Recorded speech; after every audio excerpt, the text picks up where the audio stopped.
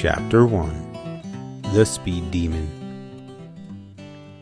After the help we gave Dad on that forgery case, I guess he'll begin to think we could be detectives when we grow up. Why shouldn't we? Isn't he one of the most famous detectives in the country? And aren't we his sons?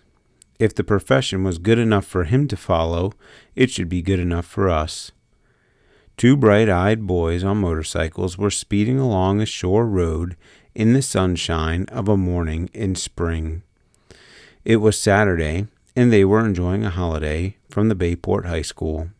The day was ideal for a motorcycle trip, and the lads were combining business with pleasure by going on an errand to a nearby village for their father. The older of the two boys was a tall, dark youth, about 16 years of age. His name was Frank Hardy. The other boy, his companion on the motorcycle trip, was his brother Joe, a year younger. While there was a certain resemblance between the two lads, chiefly in the firm yet good-humored expression of their mouths, in some respects they differed greatly in appearance. While Frank was dark, with straight black hair and brown eyes, his brother was pink-cheeked, with fair, curly hair and blue eyes. These were the Hardy boys, sons of Fenton Hardy, an internationally famous detective who had made a name for himself in the years he had spent on the New York police force and who was now, at the age of 40, handling his own practice.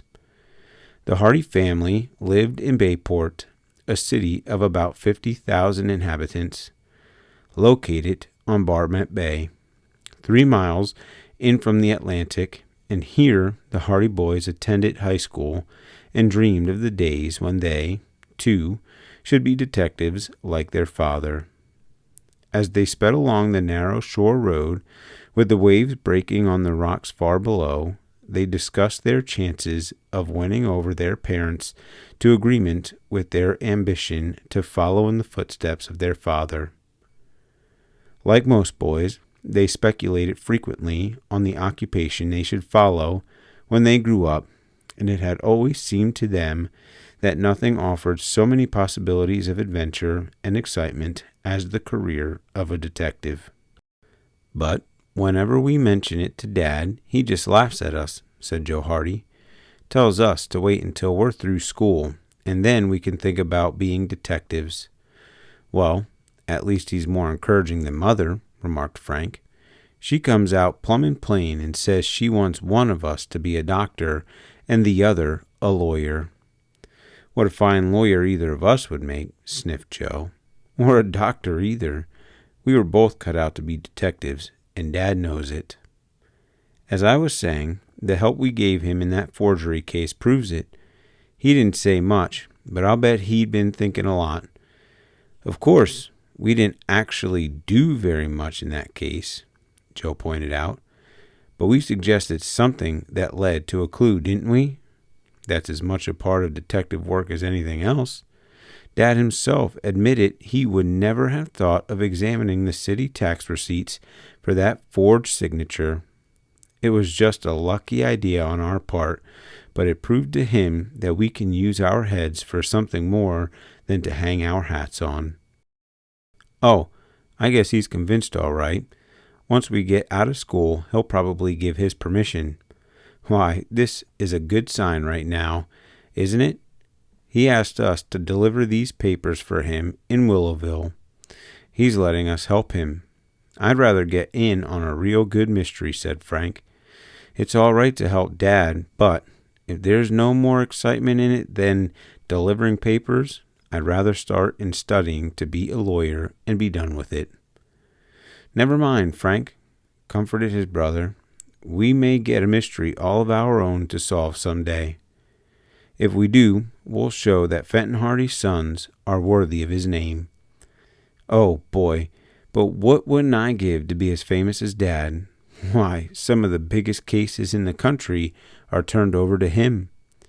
That forgery case, for instance, $50,000 had been stolen right from under the noses of the city officials and all the auditors and city detectives and private detectives they called in had to admit that it was too deep for them. Then they called in Dad, and he cleared it up in 3 days. Once he got suspicious of that slick bookkeeper whom nobody had been suspecting at all. It was all over, but the shouting got a confession out of him and everything. It was smooth work. I'm glad our suggestion helped him. The case certainly got a lot of attention in the papers. And here we are, said Joe, plugging along the shore road on a measly little errand to deliver some legal papers at Willowville. I'd rather be on the track of some diamond thieves or smugglers or something. Well, we have to be satisfied, I suppose, replied Frank, leaning farther over the handlebars. Perhaps Dad may give us a chance on a real case sometime. Sometime? I want to be on a real case now. The motorcycles roared along the narrow road that skirted the bay. An embankment of tumbled rocks and boulders sloped steeply to the water below, and on the other side of the road was a steep cliff. The roadway itself was narrow, although it was wide enough to permit 2 cars to meet and pass, and it wound about in frequent curves and turnings. It was a road that was not often traveled, for Willowville was only a small village, and this shore road was an offshoot of the main highways to the north and the west. The Hardy boys dropped their discussion of the probability that someday they would become detectives, and for a while they rode on in silence, occupied with the difficulties of keeping to the road. For the road at this point was dangerous, very rough and rutty, and it sloped sharply upward so that the embankment leading to the ocean far below became steeper and steeper. I shouldn't want to go over the edge around here, remarked Frank, as he glanced down the rugged slope. It's 100-foot drop. You'd be smashed to pieces before you ever hit the shore. I'll say, it's best to stay in close to the cliff. These curves are bad medicine. The motorcycles took the next curve neatly, and then the boys confronted a long, steep slope. The rocky cliffs frowned on one side, and the embankment jutted far down to the tumbling waves below, so that the road was a mere ribbon before them. Once we get to the top of the hill, we'll be all right. It's all smooth sailing from there to Willowville, remarked Frank, as the motorcycles commenced the climb.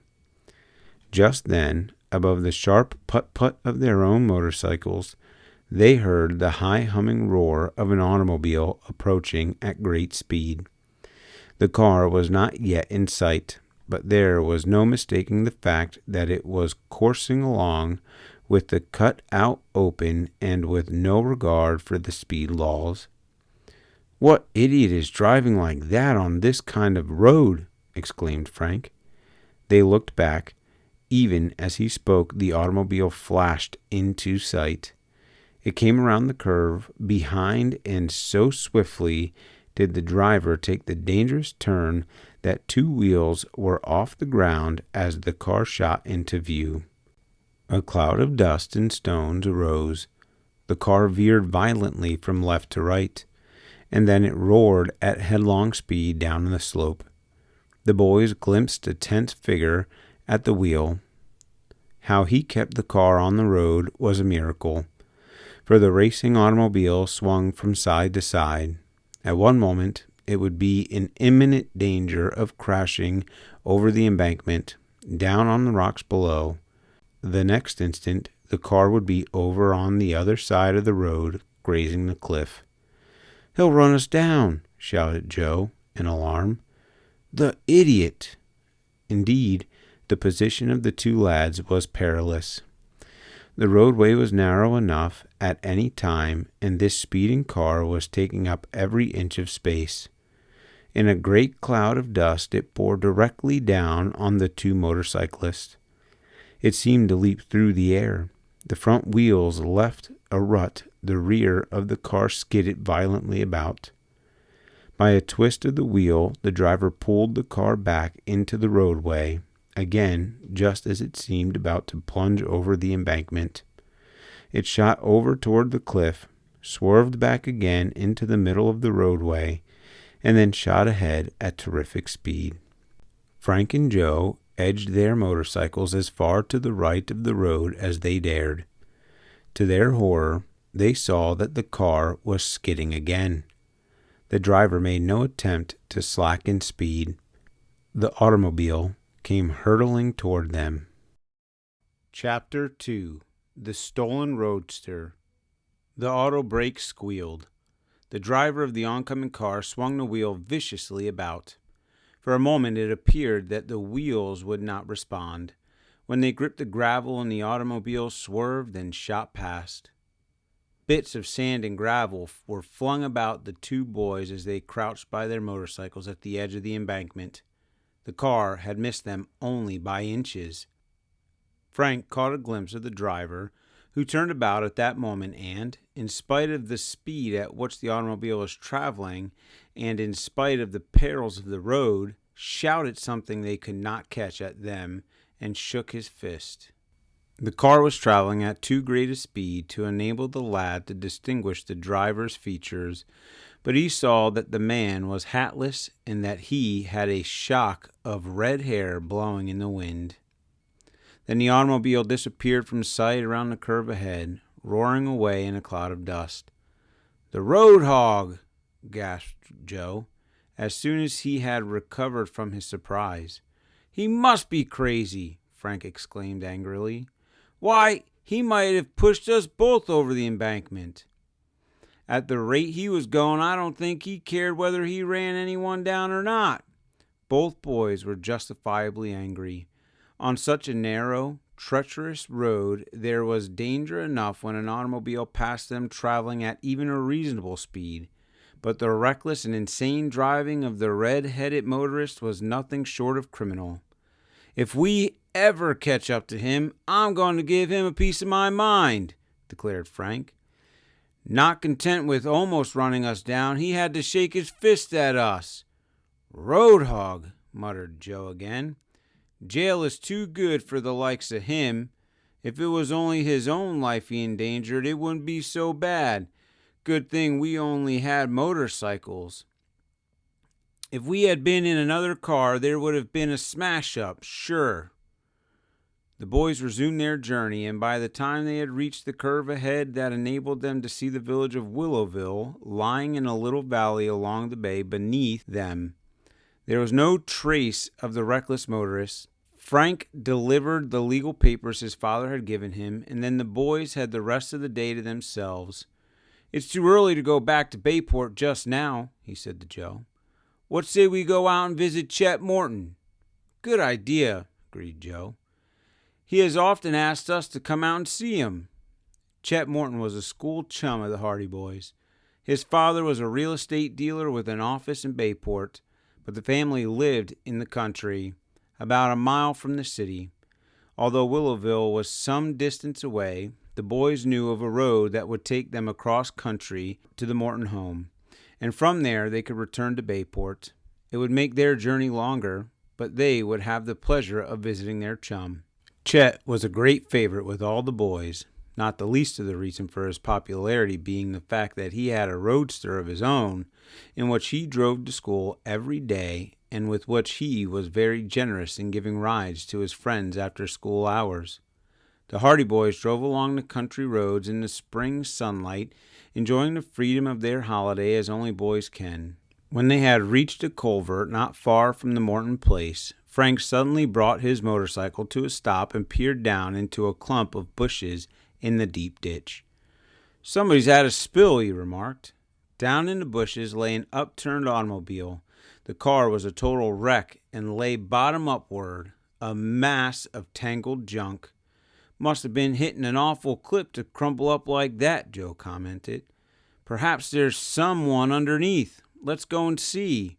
The boys left their motorcycles by the road and went down to the wrecked car, but there was no sign of either driver or passenger. "If anyone was hurt, they've been taken away by now. Probably this wreck is a day or so old," said Frank. "Let's go. We can't do any good here." They left the wreckage and returned to the road again, resuming their journey.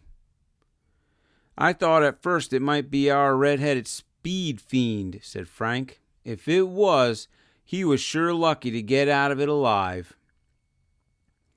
The boys gave little further thought to the incident, and before long they were in sight of the Mortons' house, a big, homelike, rambling old farmhouse with an apple orchard at the rear.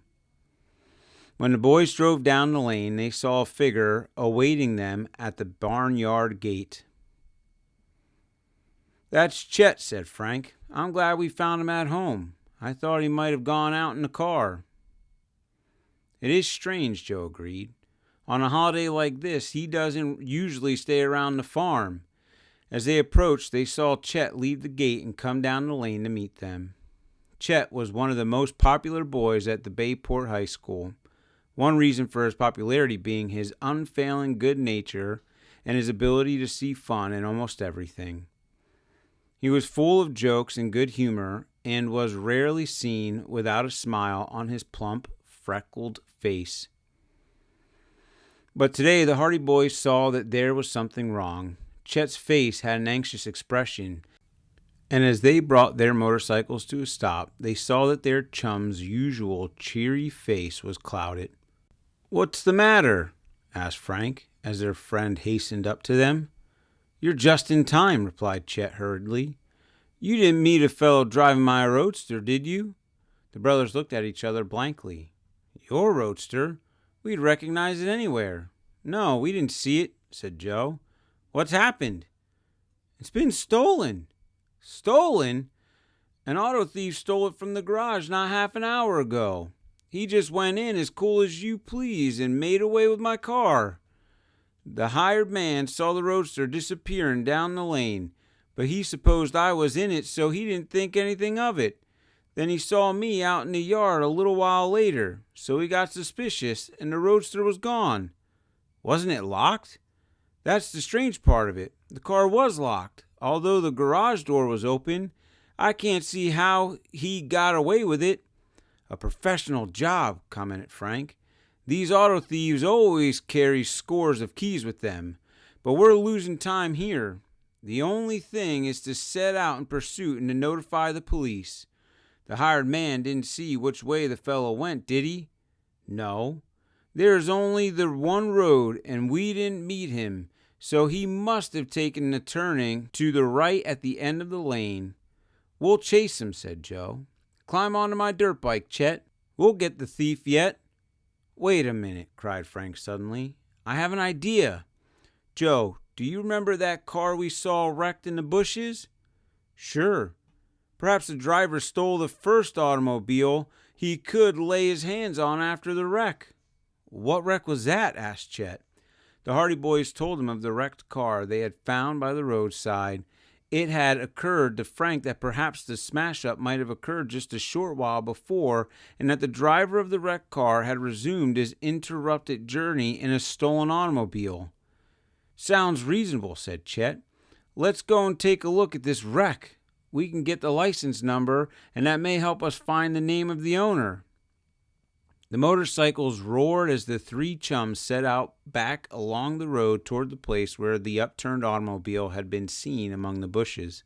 The boys lost no time in reaching the place, for they realized that every second was precious and that the longer they delayed, the greater was the advantage to the car thief. The car had not been disturbed, and apparently no one had been near it since the boys had discovered the wreck. They parked their motorcycles by the roadside and again went down into the bushes to examine the wrecked car. To their disappointment, the car bore no license plates. "That looks suspicious," said Frank. "It's more than suspicious," said Joe, who had withdrawn a little to one side and was examining the automobile from the rear. "Don't you remember seeing this car before, Frank? It didn't occur to me until you mentioned the matter of license plates. I have been wondering if this isn't the same car that passed us on the shore road at the curve," replied Frank slowly. "It is the same car. There's no doubt of it in my mind. It didn't have a license plate, I noticed at the time, for I wanted to get the fellow's number. And it was a touring car of the same make as this. You're right, Joe. There's no mistake. The red-headed driver came to grief in the ditch just as we said he would, and then he went on to the nearest farmhouse, which happened to be Chet's place, and stole the first car he saw. The busted car was the one the fellow was running who nearly sent us over the cliff, Joe declared. And it's 10 chances to 1 that he's the fellow who stole Chet's roadster, and he's red-headed. We have those clues anyway. And he went on past our farmhouse instead of turning back the way he came, cried Chet. Come on, fellas, let's get after him. There was only a little bit of gas in the roadster anyway. Perhaps he's stalled by this time. Thrilling with the excitement of a chase, the boys clambered back onto the motorcycles, and within a few moments a cloud of dust rose from the road as the Hardy boys and Chet Morton set out in swift pursuit of the red-headed automobile thief. Chapter 3. Traces of the Thief. Chet Morton's roadster was a brilliant yellow, not easily mistaken, and the Hardy boys were confident that it would not be difficult to pick up the trail of the auto thief. The car is pretty well known around Bayport, said Chet. It was certainly a gay-looking speed wagon. Anyone who saw it would remember it. Seems strange that a thief would take a car like that, remarked Frank. Auto thieves usually take cars of a standard make and standard color. They're easier to get rid of. He would know that a car like yours could be easily traced. I don't think he stole the car to sell it, Joe pointed out. Take it from me. That chap was getting away from some place in a hurry, and when his own car was smashed, he just took the first one that came to hand. If we keep after him before he has a chance to get rid of it, we'll run him to earth. A number of men in a hayfield near by attracted Frank's attention, and he brought his motorcycle to a stop. I'm going to ask these chaps if they saw him pass. Frank scrambled over the fence and went over to talk to the farmhands, who watched his approach with curiosity. Didn't see a yellow roadster pass here within the last hour, did you? One of them, a lanky old farmer with a sunburned nose, carefully laid down his scythe, put his hand to his ear, and shouted, Did you see a fellow pass along here in a roadster? Frank repeated in a louder tone. The farmer turned to his companions, removed a plug of tobacco from the pocket of his overalls, and took a hearty chew. Lad here want to know if we saw a roadster come by here, he said slowly. There were 3 other farmhands, and all gathered around. They put down their scythes very deliberately, and the plug of tobacco was duly passed around the group. Frank waited. A roadster, huh? Asked one. A yellow roadster, Frank told him. One of the men removed his hat and mopped his brow. Seems to me, he observed, I did see a car come by here a while ago. A yellow car? No, wasn't a yeller car. It was a delivery truck, if I remember rightly. Frank strove to conceal his impatience. It was a roadster I was asking about. A yellow roadster. Not one of them near coupes, hey? Asked the oldest man in the group doubtfully. No, not a coupe.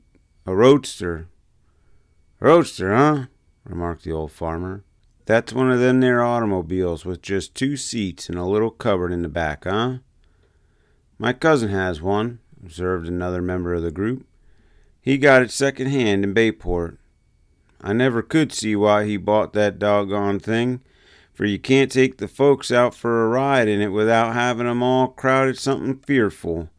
Give me the old touring car every time. Can't say as I agree with you, returned the old farmer. What good's a touring car if you want to haul a load of grain into town?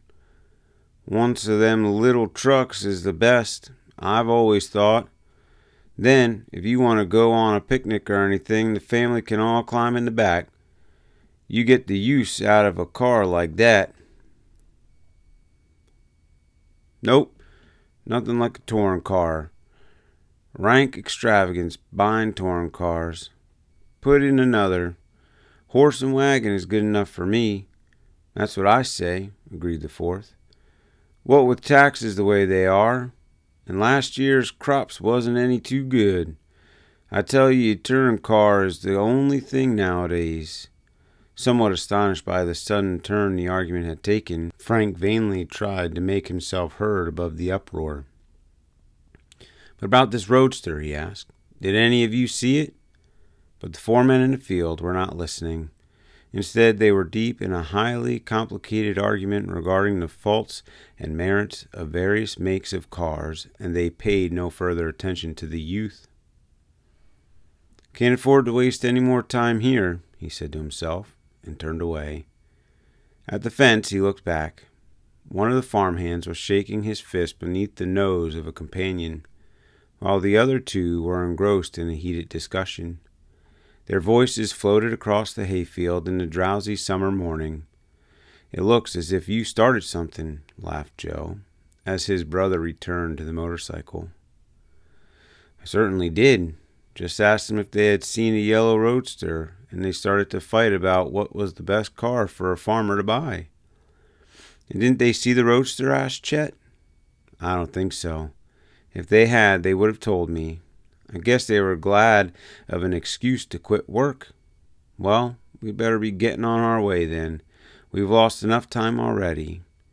So, while the four farmhands wrangled loudly in the field in an argument that bade fair to last until dinner time at least, the three boys set out again in pursuit of the red-headed auto thief. They were approaching Bayport when they saw a girl walking along the road ahead of them. There was something familiar about her appearance, and as they drew nearer, Frank's face lighted up, for he recognized the girl as Callie Shaw, who was in his own class at Bayport High School. Of all the girls at the school, Callie was the one most greatly admired by Frank. She was a pretty girl, with brown hair and brown eyes, always neatly dressed, and a quick and vivacious in her manner. As the boys brought their motorcycles to a stop, Frank saw that Callie was not in her usual bright and cheery humor. Under one arm, she was carrying a parcel that had evidently become untied, and the paper of which was badly torn. Her face was distressed, and it appeared that she had been crying. Callie looked up and, recognizing the boys, ran over toward them. "That awful man!" she wailed, even before they had time to ask her what the matter was. "He ran right over my parcel and smashed nearly all the cakes and jelly I was bringing to Miss Willis." And with that she held out the torn parcel. Frank knew that Callie, who was a generous and good-hearted girl, had been in the habit of taking little delicacies to a widow, Miss Willis, who lived just on the outskirts of Bayport. Now he saw that the parcel had been smashed so that only one glass of jelly and a few of the cakes had been left intact. "What man, Callie?" he asked. "What happened?" "He ran right over my parcel." Just then, Callie spied Chet Morton, and she pouted at him. "He was a friend of yours, too, Chet Morton, for he was driving your car." "My car?" gasped Chet. "Your yellow roadster. He came driving along this road at such a terrible speed that I was frightened and I dropped my parcel. Then he ran right over it." "Why, Callie, that's just the fellow we've been looking for," said Frank quickly. "Chet's car has been stolen." "Well, whoever stole it came by here not 10 minutes ago," said the girl. "And he's a madman by the way he was driving." "Why, we're right on his trail then," declared Frank. "He must have gone into Bayport." "He was heading that way," Callie told them. "But at the rate he was going, you'll have a hard time catching him. Oh, Chet, I'm so sorry your car was stolen." "Don't worry, we'll get it back," replied Chet grimly. "Are you going back home, Callie?" asked Frank. "No, I'm going on up to Miss Willis's place. You needn't bother to drive me up. It's only a few yards farther on. I know you're anxious to chase that awful man." "We'll chase him all right," declared Frank as the motorcycles roared. They bade goodbye to the girl and sped on their way into Bayport, leaving Callie to continue her journey to the home of Miss Willis, with the remains of the cake and jelly over which she had spent so much time and care. They sped down the main street of Bayport and headed directly to the police station, where they intended to report the theft of Chet's car and a description of the thief, assuming him to be the red-headed man who had so nearly run down Frank and Joe on the shore road. But when they reached the police station, a further surprise was in wait for them. Chapter 4. The Holdup. Chief Ezra Collig of the Bayport Police Force was a burly, red-faced individual, much given to telling long-winded stories.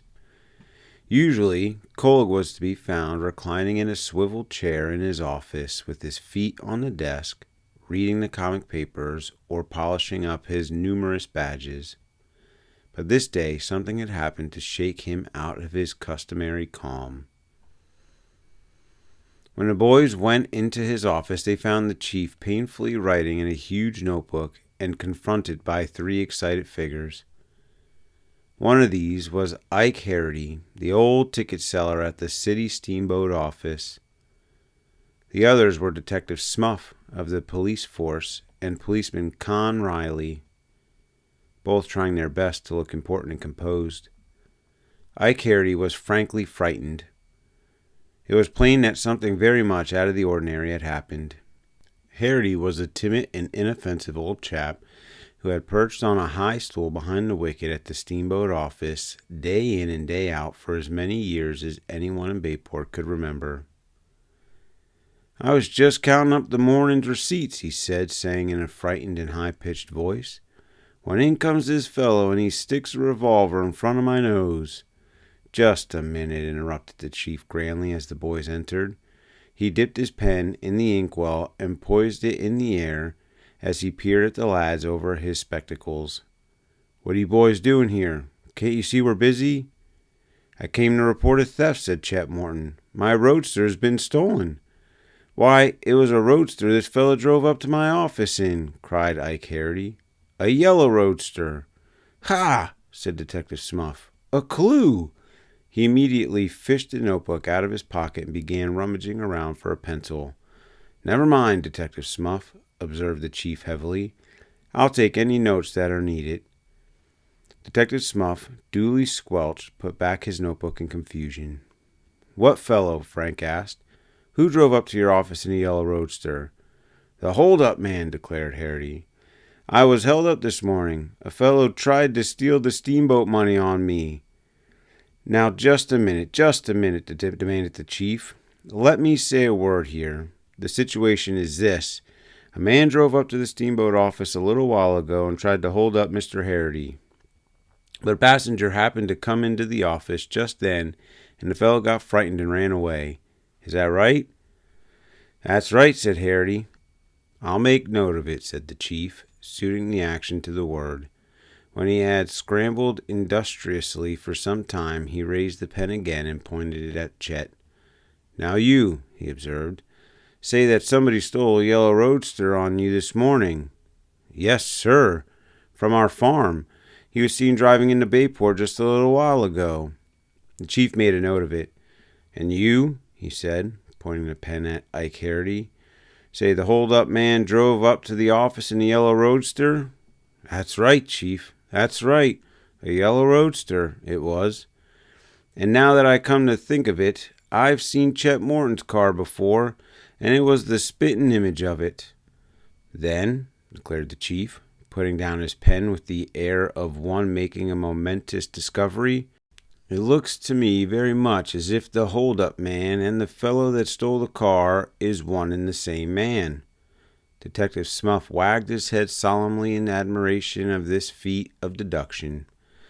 "I believe you're right, Chief," he declared. "Of course he's right," said Frank. "It couldn't be anyone else. The point is this.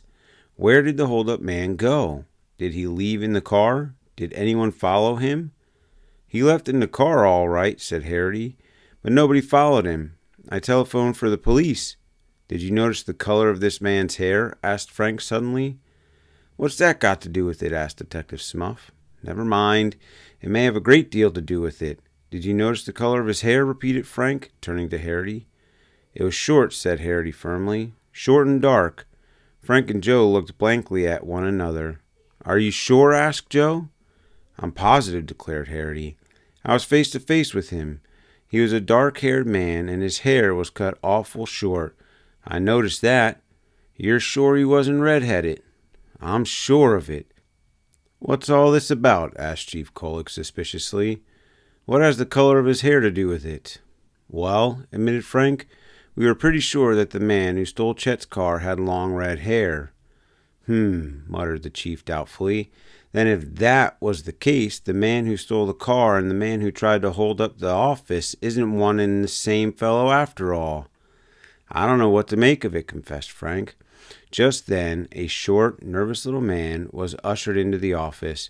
He introduced himself as the passenger who had gone into the steamboat office at the time of the attempted holdup, and he presented himself in answer to a call from the chief. In reply to questions, the newcomer, who gave the prosaic name of Henry J. Brown and said he was from New York, told of entering the office and seeing a man run away from the wicket with a revolver in his hand. What color was his hair? Did you notice? Asked Frank eagerly. Can't say I did, answered the little man. It all happened so quickly. I didn't realize that it was a holdup until the man was out of the door. Then I saw him jump into the roadster and drive away. But, wait a minute. I did notice the color of his hair. Just as the car was disappearing down the street, you couldn't help notice. He was red-headed. He had long red hair. Detective Smuff looked blankly at the chief, and the chief looked blankly at everybody else, particularly at Henry J. Brown of New York. I knew it, declared Joe exultantly. It's the same man. It can't be the same man, said the chief wearily. You boys don't know what you're talking about. Mr. Hardy says he had short dark hair. Now how could he have short dark hair and long red hair at the same time? I ask you that. How could he? Chief Kolick propounded this query with the expression of one who has triumphantly settled all difficulties. He had short dark hair, said Hardy doggedly. And I'm sure he had long red hair, shouted Henry J. Brown very indignantly. Do you think I'm blind? Do you think I'd tell a lie about it? He had dark hair. It was red. It was dark. It wasn't. It was. Stop it, shouted Chief Kolick. I don't think either of you know what kind of hair he had. Probably he was bald-headed, but I'll send word out to keep a watch for the yellow roadster. I'll notify the police in other towns, too. I guess that's all that can be done now. And with that, the Hardy boys and Chet Morton had to be content. When they left the office, it was with little hope that the thief or the car would be found. Their misgivings were justified.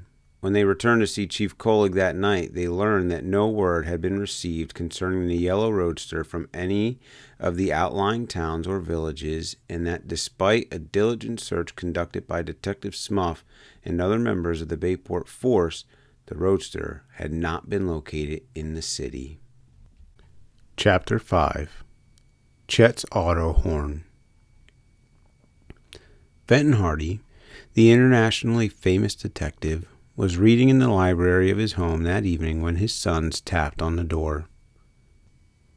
Although he was a busy man, Mr. Hardy was not the type of father who maintains an air of aloofness from his family, the results being that he was on as good terms with his boys as though he were an elder brother.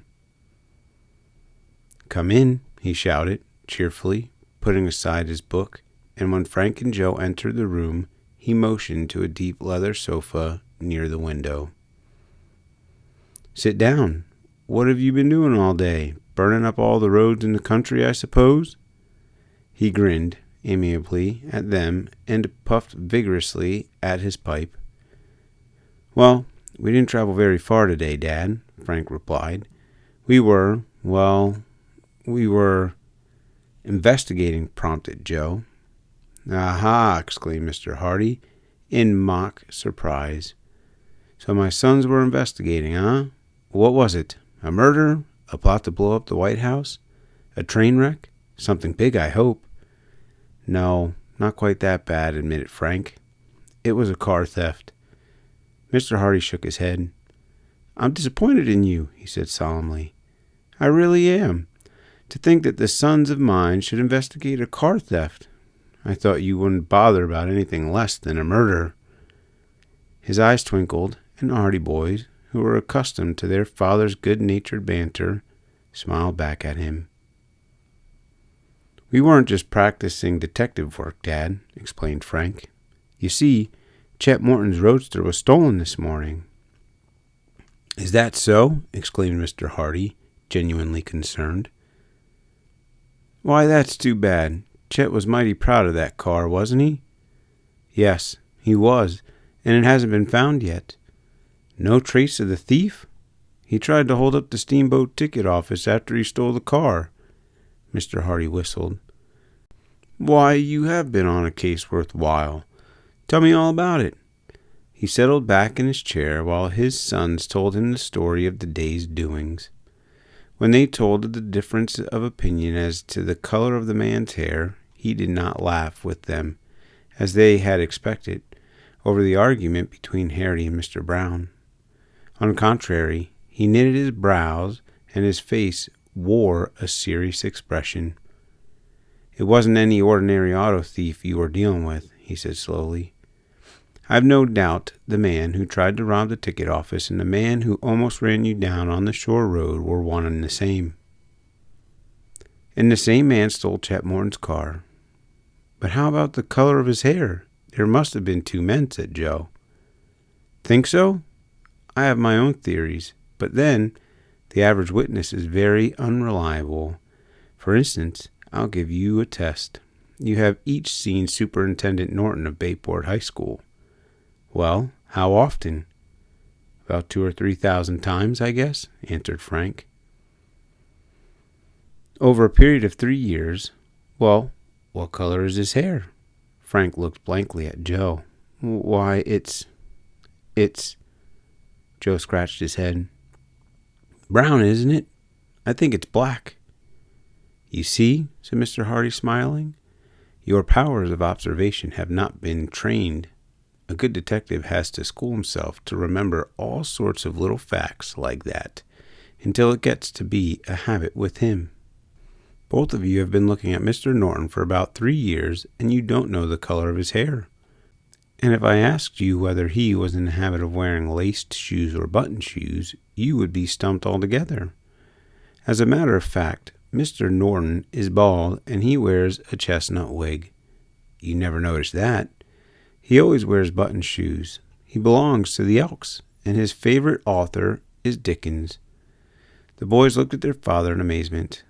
But, Dad, you've never met him. I've never been introduced to him, but I've passed him on the street a number of times.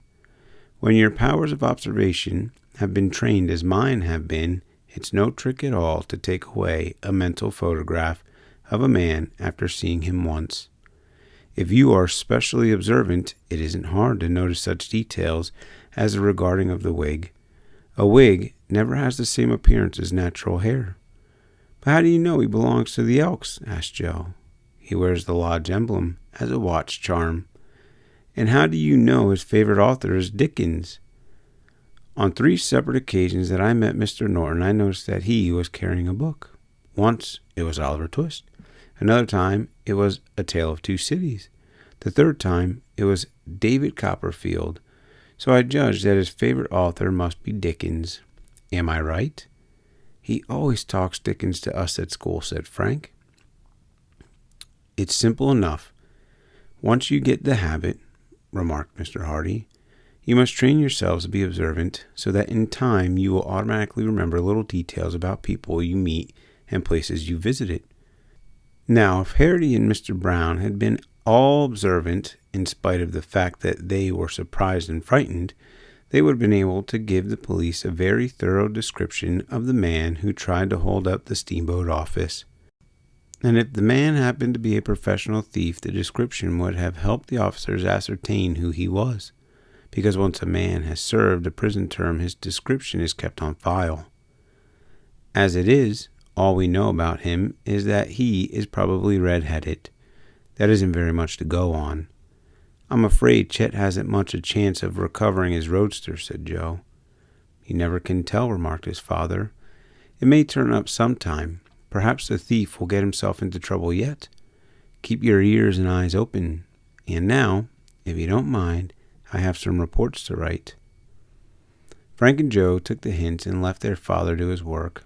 But although they talked long into the night on possible ways and means of recovering Chet's car, they were able to devise no plan for tracing the thief.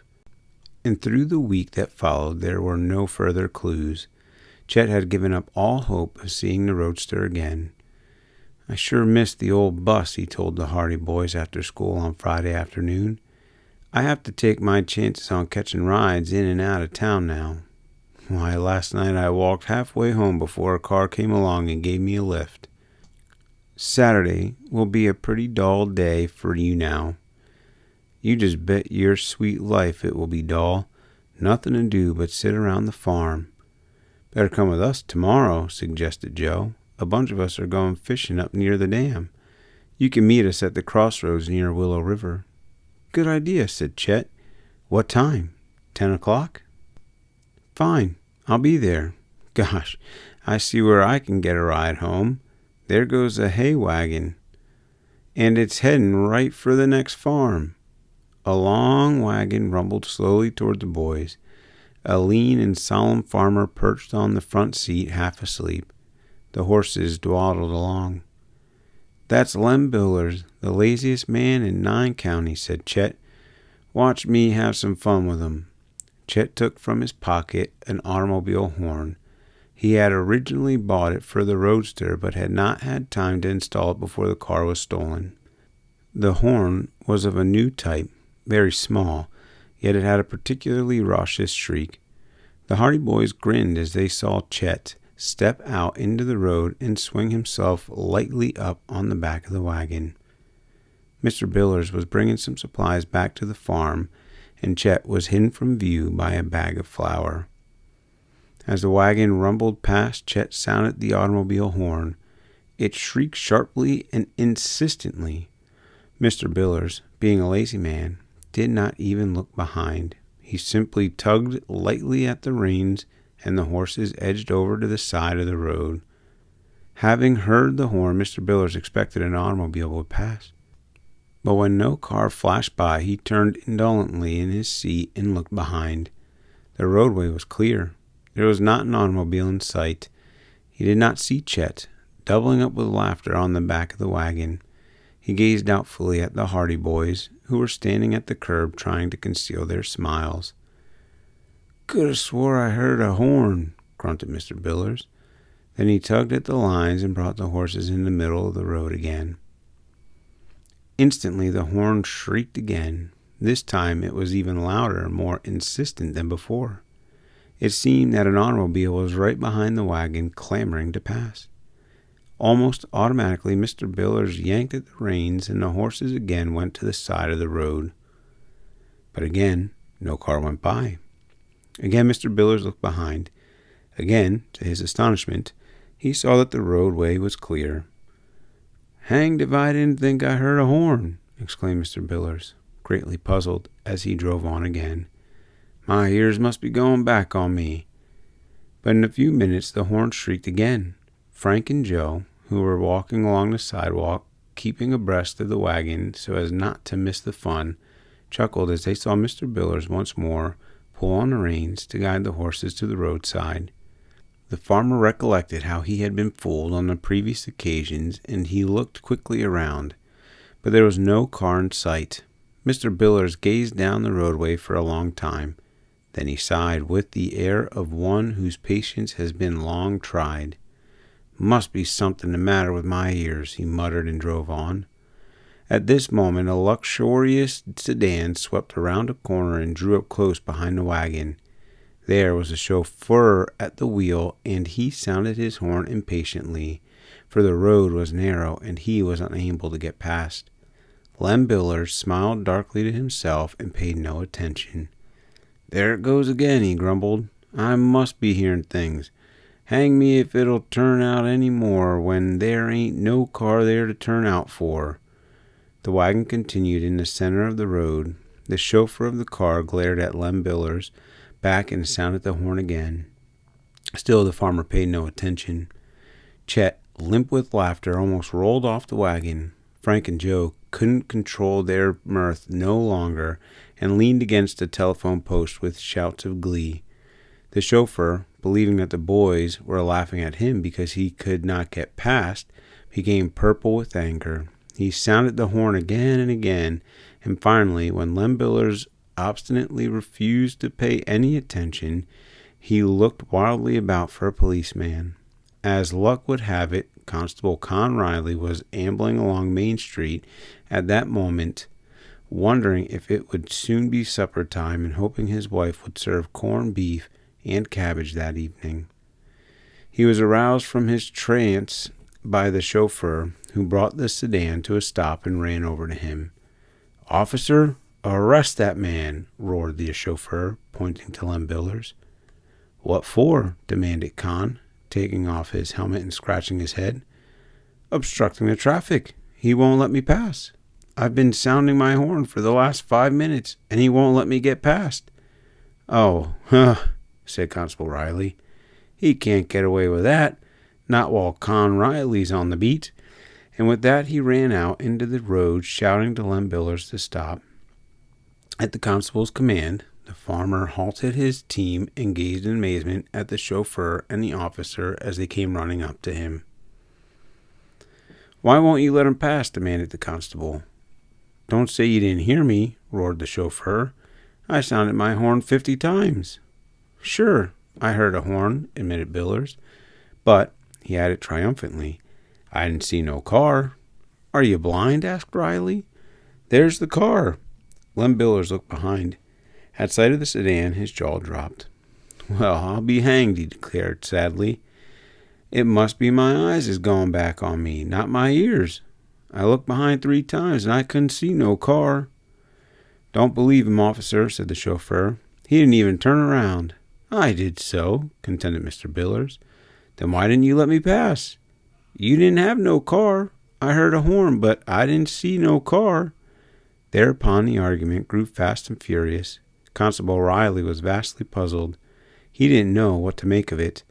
Both the chauffeur and Lem Billers appeared to be telling the truth, yet there was something wrong somewhere. He took it all down in a notebook, while Mr. Billers and the chauffeur grew angrier and angrier at each other until finally they were on the point of settling the matter with their fists. In the meantime, there was a steadily lengthening line of cars and wagons blocking the street, unable to get past because of the hay wagon and the sedan. A constant chorus of automobile horns sounded. Angry drivers roared at the officer to clear the road. Constable Riley threw up his hands in disgust. "Get on your way, both of you," he commanded. "I can't stand here arguing all afternoon." And while Lem Billers, wondering whether his eyes or ears had deceived him, drew his horses to the side of the road and muttered strong threats of vengeance against the chauffeur, the traffic tangle gradually abated. When he finally resumed his journey, the Hardy boys could see Chet Morton lying limply in the back of the wagon with tears of laughter running down his face. As for Frank and Joe, they laughed all the way home, and during supper that evening, their spasmodic outbursts of chuckles puzzled their parents extremely. Chapter 6. Tire Tracks. Next day was Saturday, and immediately after breakfast, the Hardy boys asked their mother to make up a lunch for them, as they intended to spend the day in the woods with a number of their school chums. Miss Hardy quickly made up a generous package of sandwiches, not forgetting to slip in several big slices of the boys' favorite cake, and the lads started out in the bright morning sunshine with the whole holiday before them. They met the other boys, 6 in all, on the road at the outskirts of the town, and so, whistling and chattering and telling jokes, the group trudged along the dusty highway. Once in a while they would explore along the fences for berry bushes, and occasionally a friendly scuffle would start, to end with both laughing contestants covered with dust. When they reached the crossroads, Chet had not yet appeared, so they rested in the shade of the trees until at length the chubby youth came panting along the road, his lunch under his arm. "If I only had my roadster, I wouldn't be late," he said. as he came up to them. "I've been so used to it that I've forgotten how long it takes to walk this far." "Well, are we all set?" asked Frank. "Everybody's here. Where are we going?" "What do you say to Willow Grove? All those in favor, say aye," demanded Chet, and there was a chorus of aye from the crowd. "It's unanimous," Chet decided. "Willow Grove it shall be. Let's go." Willow Grove was about a mile farther on. It was some distance in from the road and was on the banks of the Willow River, from which it got its name. It was an ideal place for a picnic, and as it was somewhat early in the season, it was hardly likely that the other parties from the city would be in the grove that day. Frank told the other boys about Chet's adventure with the auto horn, and the story was greeted with shouts of laughter, which were redoubled when Chet told how he had later jumped down from the wagon and run along behind, shouting to Lem Billers to give him a ride. "It's a shame," he confessed. "The poor old chap reined in his horses and made me come up and sit on the seat beside him. He asked me if I had walked very far, and then he told me all about his argument with the policeman and the chauffeur. I could hardly keep my face straight." When the boys reached the lane that led in toward Willow Grove from the main road, they broke into a run and raced into the woods, shouting and yelling like wild Indians. Once in the friendly shade of the trees, they capered about in the joy of their Saturday freedom. Chet took charge of the lunches and stored them in a convenient clearing, and they began the rush for the river. The day passed in the usual fashion of such days. They swam, they ate, they loafed about under the trees, they played games at imminent risk of life and limb, they explored the woods, and otherwise enjoyed themselves with all the happy energy of healthy lads. Joe Hardy, who was an amateur naturalist in his way, went roaming off by himself during the afternoon while the other boys were enjoying their third swim of the day, and penetrated deeper into the woods. He poked about in the undergrowth, examining various flowers and plants that came to his attention, but discovered no specimens that he had not seen before. He was just on the point of going back to the other lads when he saw before him a small clearing. It was a part of the grove in which he had never been, so he plowed on through the bushes until he found himself in a clearing that appeared to be part of an abandoned roadway. It was in a low-lying part of the grove, and the ground was wet. At one point it was muddy, and in this mud Joe saw something that aroused his curiosity. "Tire tracks, huh? There's been an automobile in here," he muttered to himself. "I wonder how on earth the car could get this far into the woods." Then he remembered his father's remarks on the value of developing his power of observation. So he went over closer and examined the marks in the mud. "That's a strange tread," he thought. "I've never seen a tire mark quite like that before." He gazed at it until he was sure that if he ever saw a similar auto tread again, he would recognize it. "That just goes to prove that Dad was right," said Joe. "Probably I've seen auto tires like that often, but I've never noticed the markings, and now that I do notice one in particular, it seems strange to me.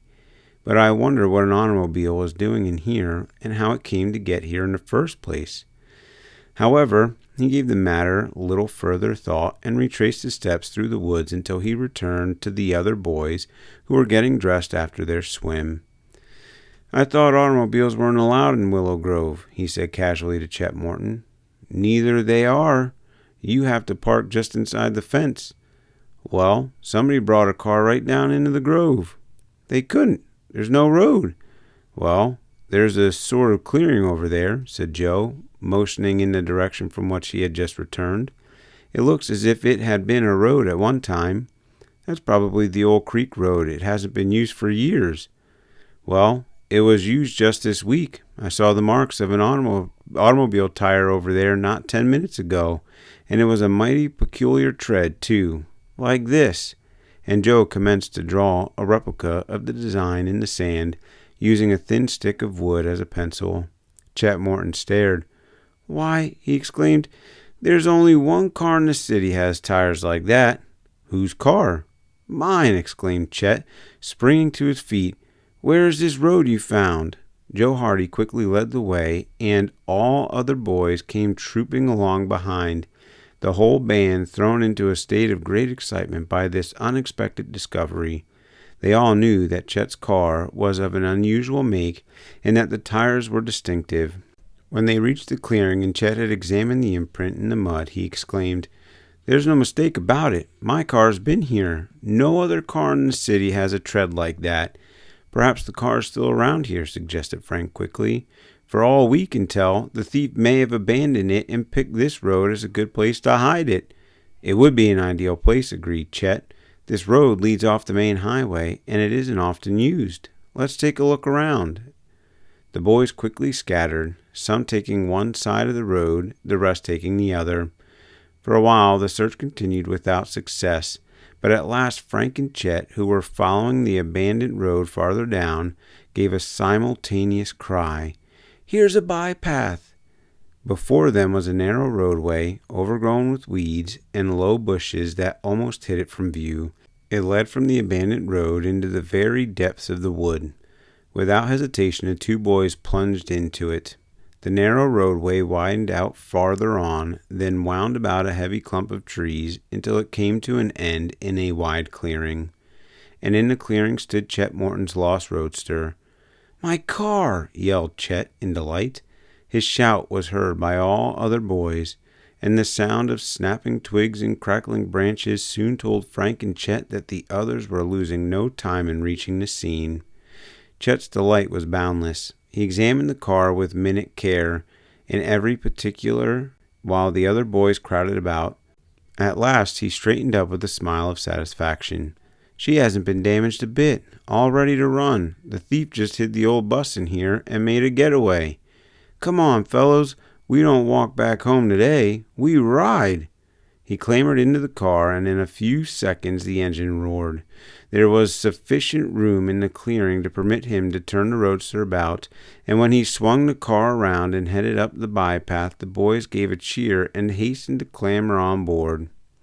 Lurching and swaying, the roadster reached the abandoned road, and from there it was an easy run to the main highway. In spite of the fact that it had been left in the bush for probably a week, the roadster was in perfect condition and the engine ran smoothly. Joe was given the seat of honor beside the driver because he had discovered the tire marks that had led to the recovery of the car, and the other boys distributed themselves as best they could. They clung to the running boards, hung precariously to the back, and one lad even straddled the hood. In this manner, the triumphal procession returned to Bayport. But as the cheering lads came down the main street, they noticed that there was an unwonted air of excitement in the town. People were standing on the street corners in little groups, talking earnestly, and when the boys spied Detective Smuff of the police force striding along with a portentous frown, they called out to him, "What's on your mind today, Detective?" "Chet got his car back." "I've got something more important than stolen cars to worry about," declared Detective Smuff. "The Tower Mansion has been robbed." Chapter 7. The Mansion Robbery. Tower Mansion was one of the show places of Bayport. Few people in the city had ever been permitted to enter the place, and the admiration the palatial building excited was solely by reason of its exterior appearance. But the first thing a newcomer to Bayport usually asked was, "Who owns that magnificent house on the hill?" It was an immense, rambling stone structure situated on the top of the hill overlooking the bay, and it could be seen for miles, silhouetted against the skyline, like some ancient feudal castle. This resemblance to a castle was heightened by the fact that at each end of the mansion rose a high tower. One of these towers had been built when the mansion was first erected by Major Applegate, an eccentric old army man who had made millions by lucky real estate deals and had laid the foundation for the Applegate fortune. The mansion had been the admiration of its day, and in its time had seen much gaiety. But as the years passed, the Applegate family became scattered until at least there remained but Herd Applegate and his sister Adelia, who continued living in the vast and lonely old mansion. Herd Applegate was a man of about 60 years of age. He was a tall, stooped man, eccentric in his ways, and his life seemed to be devoted to the collection of rare stamps. He was an authority on the subject, and nothing else in life appeared to hold a great deal of interest to him. The only visitors at Tower Mansion were philatelists from New York or expert desirous of appraising some new stamp that Herd Applegate had managed to secure from some remote part of the world. It had often been said in Bayport that Herd Applegate had accomplished only two things in life. He had collected stamps, and he had built a new tower on the mansion. The new tower, a duplicate of the original tower at the opposite end of the great building, had been built but a few years, even well within the memory of the two Hardy boys. Adelia Applegate, who lived in the Tower Mansion with her brother, was a maiden lady of uncertain years. The records in Bayport City Hall gave her age as 55, but Miss Applegate admitted it to no one. She was as eccentric as her brother and lived very much to herself, being seldom seen in the city. She was at one time a blonde, but she had endeavored to retain her youth by dyeing her hair, with the result that it was now a sort of dusty black. Chet Morton was fond of saying that Miss Applegate used to be a blonde, but she died. She dressed in all colors of the rainbow, and during frequent excursions into Bayport stores, when she would order the clerks about like so many soldiers, shouting at them in her high, cracked voice, had become historic on account of the wild and colorful garments she would carry off with her. These eccentric people were reputed to be enormously wealthy, although they lived simply and kept only a few servants. So when Herd Applegate came into the Bayport police station that afternoon and reported that the safe in his library had been broken open and that it had been robbed of all the securities and jewels it contained, the rumors that soon spread about the city magnified the actual loss until it became common talk that the loss amounted anywhere from $100,000 to $1 million. When Frank and Joe Hardy arrived home that evening, they met Herd Applegate just leaving the house. The man tapped the steps with his cane as he came out, and when he met the boys, he gave them an abrupt and piercing glance. "Good day," he growled, in a grudging manner, and went on his way. "He must have been asking Dad to take up the case," said Frank to his brother, as soon as Herd Applegate was out of earshot. They hurried into the house, eager to find out more about the robbery, and in the hallway they met Fenton Hardy, who had just seen Mr. Applegate to the door. "I hear the Tower Mansion was robbed," said Joe. Mr. Hardy nodded. "Yes, Mr. Applegate was just here. He wants me to handle the case." "How much was taken?" "Quite curious, aren't you?" remarked Mr. Hardy with a smile. "Well, I don't suppose it will do any harm to tell you. The safe in the Applegate library was opened. The loss will be about $40,000, I believe." "We heard it was over $100,000, exclaimed Joe. "Rumors always exaggerate. $40,000 is the figure Mr. Applegate puts it at. And it's quite enough, too, all in securities and jewels." "Whew!" exclaimed Frank. "Quite a haul. When did it happen?" "Either last night or this morning. He did not get up until after 10 o'clock this morning, and he did not go into the library until nearly noon. Then he discovered the theft." "How was the safe opened?" "It was either opened by someone who knew the combination or else by a very clever crook. It wasn't dynamited at all. I'm going up to the house in a few minutes. Mr. Applegate is to call for me." "Can't we go along?" asked Joe eagerly. Mr. Hardy looked at his sons with a smile. "Well, if you are so anxious to be detectives, I suppose it's about as good a chance as any to watch a crime investigation from the inside. If Mr. Applegate doesn't object, I suppose you may come along." In a few minutes, an automobile drew up before the Hardy home. Mr. Applegate was sitting in the rear seat, resting his chin on his cane. When Mr. Hardy mentioned the boy's request, he merely grunted assent, so Joe and Frank clambered into the car with their father. They were tremendously excited at the prospect of being on the inside in the mysterious case. While the car bowled along over the city roads toward the Tower Mansion that was gloomily silhouetted against the sky, Mr. Hardy and Mr. Applegate discussed the robbery. "I don't really need a detective in this case," snapped Herd Applegate. "Don't need one at all. It's as clear as the nose on your face. I know who took the stuff, but I can't prove it." "Whom do you suspect?" asked Fenton Hardy. "Only one man in the world could have taken it." Robinson. Robinson? Yes, Henry Robinson, the caretaker. He's the man. The Hardy boys looked at one another in consternation. Henry Robinson, the caretaker of the Tower Mansion, was the father of one of their closest chums. Perry Robinson, nicknamed Slim, was to have accompanied them on their jaunt to the woods that day, but had failed to appear. The reason was now evident, but that Henry Robinson should be accused of the robbery seemed absurd.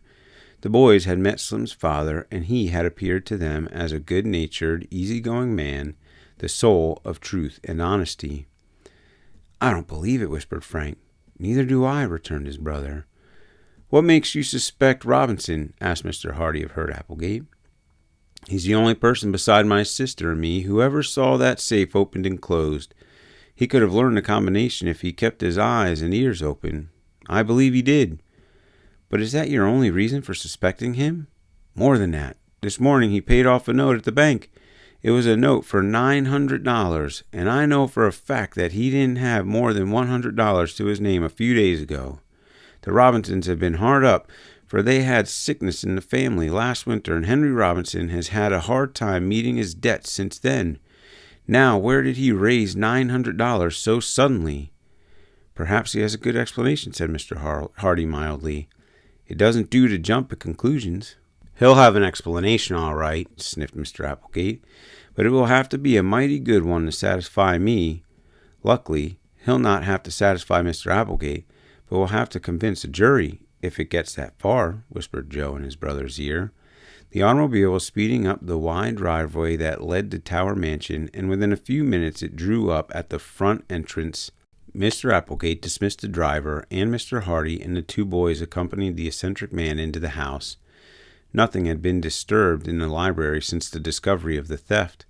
Mr. Hardy examined the open safe, then drew a magnifying glass from his pocket and with minute care inspected the dial of the combination lock. Then he examined the windows, the doorknobs, all places where there might be fingerprints. At last he shook his head. "Smooth job," he observed. "The fellow must have worn gloves. Not a fingerprint in the room." "No need of looking for fingerprints," said Applegate. "It was Robinson. That's who it was." "Better send for him," advised Mr. Hardy. "I'd like to ask him a few questions." Mr. Applegate rang for one of the servants and instructed him to tell Mr. Robinson he was wanted in the library at once. Mr. Hardy glanced at the boys. "You had better wait in the hallway," he suggested. "I want to ask some questions, and it might embarrass Mr. Robinson if you were here." The lads readily withdrew, and in the hallway they met Henry Robinson, the caretaker, and his son Perry. Mr. Robinson was calm but pale, and at the doorway he patted his son on the shoulder. "Don't worry, son," he said. "It'll be all right." With that he entered the library. Slim Robinson turned to his two chums. "My dad is innocent," he cried.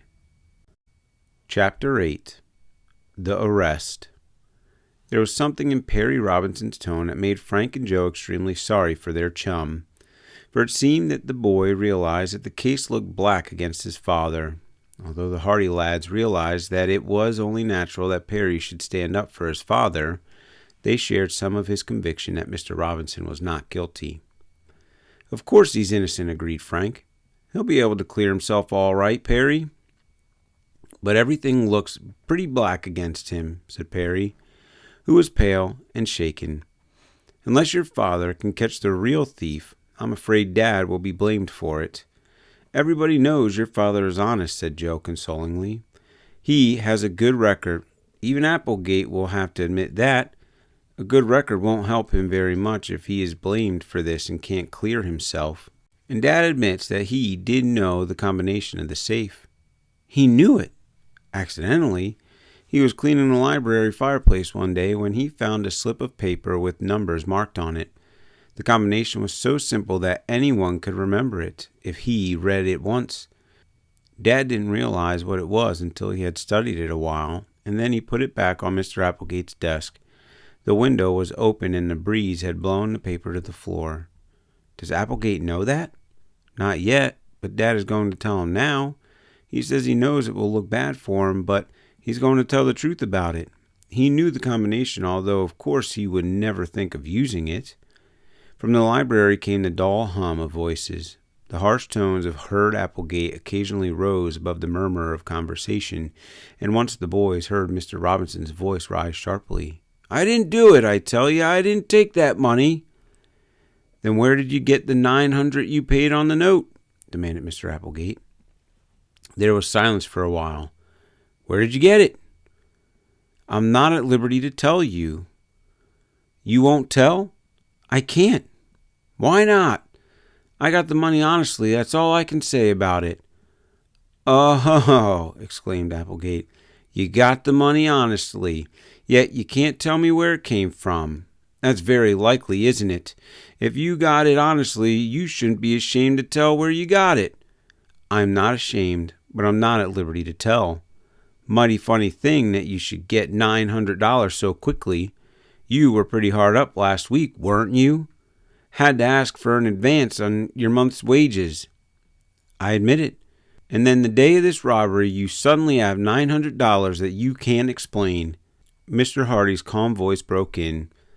"Of course, I don't like to pry into your private affairs, Mr. Robinson," he said, "but it would be best if you could clear up this matter of the money. You must admit yourself that it doesn't look promising." "I know it looks bad," replied the caretaker doggedly, "but I can't tell you where that money came from." "And you admit knowing the combination of the safe, too," broke in Applegate. "I didn't know that before. Why didn't you tell me?" "I didn't consider it important enough. I had found the combination by accident, and I had no intention of using it. As a matter of fact, I don't think I could remember it accurately right now. I just put the paper back and decided to say nothing about it, to save trouble. And yet you come and tell me about it now. I have nothing to conceal. If I had taken the money, I wouldn't very likely be telling you now that I knew the combination." "Yes," agreed Mr. Hardy. "That's a point in your favor." "Is it?" asked Applegate. "You're just clever enough to think up a trick like that, Robinson. You think that if you come to me now and admit you knew the combination, I'll believe that you are so honest that you couldn't have committed this robbery. Very clever, but not clever enough. There's enough evidence right here and now to convict you, and I'm not going to delay another minute." There was the sound of a telephone receiver being lifted, and in Applegate's voice continued, "Police station?" After a short wait, he went on, "Hello? Police station? This is Applegate speaking." "Applegate. Herd Applegate. Well, I think we found our man. In that robbery. Yes, Robinson." "You thought so? So did I, but I wasn't sure. He has practically convicted himself, by his own story. Yes, I want him arrested. You'll be up right away? Fine. Goodbye." The telephone tinkled. "You're not going to have me arrested, Mr. Applegate." "Why not? You took the money." "But I'm innocent. I swear it. Haven't I always been honest, ever since I came to work for you? Have you ever had any fault to find with me?" "Not until now," returned Applegate grimly. "It might have been better to wait a while," suggested Mr. Hardy mildly. "Of course, it is entirely in your hands, Mr. Applegate, and I admit the case looks rather bad against Mr. Robinson, but perhaps some more evidence may turn up." "What more evidence do we want? The man's guilty. It's as plain as the nose on your face. If he wants to return the rest of the jewels and securities, I'll see what can be done toward having the charges reduced, but that's all." "But I can't return them. I didn't take them. I suppose you have them hidden safely away by now, hoping to get them when you get out of penitentiary, huh? It'll be a long time, Robinson, a long time." In the hallway, the boys listened in growing excitement. The case had taken an abrupt and tragic turn. Both the Hardy boys were sorry for their chum Slim, who looked as though he might collapse under the strain. "He's innocent," muttered the boy, over and over again. "I know he's innocent. They can't arrest him. My dad never stole $1 in his life." Frank patted him on the shoulder. "Brace up, old chap," he advised. "It looks pretty bad just now, but your father will be able to clear himself. Never fear." I'll have to tell Mother," stammered Slim. "This will break her heart. And my sisters." Frank and Joe led him down through the hallway and along the corridor that led to a wing of the mansion where the Robinson family had rooms. There, In a neat but sparsely furnished apartment, they found Miss Robinson, a gentle, kindly-faced woman, somewhat lame, who was sitting anxiously in a chair by the window. Her 2 daughters, Paula and Tessie, twins, were by her side, and all looked up in expectation as the lads came in. "What news, son?" asked Miss Robinson, bravely, after she had greeted the Hardy boys. "Bad, Mother. They're not arresting him," cried Paula, springing forward. Perry nodded dumbly. "But they can't," cried Tessie protestingly. "He's innocent. He couldn't do anything like that. It's wrong." Miss Robinson began to cry, quite silently. Perry went over to his mother and awkwardly patted her shoulder, his face white and stern. The twins gazed at one another with desperate eyes. Frank and Joe, their hearts too full for utterance, withdrew softly from the room. Chapter 9. Red Hair. The arrest of Henry Robinson caused a sensation in Bayport, for the caretaker of Tower Mansion was one of the last men in the city whom one would have suspected of dishonesty. There was a great deal of public sympathy for the family, but little for the accused, as most people seemed to take it for granted that he would not have been arrested if he had not had something to do with the crime. But the Hardy boys were not satisfied. "I'm positive Henry Robinson is innocent," said Frank to his brother the next morning. "There's a great deal about this case that hasn't come to the surface yet. I have a sort of sneaking idea that the man who stole Chet Morton's car had something to do with this." "He was a criminal, that much is certain," agreed Joe. "He stole an automobile, and he tried to hold up the ticket office. I'd like to go back to the place where we saw the wrecked car. You never know what evidence we might find. There might be something there that would identify the chap." "I'm with you. Let's go this morning." So within the hour the boys were on their motorcycles, speeding along the shore road toward the place where the speed fiend's car had been wrecked in the bushes. "I'd certainly like to do something to help clear Mr. Robinson," said Frank. "It's pretty tough on Slim and his mother and sisters. We probably won't be able to do very much. If Dad can't clear him, I don't think we can help a great deal. But it's worthwhile trying."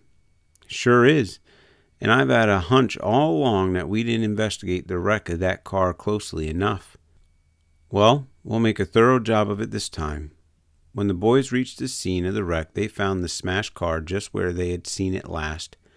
The tires had been taken, and some of the accessories that had escaped destruction had been stripped from the automobile, but the car had been so badly smashed that there were few evidences of disturbance.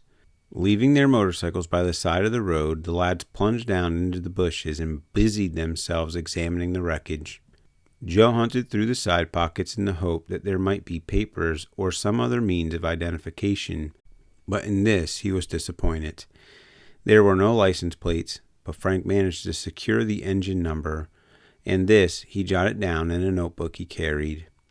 "Perhaps this will give us a clue, although I have an idea that the fellow got this car in the same way he got Chet's. It's probably a stolen automobile." For a time they rummaged around among the wreckage without success. Then, at last, Frank gave a low cry. "Here's something!" he exclaimed. "Look!" Joe came over to where he was standing, and Frank plucked something from the front seat of the wrecked car. "Red hair!" In his hand, Frank held a small tuft of vivid red hair. It was very coarse in texture, and the surprising part of it was that the hair was not separate but was attached to a sort of tough linen. "Why, it's part of a wig," said Frank, examining the hair more closely. "You're right," agreed his brother. "No human hair ever grew like that. Part of the fellow's wig was torn when the car was smashed up, and that explains why Hardy and his witness couldn't agree on the color of the fellow's hair," examined Joe in excitement. "I see it now. The man didn't wear the wig when he held up the steamboat office, and the minute he reached the car he put it on again. That explains why Brown saw a red-headed man driving away in Chet's roadster, and why Hardy was positive that the man wasn't red-headed." "That's a real clue," exclaimed Joe. "We ought to tell Dad about this." "And we will, too," said Frank, beginning to scramble through the bushes back toward the road. He put the fragment of the red wig carefully in an inner pocket, and then the Hardy boys started back toward Bayport. The clue was slight, of course, but still it served to clear up the disagreement as the color of the hold-up man's hair. It also served to prove conclusively that the man who had passed Frank and Joe on the shore road at such breakneck speed and who had later wrecked his car was the same man who had stolen Chet's roadster and had attempted to hold up the steamboat ticket office.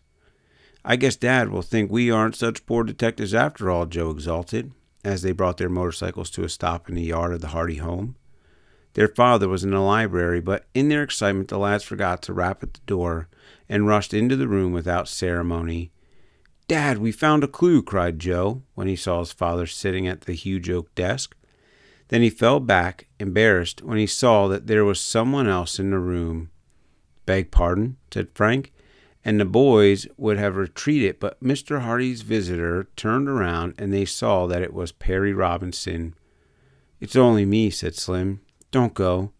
"Perry has been trying to shed a little more light on the Tower robbery," explained Mr. Hardy. "But what is this clue you are talking of?" "It isn't about the robbery," replied Frank, "although it might have something to do with it, for all we know. It's about the red-headed man who stole Chet's car and who tried to hold up the steamboat ticket office." "What about him?" "This," said Frank, taking a fragment of red hair from his pocket and showing it to his father. "The fellow wore a wig." Mr. Hardy examined the little tuft of hair closely. "Where did you find it?" he asked. "In the wreckage of that smashed car." Mr. Hardy nodded. "That seems to link up a pretty good chain of evidence. The man who passed you on the shore road wrecked his car, then stole Chet's roadster, and afterward tried to hold up the ticket office. When he failed in that, he abandoned the roadster. He wore a red wig that he took off occasionally to confuse pursuers. If we could only find the wig, we might be able to get further information." "Do you think it might help us to solve the Tower robbery?" asked Perry. "Possibly. The man was evidently a professional thief," explained Frank. "If he was smart enough to wear a wig, he was evidently an old-timer at the game. And if he failed in the ticket office hold-up, who knows, but he might have been hanging around the city waiting for another chance." "Gosh, you may be right at that," exclaimed Perry. "I was just telling your father that I saw a strange man lurking about the grounds of Tower Mansion 2 days before the robbery. I didn't think anything of it at the time, and in the shock of Dad's arrest, I forgot about it." "Did you get a good look at him? Could you describe him?" asked the detective. "I'm afraid I couldn't. It was in the evening, and I was sitting by the window studying. I happened to look up, and I saw this fellow moving around under the trees near the wall. Later on, I heard one of the dogs barking in another part of the grounds, and shortly afterward, I saw someone running across the lawn, but I thought it was probably just a tramp." "Did he wear a hat or a cap?" "As near as I can remember, it was a cap. His clothes were dark, and you couldn't see his face." "No. Well, it's not much to go on, but it might be linked with Frank's idea that the man who stole the roadster might have still been hanging around." Mr. Hardy thought deeply for a few moments. "I'm going to bring all these facts to Mr. Applegate's attention, and I'm also going to have to talk with the police authorities. I don't think they have enough evidence to warrant holding your father, Perry." "Do you think you can have him released?" asked the boy eagerly. "I'm sure of it. In fact, I think Mr. Applegate is beginning to realize now that he made a mistake, and I don't think the police are any too anxious to go ahead with the case on the meager evidence in their possession." "It will be wonderful if we can have Dad back with us again," said Perry, "although it won't be quite the same.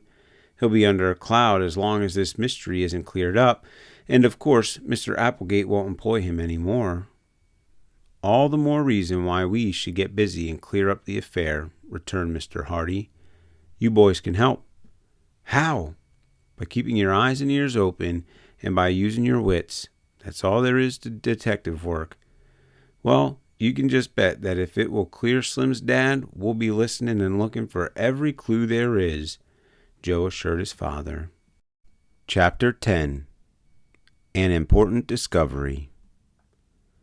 When the Hardy boys returned from school next afternoon, they saw that a crowd had collected about the bulletin board in the post office. "Wonder what's up now," said Joe, pushing his way forward. Boy-like, he was able to make his way through the crowd with the agility of an eel, and Frank was not slow in following. On the board was a large poster, the ink on which was scarcely dry. At the top, in enormous black letters, they read, $1,000 reward. Underneath, in slightly smaller type, came the following: "The above reward will be paid for information leading to the arrest of the person or persons who broke into Tower Mansion and stole from a safe in the library jewels and securities as follows." Then came a list of the jewels and negotiable bonds that had been taken from Tower Mansion, the jewels being fully described and the numbers of the bonds being given. It was announced that the reward was offered by Herd Applegate. "Why, that must mean that the charge against Mr. Robinson has been dropped," exclaimed Joe. "It looks like it. Let's go and see if we can't find Slim." All about them, people were commenting on the size of the reward, and there were many expressions of envy for the person who should be fortunate enough to solve the mystery. $1,000, said Frank, as they made their way out of the post office. "That's a lot of money, Joe." "I'll say it is. And there's no reason why we haven't as good a chance of getting it as anyone else." "Golly, if we only could." "Why not? Let's get at this case in real earnest. Of course, we would do what we could anyway, but $1,000. It's worth trying for. Dad and the police are barred from the reward, for it's their duty to find the thief if they can. But if we can find him, we get the money, and we'll have the satisfaction of clearing Mr. Robinson too. Joe, let's get at this case in earnest. We have some clues right now, and we can follow them up." "I'm with you, but there's Slim now." Perry Robinson was coming down the street toward them. He looked much happier than he had been the previous evening, and when he had saw the Hardy boys, his face lighted up. "Dad is free," he told them. "Thanks to your father, the charge has been dropped." "Gee, but I'm glad to hear that," exclaimed Joe. "I see they're offering a reward. Your father convinced Mr. Applegate that it must have been an outside job. That is, that it was the work of a professional crook. And the police admit there wasn't much evidence against Dad, so they let him go. I tell you, it was a great thing for my mother and sisters. They were almost crazy with worry." "No wonder," commented Frank. "What is your father going to do now?" "I don't know," Slim admitted heavily. "Of course, we've had to move out of Tower Mansion. Mr. Applegate said that while the charges had been dropped, he wasn't altogether convinced in his own mind that Dad hadn't had something to do with it. So he dismissed him. That's tough luck, but he'll be able to get another job somewhere." "I'm not so sure about that. People aren't likely to employ a man that's been suspected of stealing. Dad tried 2 or 3 places this afternoon, but he was turned down." The Hardy boys were silent. They were sorry for the Robinsons, for they knew only too well that the family were badly off financially, and that in view of the robbery it would indeed be difficult for Mr. Robinson to get another position. "We rented a small house just outside the city," went on Slim. "It is cheap, and we'll have to get along." There was no false pride about Perry Robinson. He faced the facts as they came and made the best of them. "But if Dad doesn't get a job, it will mean that I'll have to go to work." "But, Slim, you'd have to quit school." "I can't help that. I wouldn't want to, for you know I was trying for the class medal this year. But, oh well." The Hardy boys realized how much it would mean to their chum to leave school at this stage. Perry Robinson was an ambitious boy and one of the cleverest in his class. He had always wanted to continue his studies, go to a university, and his teachers had predicted a brilliant career for him. Now it seemed that all his ambitions would have to be thrown overboard because of this misfortune. "Don't worry, Slim," comforted Frank. "Joe and I are going to plug away at this affair until we get at the bottom of it." "It's mighty good of you fellows," said Slim gratefully. "I won't forget it in a hurry. You've been pretty white to me all through this." "Aw, shucks," muttered Frank, embarrassed. "It's the reward we're after. Applegate is offering $1,000. Oh, I know it isn't altogether the reward. You would do it to help us anyway, and you know it. Look what you've already done." "Well, we're going to get busy," Joe said, hastily. "See you later, Slim. Don't worry too much. I think everything will be all right." Slim tried to smile, but it was evident that he was deeply worried, and when he walked away, it was not with the light, springy, carefree step his chums had previously known. "What's the first move, Frank?" "We had better get a full description of these jewels. Perhaps the thief tried to pawn them. We can call at all the pawn shops and see what we could find out. Then we may be able to get a line on the thief. You know, he might pawn something here if he had to have money with which to get out of town." "Good idea. Do you think Applegate will give us a list?" "We won't have to ask him. Dad should have all that information." "Let's go and ask him right now." But when the lads returned home and asked their father for a description of the jewels, they met with disappointment. "I'm quite willing to give you all that information," said Fenton Hardy, "but I don't think it will be much use. Furthermore, I'll bet I can tell just what you are going to do." "What?" "You're going to make the rounds of the pawn shops and see if any of the jewels have been turned in." The Hardy boys looked at one another in consternation. "How did you ever guess that?" asked Frank. Their father smiled. "Because it is just what I have already done. Not an hour after I was called in on the case, I had a full description of all those jewels in every pawn shop in the city. More than that, the description has been sent to jeweler firms and pawn shops in other cities near here, and also to the New York police. Here's a duplicate list if you want it, but you'll just be wasting time by going around to the shops. They are all on the lookout for the stuff." Mechanically, Frank took the list. "And I thought it was such a bright idea." "It is a bright idea, but it has been used before. Most jewel robberies are solved in just this manner, by tracing the thief when he tries to get rid of the gems." "Well," said Joe gloomily, "I guess that plan is all about shot to pieces." "Come on, Frank, we'll think of something else." "Out after the reward, huh?" said Mr. Hardy shrewdly. "Yes, and we'll get it, too." "I hope you do. But you can't ask me to help you any more than I've done. It's my case, too, remember? So from now on, you are part of my opposition." "It's a go." "More power to you, then." And Mr. Hardy returned to his desk.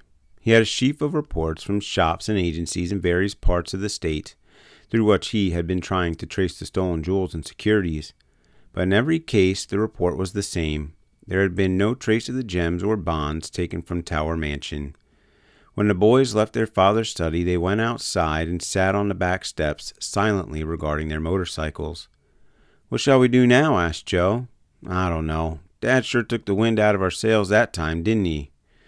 "I'll say he did. But it was just as well. Saved us a lot of trouble. We might have been going around to all the pawn shops in the city and not getting anywhere. Looks as if Dad has the inside track on the case anyway. If any of the jewels are turned in, he will be the first to hear of it.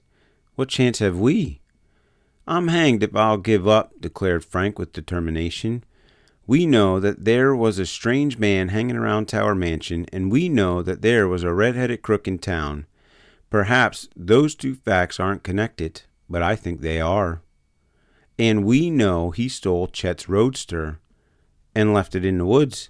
Yes, and say, Joe, we didn't take much time to look around when the roadster was found, did we?" "What was the use? The roadster was there and Chet got it back." No, but the man who stole the car had been there too. Perhaps he left some clues." Joe slapped his knee with an open hand. "I never thought of that, Frank. Let's go right back there now." "Come on." Eagerly, the Hardy boys dashed over to their motorcycles. In a few minutes, they were speeding through the streets of Bayport, out towards the woods where Chet Morton's roadster had been abandoned. They were fired with enthusiasm again, in spite of the momentary setback they had received when their father squelched Frank's plan of going around to the pawn shops. They felt now that they were on a new trail. They came to the abandoned road that led into the woods, and they brought their motorcycles as far as possible. Finally, leaving them by the roadside and going ahead on foot, Frank located the place where the roadster had been driven off into the woods, for the trees were still bent and broken, and the two boys plunged into the depths of the thickets. At last the Hardy boys emerged into the little cleared space where the roadster had been found. Everything was just as they had left it. They examined the ground carefully. "He might have dropped letters from his pocket or something," said Joe hopefully as they explored the clearing. But the auto thief had not been so careless. There was not even a footprint, for the boys had trampled the ground thoroughly after the roadster had been discovered. "If I had only thought to look for footprints at that time," groaned Joe, in a disappointment. "Or fingerprints. He must have left fingerprints somewhere about the car. If he was a professional crook, we could have traced him easily. Too late now. Chet has had the car washed since then. We didn't think of it in time." Their search was without success, and the Hardy boys were about to give up in disappointment when Frank left the clearing and began to hunt about in the bushes. "I guess we might as well go home," said Joe. "We've come hunting for clues too late. If we had any sense, we would have looked for fingerprints and—" He was interrupted by a shout from his brother. "Joe, come here! Quick! I found something!" There was no mistaking the excitement in Frank's voice. Joe lost no time in scrambling through the bushes until he reached his brother's side. Frank was standing in the midst of a thicket holding up something red and bushy. "It's a wig! The red wig!" exclaimed Joe, his eyes widening. "Not only the wig," replied Frank, "but this," and he bent over to pick up a battered hat from the ground. "And this," whereupon he picked up a worn coat. "They belong to the crook. It couldn't have been anyone else. He must have disguised himself here and left the wig and things in the bush when he abandoned the car." Chapter 11. Mr. Hardy Investigates. The Hardy boys looked at one another in growing excitement. "What ought we do about it?" asked Joe. "I'm going to tell Dad what we found." "But didn't he say we would be working the case on his own and that we would be opposition? This is different. We have a real clue here, but we don't know how to use it. You can bet Dad will know what to do. He'll act fairly with us. If it leads to anything, he'll see that we get credit for what we've done." "I guess you're right, Frank. This is a little too big for us to handle ourselves. But imagine finding that wig. What luck!" "There's nothing else around, is there? Let's look." Although the Hardy boys scoured the woods in that vicinity thoroughly, they found nothing more. But the wig, the hat, and the coat gave promise of interesting developments. Frank hunted through all the pockets of the coat in the faint hope of finding something that would identify the previous wearer, but in this he was disappointed. So they went back to the abandoned road and remounted their motorcycles, returning to Bayport with the articles they had found in the woods. Their disappointment had turned to jubilation, for now they felt that they were definitely on the trail of the mysterious man in the red wig, and while ostensibly there was no connection between this fellow and the thief who had robbed the Tower Mansion, Frank had, as he said, a hunch that the auto thief and the robber of the mansion were one and the same man. "If we ever lay our hands on the man who stole Chet's roadster, I'm sure we'll have gone a long way towards solving the Tower affair," said Frank to his brother. "I may be wrong, but I have an idea that the fellow was a professional crook who first set out to rob the steamboat office. Then, when he was frightened off, he hung around the city and waited his chance to rob Tower Mansion." Mr. Hardy was still in the library when the boys returned home. The great detective was frankly surprised when his sons again entered the room, and he looked up with the suspicion of a twinkle in his eyes. "What? More clues?" he exclaimed. "Surely not so soon." "You bet we have more clues," exclaimed Frank eagerly. "And real clues this time. We're going to turn them over to you. But I thought the two of you were working on this case in your own way. Remember, I'm the opposition." "Well, to tell the truth, we don't know just what to do with what we found," admitted Frank. "And anyway, we know you'll be fair with us, so it doesn't matter. Look." And with that, he tossed the red wig on the table. He kept the coat and hat behind his back. Fenton Hardy leaned forward quickly and picked up the wig with an inquiring glance at his sons. "So," he murmured, "you found the wig." He examined it intently. Then he opened a drawer of his desk and produced the fragment of wig that the boys had found in the smashed car by the road. This he applied to a torn part of the wig itself. It fitted perfectly. "It's the wig, all right," he declared, looking up. "Where did you find it? By the smashed car?" "No, hidden in the bushes near the place where Chet's roadster was found." Mr. Hardy whistled solemnly. "Good work." He turned the wig over and over in his hands, carefully examined it under a microscope, and then tossed it back on the desk. "There aren't so many wigs sold that one can trace them," he observed. "This happens to be made by a small company that doesn't turn out a great many wigs in a year. It's a sort of sideline with them." "How can you tell?" "There's a little mark on the inside that distinguishes the manufacturer. Just a trademark, hardly noticeable." "And we found these as well," said Frank, handing over the coat and hat. Mr. Hardy's eyes opened wide. "Well, well," he exclaimed. "You have been busy, haven't you?" "They were all hidden in the same place. And well hidden, too, I'll warrant. We were sure there must be clues of some kind around that car, so we searched every inch of the woods round about." "Good," said Mr. Hardy approvingly. "You didn't miss any chances. I'm not saying these clues will lead to the capture of the fellow, but they will go a long way toward finding him." "What should we do with them?" Mr. Hardy looked up at his sons and smiled. "Well, you've shared your clues with me, so I suppose I may as well share some of my experience with you. What do you say if I go to the city and try to trace up some of these labels? This hat, for instance." And he picked it up from the table, examining the band intently. "There is a label here. Of course, the hat may have been sold a long time ago, and it isn't likely that the man who sold it will remember who bought it.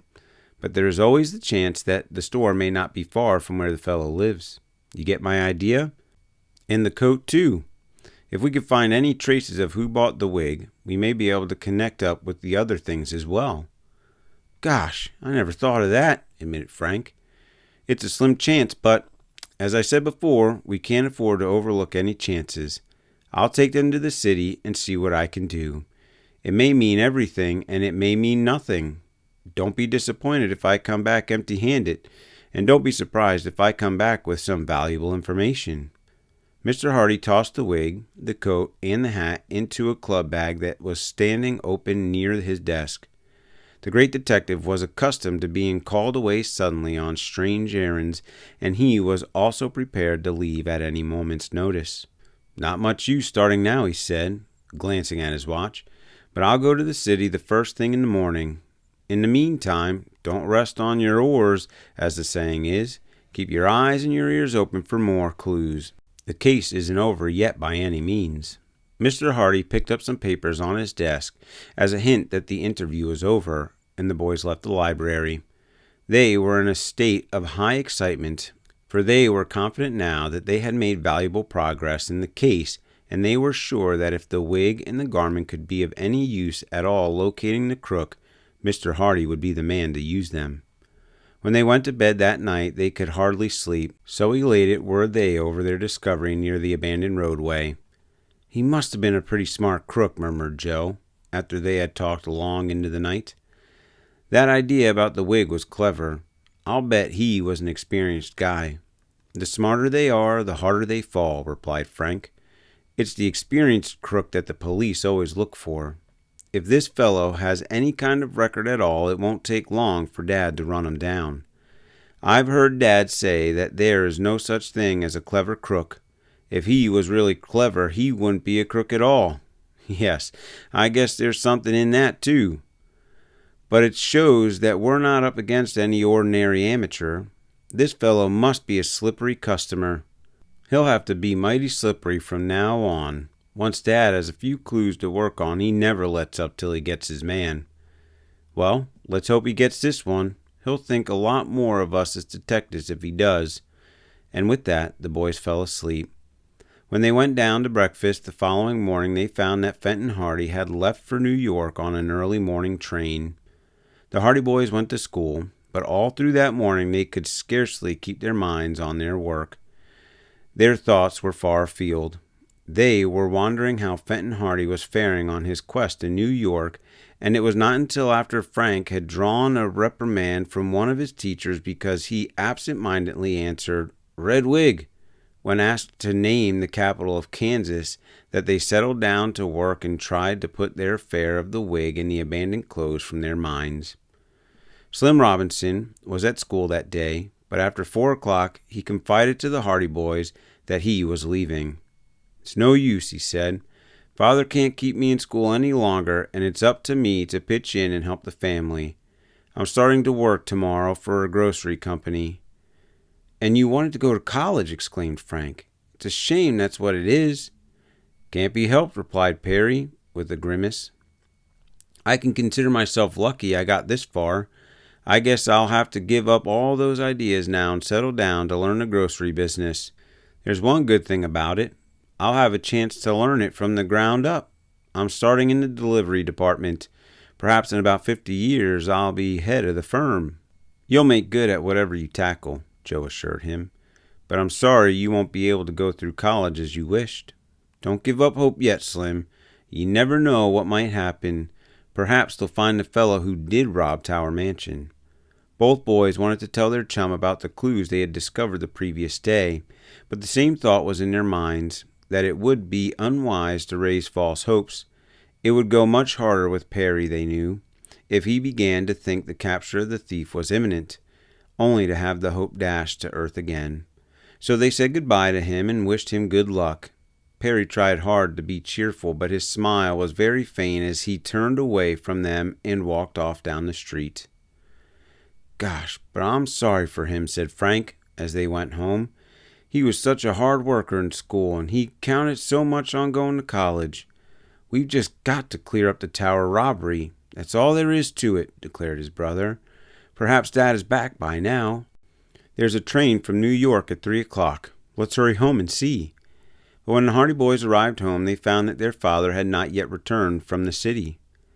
"We'll just have to be patient, I guess," said Frank. "No news is good news." And with this philosophic reflection, the Hardy boys were obliged to comfort themselves against the impatience that possessed them, to learn what progress their father was making in the city toward following up the clues they had given him. Chapter 12. Days of Waiting.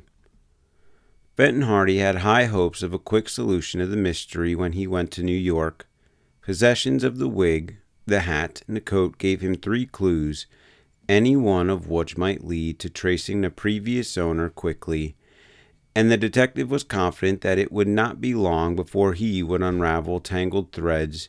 He had not stated his optimism to the boys, being careful not to arouse their hopes, but in his heart he thought it would be but a matter of hours before he ran the owner of the red wig to earth.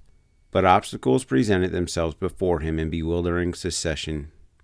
The wig appeared to be his chief clue, and when he arrived in the city he went directly to the head office of the company that had manufactured it. When he sent his card in to the manager, he was readily admitted, for Fenton Hardy's name was known from the Atlantic to the Pacific. "Some of our customers in trouble, Mr. Hardy?" asked the manager, when the great detective tossed the red wig on his desk. "Not yet, but one of your customers will be in trouble if I can ever trace the purchaser of this wig." The manager picked it up. He inspected it carefully and frowned. "We are not, as you know, a wig-making firm," he said. "That is, the wig department is a very small sideline with us." "The very reason I thought it would be easier to trace this," replied Mr. Hardy. "If you turned out thousands of them every year, it might be more difficult. You sell to an exclusive theatrical trade, I believe." "Exactly. If an actor wants a wig of some special nature, we do our best to please him. We only make the wigs to order. Then you will probably have a record of this one." The manager turned the wig over in his hands, glanced carefully at the inside, felt the weight and texture, then pressed a button at the side of his desk. A boy came and departed with a message. "It may be difficult. This wig is not new. In fact, I would say it was turned out about 2 years ago. A long time, but still, I'll do the best I can." A bespectacled old man shuffled into the office. at that moment in response to the manager's summons and stood waiting in front of the desk. "Kaufman here," said the manager, "is our expert. What he doesn't know about wigs isn't worth knowing." Then turning to the old man, he handed him the red wig. "Remember it, Kaufman?" The old man looked at it doubtfully. Then he gazed at the ceiling. Red wig, he muttered. "About 2 years old, isn't it?" prompted the manager. "Not quite. Year and a half, I'd say. Looks like a comedy character type." "Wait, I'll think. There ain't been so many of our customers playing that kind of a part inside a year and a half. Let's see. The old man paced up and down the office, muttering names under his breath. Suddenly, he stopped, snapping his fingers. "I have it," he said. "It must have been Morley who bought that wig. That's who it was. Harold Morley. He is playing in Shakespearean repertoire with Hamlin's company. Very fussy about his wigs. Has to have 'em just so. I remember he bought this one because he came in here about a month ago and ordered another one just like it." "Why would he do that?" asked Mr. Hardy. Kaufman shrugged his shoulders. "Ain't none of my business. Lots of actors keep a double set of wigs. Morley's playing down at the Crescent Theater right now. Call him up." "I'll go and see him," said Mr. Hardy, rising. "You're sure he is the man who ordered that wig?" "Positive," replied Kaufman, looking hurt. "I know every wig that goes out of my shop. I give 'em all my personal attention. Morley got the wig, and he got another like it a month ago. I remember." "Kaufman is right," put in the manager. "Morley has a very good account with us. If Kaufman says he remembers the wig, it must be so." "Well, thank you for your trouble," answered Fenton Hardy. "I may be able to see Mr. Morley in his dressing room if I hurry. It lacks about half an hour of theater time. You'll just about make it. Glad to have been of service, Mr. Hardy. Anytime we can do anything for you, just ask." "Thank you," and Fenton Hardy shook hands with Kaufman and the manager, then left the office, bound for the Crescent Theater. But the detective's hopes were not as high as they had been. He knew that Morley, the actor, was certainly not the man who had worn the wig on the day the roadster was stolen, for the Shakespearean company of which Morley was a member had been playing a 3-month run in New York. It would be impossible for the actor to get away from the theater long enough for such an escapade, just as it was improbable that he would even try to do so. He presented his card to the suspicious doorman at the Crescent and was finally admitted backstage and shown down a brilliantly lighted corridor to the dressing room of Harold Morley. It was a smug little place, the dressing room, for Morley had fitted it up to suit his own taste once it was assured that the company would remain at the Crescent for an extended run. There were pictures on the walls, a potted plant, and the window overlooking the alleyway, and a rug on the floor. Seated before a mirror with electric lights at either side was a stout little man, almost totally bald. He was diligently rubbing cold cream on his face, and when Fenton Hardy entered he did not turn around, but, eyeing his visitor in the mirror, casually told him to sit down. "Often heard of you, Mr. Hardy," he said in a surprisingly deep voice that had a comical effect in contrast to his diminutive appearance. "Often heard of you. Glad to meet you. What kind of call is this? Social or professional?" "Professional." Morley continued rubbing cold cream on his jowls. "Spill it," he said briefly. "What's it all about?" "Ever see this wig before?" asked Mr. Hardy, tossing the red wig on the table. Morley turned from the mirror, and an expression of delight crossed his plump countenance. "Well, I'll say I've seen it before," he declared. "Old Kaufman, the best wig maker in the country, made that for me about a year and a half ago. That's the kind of wig I wear for Lancelot Gobbo in The Merchant of Venice. Where did you get it? I sure didn't think I'd ever see that wig again." "Why?" "Stolen from me. Some low-down egg cleaned out my dressing room one night during the performance. Nervous thing I ever heard of. Came right in here while I was doing my stuff out front, grabbed my watch and my money and a diamond ring I had lying by the mirror, took this wig and a couple of others that were lying around, and beat it. Nobody saw him come or go. Must have got in by that window." Morley talked in short, rapid sentences, and there was no mistaking his sincerity. "How many wigs did he take?" "About half a dozen. Funny thing about that, too. They were all red. Took nothing but red wigs. I told the cops to be on the lookout for a red-headed thief. I didn't worry so much about the other wigs, for they were for old plays, but this one was being used right along. Kaufman made it specially for me. I had to get him to make another. But say, where did you find it?" "Oh, just a little case I'm investigating. The crook left this behind him. I was trying to trace it." "Well, you've traced it all right, but that's all the help I can give you. The cops never did find out who cleaned out my dressing room." Mr. Hardy was disappointed. The clue of the red wig had led only to a blind alley, but he concealed his charge in and tossed the wig over to Morley. "Gee, and I'm sure glad to get it back again," declared the actor. "Things haven't gone right with me at all since I lost that wig. Losing it brought me a whole flock of bad luck. Sorry I can't help you find the guy that took it. What's he been up to now?" Fenton Hardy evaded the question. "Oh, I'll probably get him some other way. Give me a list and description of the stuff he took from you. Probably I can trace him through that." "Hop to it," said Morley breezily. "Hop right to it, old man. Here's a list of the stuff right here."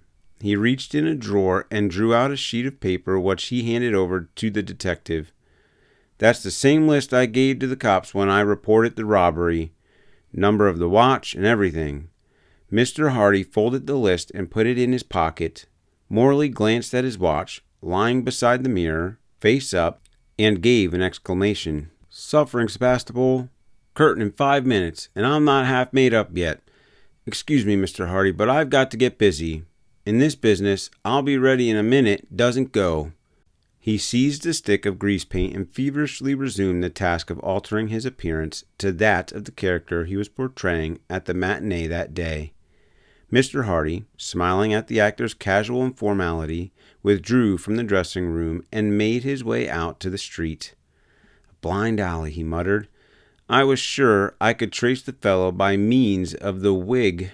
Oh, well," he shrugged his shoulders, "I still have that hat and coat, and if the worst comes to worst, I can try to trace the chap through the stuff he stole from Morley, for it was probably the same man, but it looks like a big job." It was a big job. Efforts to trace the purchaser of the hat and coat were fruitless. The search ended at a second-hand store where the owner vainly tried to sell Mr. Hardy a complete outfit of clothing at a bargain, but could not or would not remember who had bought the coat from him. He sold so many coats and at such bargains that he could not remember the customers who came into his store. Mr. Hardy was forced to retire, defeated.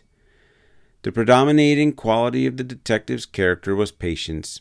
When he found that he could not trace the thief through the wig, the hat, or the coat, he doggedly set to work trying to trace the man who had broken into the dressing room of the actor, Morley, and this, in spite of the fact that the police had already given up that case as hopeless. Then, in his spare time, Mr. Hardy spent hours at police headquarters, poring over records, searching for particulars of hundreds of red-headed criminals. It was over a week before he found what he wanted, and it came from a chance note at the bottom of a police description of a thief who was at the time out on parole. But when Fenton Hardy saw the note, he knew he had stumbled on the clue he needed, and he smiled grimly. "It won't be long now," he remarked in a popular phrase of the day as he went back to his hotel. Chapter 13. In Poor Quarters. In the meantime, the Hardy boys were finding the suspense almost unbearable. They had expected that their father would be away but a day at the most, but when 2 days dragged by, then 3, and finally an entire week, without a word from Mr. Hardy further than a brief note from New York stating that he was well and that the case was not as easy of a solution as he had hoped, they became depressed. "If Dad can't get the thief, no one can," declared Joe with conviction. and I'm beginning to think that even Dad has fallen down in this affair." "Better wait till he admits it himself," suggested Frank. "Although I don't mind telling you, I'm not very hopeful myself." Frank's preoccupied air had not gone unobserved. Callie Shaw had noticed his abstraction more than once when she had smiled pleasantly at him as they met one another in the hallways or in the classroom at the high school. He had merely nodded moodily. Callie was too sensible to be hurt by this, but she wondered what was worrying Frank. So one afternoon, when they happened to leave school together, she taxed him with it. "What's on your mind, Frank?" she asked gaily. "You've been going around looking like a human thundercloud for the last week." "Who? Me?" "I didn't notice," returned Frank heavily. "Yes, you," she replied, mimicking his lifeless tone. "You used to be full of fun. What's the matter? Can't I help?" She glanced up at him eagerly. Frank shook his head. "No, you can't help, Callie. It's about Slim." "Slim Robinson? Oh, yes. Wasn't that too bad?" said Callie, with quick sympathy. "He had to leave school. They tell me he's working in a grocery, and he was so anxious to be a lawyer. I was talking to him this morning. He pretends he likes the work he's at, but I could tell he wishes he could get back to school again. I'm real sorry for him, and all on account of that confounded tower robbery. But nobody really believes Mr. Robinson did it." "Of course not. Nobody but her at Applegate. But until they find out who did take the stuff, Mr. Robinson is out of a job and nobody will hire him." "Isn't that too bad? I'm going over to see Paula and Tessie and Miss Robinson tonight." "Where are they living?" Frank gave Callie the address. Her eyes widened. "Why, that's in one of the poorest sections of the city. Frank and I had no idea it was that bad." "It is, and it'll be a lot worse unless Mr. Robinson gets work pretty soon. Slim's earnings aren't nearly enough to keep the family yet." "Isn't there any chance that Mr. Robinson will be cleared?" "That's what's worrying me. Dad is working on the case." "Then why should you worry?" said Callie triumphantly. "Why, that means it'll be all cleared up. Your father can do anything." "I used to think so too, but he seems to be stuck this time." "What's the matter?" "He went to New York almost a week ago with some clues that Joe and I were certain would clear up the affair, and so far we haven't heard from him, only to know that the case was harder than he expected." "But he hasn't given up, has he?" "Well, no." "Then what are you worrying about, silly? If your father had given up the case, there would be something to worry about. If he is still working on it, there's always hope." They walked on in silence for a while. "Let's go out to see the Robinsons," Callie said suddenly. "I've been intending to go, but I well, you know." "You thought it might be embarrassing them?" "Well, it won't. I know Paula and Tessie well, and they're not that kind. They'd appreciate a friendly visit." Frank hesitated. He had the natural shyness of his age, and he felt awkward about visiting the Robinsons in their new home, for he knew they were now in reduced circumstances and might not wish their former friends to see them in their present plight. But Callie's word reassured him. "All right, I'll go. We can't stay long, though." "We can't. I must be back in time for supper. We'll just drop in on them so they'll know we haven't forgotten all about them." "I thought you were going over to see them tonight." "I was, but I've changed my mind. I want to come with you now." Frank hailed a passing streetcar bound for the section of the city in which the Robinsons lived, and they got on board. It was a long ride, and the streets became poorer and meaner as they neared the outskirts of Bayport. "It's an outrage, that's what it is," declared Callie abruptly. "Miss Robinson and the girls were always accustomed to having everything so nice, and now they have to live away out here. Oh, I hope your father catches the man that committed that robbery." Her eyes flashed, and for a moment she looked so fierce that Frank laughed. "I suppose you'd like to be the judge and jury at his trial, huh?" he chuckled. "I'd give him 100 years in jail." When at length they came to the street to which the Robinsons had moved, they found that it was an even poorer thoroughfare than they had expected. There were squalid shacks and tumble-down houses on either side of the narrow street, and ragged children were playing in the roadway. At the far end of the street, they came to a small, unpainted cottage that somehow contrived to look neat in spite of the surroundings. The picket fence had been repaired and the yard had been cleaned up. "This is where they live," said Frank. "It's the neatest place on the whole street." Paula answered their knock. Her face lighted up with pleasure when she saw who the callers were. "Frank and Callie," exclaimed the girl. "You've come to see us. Come in. We're dying of loneliness. There hasn't been a soul out this way since we moved." Callie flashed Frank a look of triumph and whispered, "There now, didn't I tell you they'd be glad?" as they went into the house. They were greeted with kindly dignity by Miss Robinson and with girlish good humor by Tessie. Miss Robinson received them with the same self-possession she would have shown had they been back at Tower Mansion, and Frank wondered at himself for thinking that these good people might be ashamed to meet their old friends in this new and humbler home. "We can't stay long," explained Callie, "but Frank and I just thought we'd run out to see how you all are." "We're all well. That's one mercy to be thankful for," answered Miss Robinson. "Perry is working. I suppose you knew that." "And Mr. Robinson?" inquired Frank. She shook her head. "Not yet." Miss Robinson's lips quivered. "It's so hard for him," she said. "Without a recommendation, it looks as though he might have to go to another city to get work." "And leave you here?" "I suppose so. We don't know what to do." "It's just so unjust," flared Paula.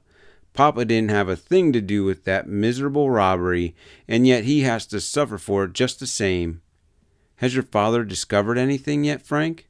asked Miss Robinson hastily. "I'm sorry," admitted Frank. "We haven't heard from him.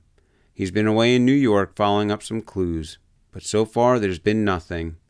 Of course, it isn't often he falls down on a case. We hardly dare hope that he'll be able to clear Mr. Robinson. The whole case is so mysterious. I've given up thinking of it," Tessie declared. "If it isn't cleared up, all well and good. If it isn't, we won't starve at any rate, and Papa knows we all believe in him." "Yes, I suppose it doesn't do much good to keep talking about it," agreed Miss Robinson. "We've gone over it all so thoroughly that there's nothing more to say." So, by tacit consent, the subject was changed, and for the rest of their stay, Frank and Callie chatted of doings at school. Miss Robinson and the girls invited them to remain for supper, but Callie insisted that she must go. When they left, they promised faithfully to pay another visit in the near future. Only once again was the subject that was nearest their hearts brought up, and that was when Miss Robinson drew Frank to one side as he was leaving. "Promise me one thing," she said. "Let me know as soon as your father returns if he has any news." "I'll do that, Miss Robinson," agreed the boy. "I know what this suspense must be like for you. It's terrible, but as long as Fenton Hardy is working on the case, I'm sure that it will be cleared up if it is humanly possible." And with that, the matter rested. Callie was unusually silent all the way home. It was evident that she had been profoundly affected by the change that the Tower Mansion mystery had caused in the lives of the Robinsons. Naturally sympathetic and tender-hearted, she felt keenly the injustice of it all, and she realized even more than Frank what it had meant to Miss Robinson and the girls to move from their comfortable home in the mansion to the squalid and distant part of the city in which they now lived. Callie lived but a few blocks away from the Hardy home, and Frank accompanied her to the gate. "Mercy," she exclaimed, glancing at her watch. "It's after 6. I'm away late for supper." "So am I. See you tomorrow." "Surely. But Frank—" "Yes?" Callie hesitated, then looked directly into his eyes. "Frank," she said, "if your father somehow doesn't clear up this affair, you and Joe simply must do it. You must. For the Robinsons. It means so much to them. Dad won't fall down on it. Don't worry. And Joe and I are giving all the help we can." His confidence was contagious. Callie brightened up immediately. "In that case," she said gaily, "the mystery is as good as solved. The 3 best detectives in the world are working on it. Goodbye, Frank." With that, she ran lightly into the house. Chapter 14. Red Jackley. It was another week before Fenton Hardy returned to Bayport. Contrary to the expectations of the boys, he did not arrive from New York. Instead, he came home early one morning, having reached the city by a train from the west. He had sent no advance notice of his arrival, and the first his sons knew of it was when a servant told them that their father had reached the house in the early hours of the morning, plainly careworn and travel-stained. He had gone immediately to bed, leaving orders that he was on no account to be disturbed. This was at breakfast, and although the boys were wild with impatience to learn the outcome of their father's trip, they were obliged to curb their curiosity. Mr. Hardy was still sleeping when they left for school that morning, and, to their surprise, he was asleep when they came back home for lunch. "He must be mighty tired," remarked Joe. "I wonder where on earth he came from. Probably been up all night. When Dad gets hard at work on a case, he forgets all about sleep. I'll bet he found something." "Hope so. But I wish he'd wake up and tell us. I hate to go back to school without knowing." But Mr. Hardy had not awakened by the time the boys set out for school again, although they lingered until they were in danger of being late. All afternoon they were tormented by curiosity. Where had their father been?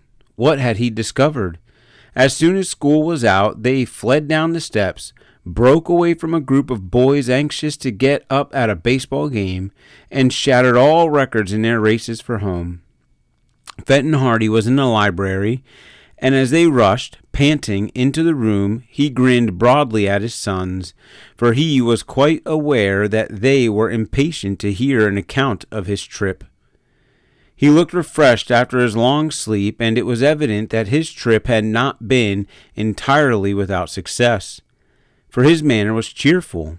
The Hardy boys knew their father well, and they knew that when a case was difficult of solutions, the great detective became moody and worried. "What luck, Dad?" asked Frank, perching on the arm of an easy chair. Mr. Hardy raised his eyebrows, pretending not to understand. "About what?" he inquired. "About the case. The Tower Mansion case. The red wig. Did you find out who owned it? Did you catch the thief?" "Whoa, not all at once. A question at a time, please. Now, do I understand that you want to know if I found out anything about the Tower Mansion affair?" "Don't keep us waiting, Dad," pleaded Joe. "You know that's what we're asking you about." "Well," answered Mr. Hardy, "yes and no." "That's not much of an answer," objected Frank, in disappointment. "It's the best answer I can give. Unfortunately, I did find out something about the red wig, but as for connecting its wearer with the Tower robbery, that is still to come." "You traced the fellow who wore the wig?" "I did, and he turned out to be a well-known criminal. Well-known to the police, that is." "What's his name?" asked Joe. "Jackley. John Jackley, commonly known as Red." "Because he has red hair?" "No, because he hasn't red hair. That reverses the usual order of nicknames, I imagine. This fellow Jackley has a fondness for wearing red wigs. And was he the man who stole Chet's roadster?" "It seems almost certain. I traced the wig, which had been originally stolen from an actor in New York. I traced it to Jackley because his habit of wearing red wigs is well known to the police. And by locating him and keeping a close watch on him and paying a call at his room one night when he was out, I managed to find some of the loot that he had taken when he robbed the actor. That seemed to connect everything up very well." "Where did you find him?" asked Frank. "In New York. He wasn't in hiding, for he hadn't been sought for any particular crime at the time. The police seemed to overlook him in their investigation of the dressing room theft." "Did you accuse him?" "No, I wanted to learn more. When I found the articles that had been stolen from the actor and knew that the wig found by the roadster had been taken at the same time, I knew Red Jackley was the auto thief. But I wanted to get some information on the Tower Mansion affair if possible. So I took a room in the house in which Jackley was living and kept a close watch on him. Did you learn anything? Mr. Hardy shook his head. Jackley himself spoiled everything. He got mixed up in a jewel robbery and cleared out of the city. Luckily, I heard him packing up, and I trailed him. The police were watching for him, and he couldn't get out by railway. That is, not in the ordinary manner. Instead, he tried to make his escape by jumping a freight. And you still followed? I lost him 2 or 3 times, but luck was with me, and somehow I managed to pick up his trail again. He got out of the city, out into New Jersey, and then his luck failed him. A railway detective recognized him, and then the chase was on. Up to that time, I had been content with just keeping behind him. I had hoped to pose as a fellow fugitive and win his confidence, but when the chase started in real earnest, I had to join with the other officers. And they caught Jackley? Not without a chase. Jackley, by the way, was once a railroad man. Strangely enough, he once worked not many miles from here. He managed to steal a railway gasoline speeder and got away from us. But he didn't last long, for the speeder jumped the track on a curve and Jackley was badly smashed up. Was he killed?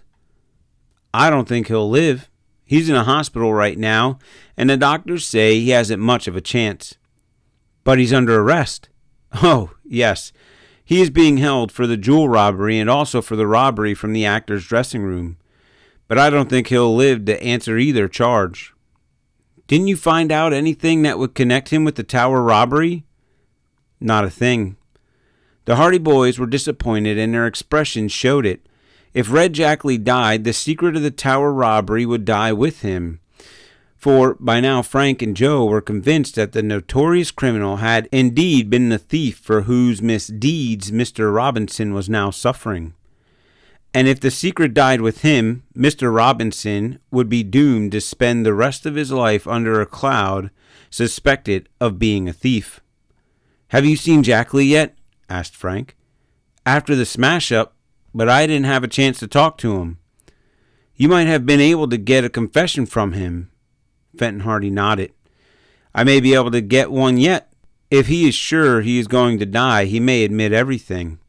I intend to make an effort to see him in the hospital and ask him about the Tower robbery anyway." "Is he far away?" Mr. Hardy named a small city not far distant from Bayport. "I explained my mission to the doctor in charge, and he promised to telephone me as soon as it was possible for Jackley to see anyone. I'm convinced that the fellow had something to do with the Tower affair. It's a certainty that he stole the automobile. The wig proves that. By the same token, it's certain that he was the man who tried to hold up the ticket office. Having failed in that attempt, it seems more than likely that an old-time criminal like Jackley would look around for something else to do before he left Bayport." "You say he used to work here?" asked Joe. "He was once employed by the railroad, and he knows all the country around here well. Then he got mixed up in some thefts from freight cars, and after he got out of jail, he became a professional criminal. It was when I was looking over the records that I found out about his fondness for wearing a red wig. That was what eventually proved his undoing. If he had not robbed the actor's dressing room to get the wig that he used when he was in Bayport, I would never have traced him. At that moment, it was announced that Chief Collig of the Bayport police force wished to see Fenton Hardy. The detective winked at the boys and told the servant to show the chief in. Chief Collig entered the room, mopping his brow with a handkerchief, for it was a hot day and he was a stout man. Behind him came Detective Smuff, fanning himself with a straw hat. "Good afternoon, gentlemen," said Mr. Hardy genially. "Won't you sit down?" Chief Collig eased himself into an armchair. Detective Smuff leaned against the table. Both glanced inquiringly at the two boys. "Unless your business is very private, I'd just as soon have the boys stay," suggested Mr. Hardy pleasantly. He did not trust Chief Collig and Detective Smuff, who came to him only in emergencies and who usually took all the credit for themselves whenever he helped them out of their difficulties. He preferred to have the boys present as witnesses. "How about it, Chief?" asked Smuff heavily. Can they stay? I guess so, grunted Chief Colig, undoing the collar of his uniform. Can't do no good, and they can't do no harm. Well, gentlemen, to what do I owe the honor of this visit? Asked Mr. Hardy. We've been hearing things about this Tower Mansion case, observed Chief Colig gravely. You've been working on it, huh? Perhaps. You've been out of town for quite a few days. You must have been working on it. That's what we deduce, anyway, put in Detective Smuff. Perhaps it's my own business. Police business is everybody's business, declared Colig judicially. What we want to know is, did you find any clues? Detective Smuff fished out the inevitable notebook and pencil. I'll note 'em down, Chief, he remarked. You may as well put back the notebook, Smuff, snapped Fenton Hardy with annoyance. If I went anyway, it is my own business, and if I'm still working on the Tower robbery, that's my business too. I'll thank you two to keep to your own affairs. Chief Colig opened his mouth, then closed it again. He took out his handkerchief and mopped his brow, all the while staring at Fenton Hardy. Then he turned and gazed at Smuff. Detective Smuff, he said in a solemn voice, did you hear that? I did. What do you think of it, Detective Smuff? I think Detective Smuff groped for an expression that would encompass the magnitude of the offense. I think Mr. Hardy is guilty of obstructing the cause of justice, he said grandly. Obstructing fiddlesticks, said Mr. Hardy. I'm minding my own business, which is more than some police officers seem capable of doing. Chief Colig sighed. Trouble with you, Mr. Hardy, he said, is that you won't cooperate. If you cooperated a little more, we would all be farther ahead. There ain't any cooperation at all. Here's me and Smuff, doing our best to drive crime out of Bayport, and you won't cooperate. Perhaps the fact that there is a $1,000 reward in the case isn't making you anxious for some cooperation, suggested Fenton Hardy dryly. It ain't got nothing to do with it, replied Chief Colig virtuously. We're just anxious to see this affair cleared up, that's all. Now, Mr. Hardy, we hear you were with the officers that chased this here notorious criminal, Red Jackley. Mr. Hardy gave a perceptible start. He had no idea that news of the capture of Jackley had reached Bayport, much less that news of his own participation in the chase had reached the city. What of it? Did Jackley have anything to do with this here Tower case? How should I know? Wasn't that what you were working on? That's my affair. Detective Smuff and Chief Colig looked at one another. You ain't cooperating, complained Chief Colig. You're going to put us to a whole lot of worry and expense just because you won't give us a little cooperation. Just what do you mean? Detective Smuff and me was thinking of going over to the hospital where this man Jackley is and giving him the 3rd degree about the Tower case. Fenton Hardy's lips narrowed into a straight line. You can't do that. The doctor won't let you see him. We're going to try anyway. There's a train at 7 o'clock, and we aim to have a talk with this fellow Jackley tonight. Mr. Hardy shrugged his shoulders. Go ahead. It means nothing to me. But if you take my advice, you'll stay away. You'll just spoil everything. Jackley will talk when the time comes. Oh, said Detective Smuff triumphantly. Then there is something to it, hey? I knew there was, said Chief Colig. Come on, Smuff. We'll make this man Jackley talk yet. We're officers of the law, we are, and I'd like to see any doctor keep us from doing our duty. He mopped his brow again, put on his hat, nodded to Fenton Hardy, and clumped out of the room. Detective Smuff, putting his notebook into his pocket, followed. The door closed behind them. Mr. Hardy sat back with a gesture of despair.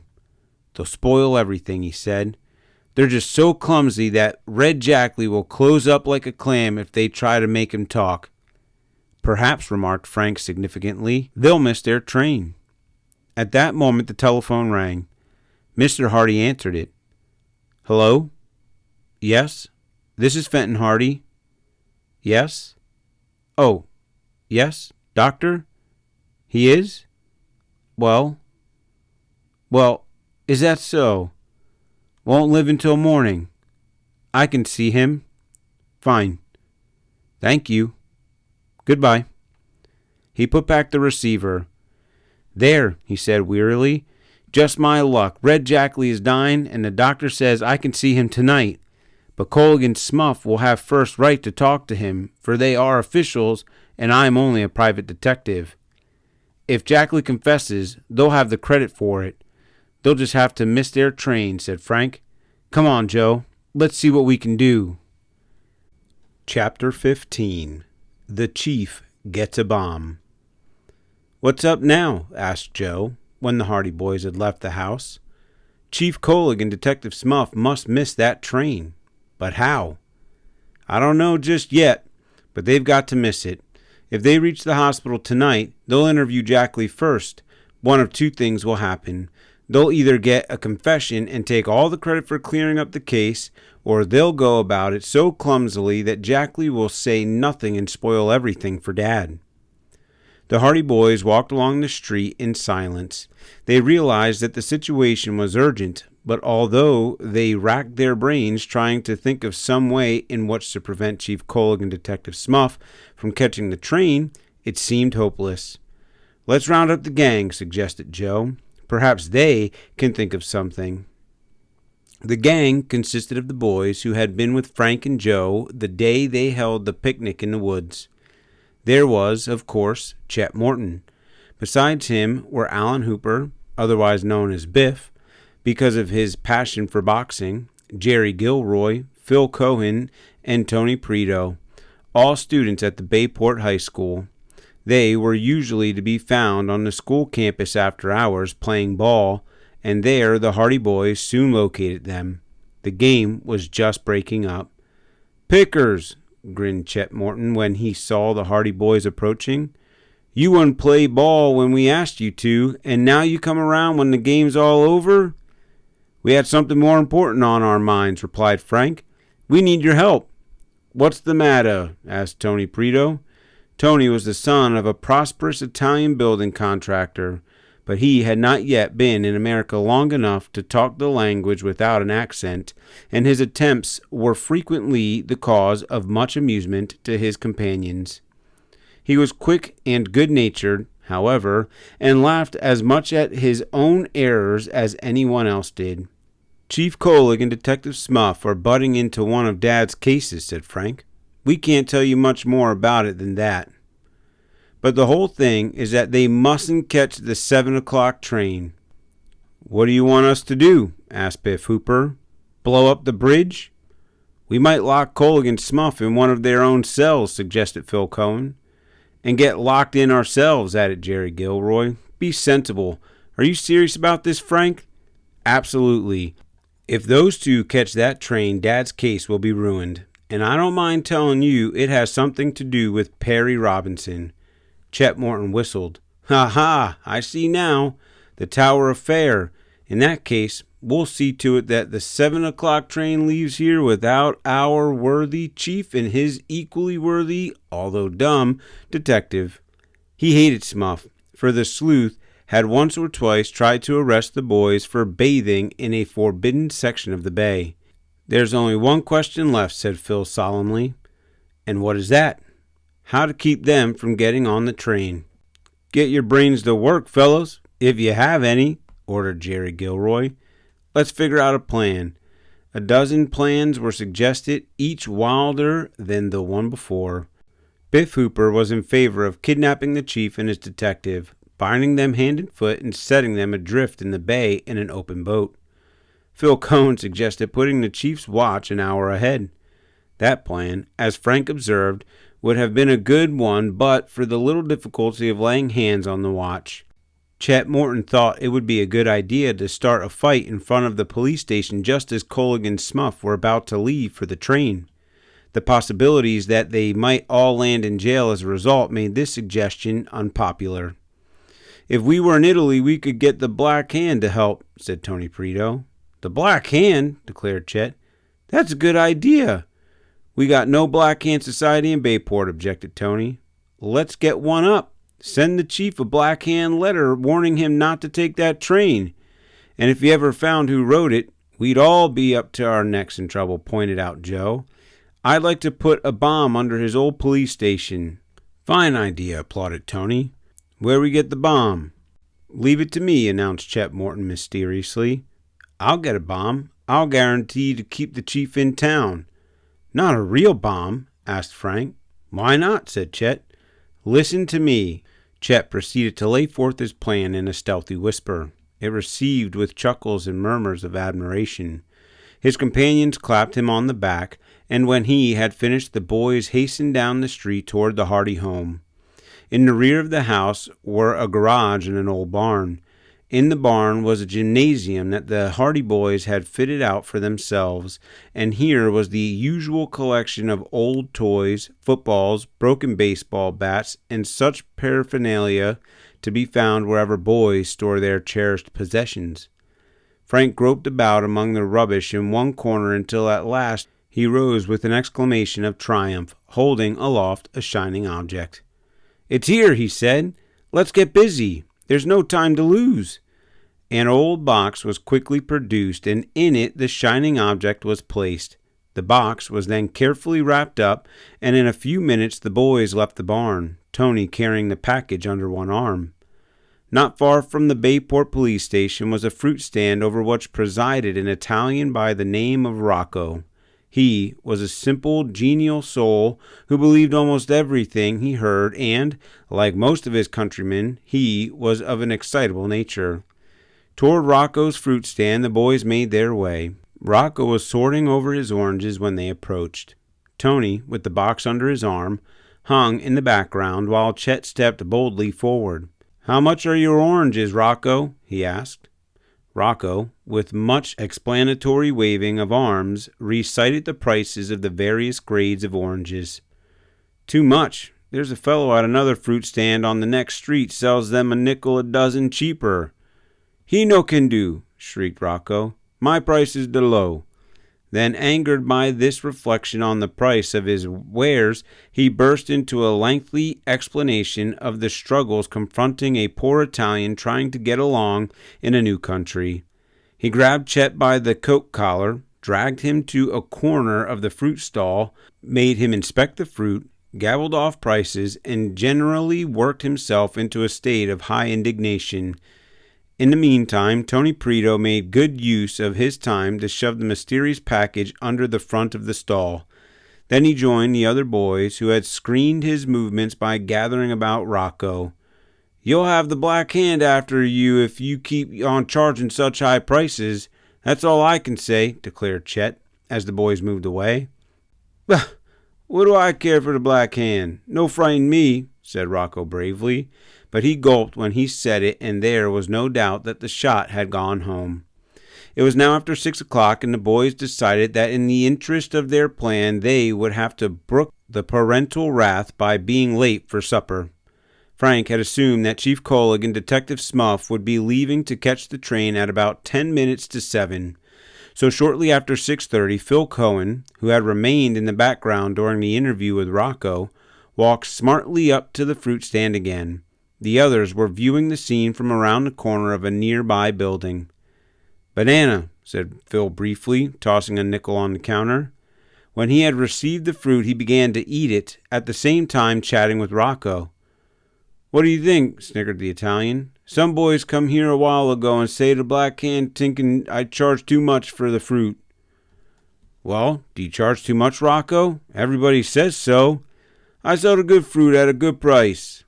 Phil turned aside and at the same time accidentally knocked an apple to the ground.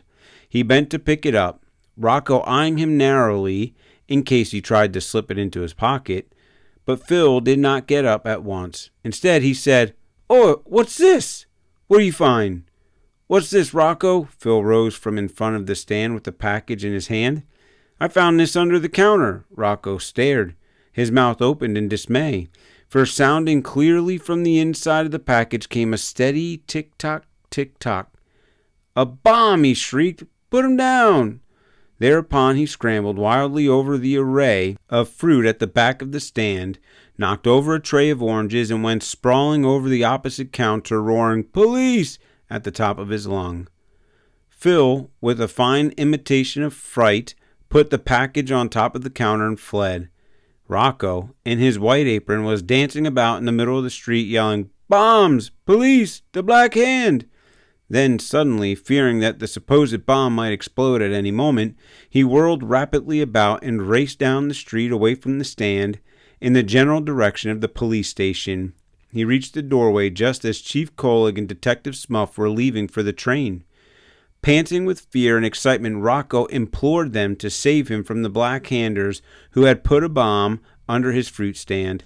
"A bomb!" exclaimed Chief Collig. "Surely not in Bayport." "I always thought there was Black Handers around here," said Smuff. "She blow up at the fruit stand. Come quick." Chief Collig and Detective Smuff followed Rocco to the corner. Then they peeped around until they could see the deserted fruit stand with the package on the counter. "You say it goes tick-tock?" "Just like at the clock." "Must be a bomb, all right," said Smuff. They run by the clockwork. "Might go off any minute," observed the chief. "I hate to go near it." "Smuff, you go and pour a pail of water over it." "Me?" "Yes, you. You're not afraid, are you?" "No, I'm not afraid," muttered Smuff, mopping his brow. "But I got to think of my wife and family." "Coward," said the chief. "I'd do it myself, only it wouldn't be right, seeing I'm your superior officer.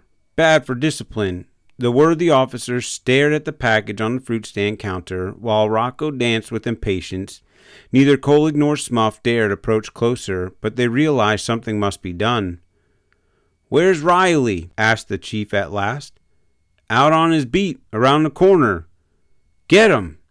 Smuff departed hastily, glad of the chance to get away from the vicinity of the bomb. He was some time in locating Con Riley, and when at last that minion of the law was escorted back to the chief, 7 o'clock had come and gone. So had the train. Chapter 16. A Confession. "Riley," ordered the chief, "see that package on the counter of the fruit stand? Go and get it and pour a pail of water over it."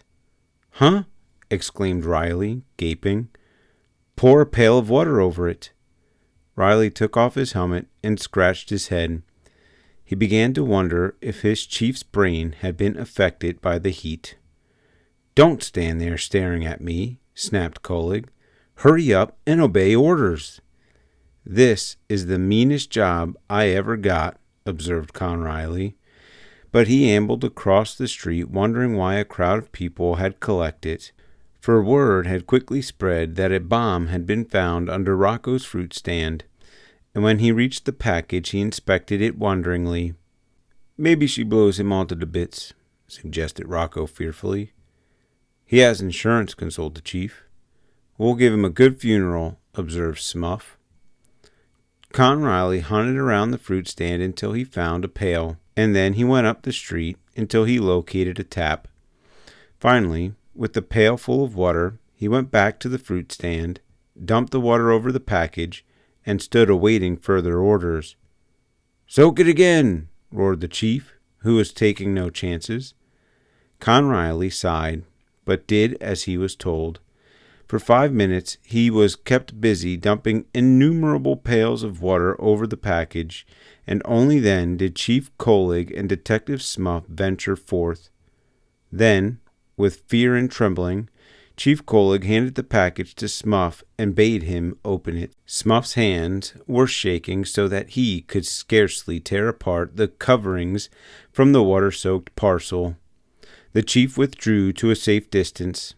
Con Riley, who had just been told by a friend that he had been pouring water over a live bomb, was trying to achieve a sickly smile as the crowd congratulated him on his bravery.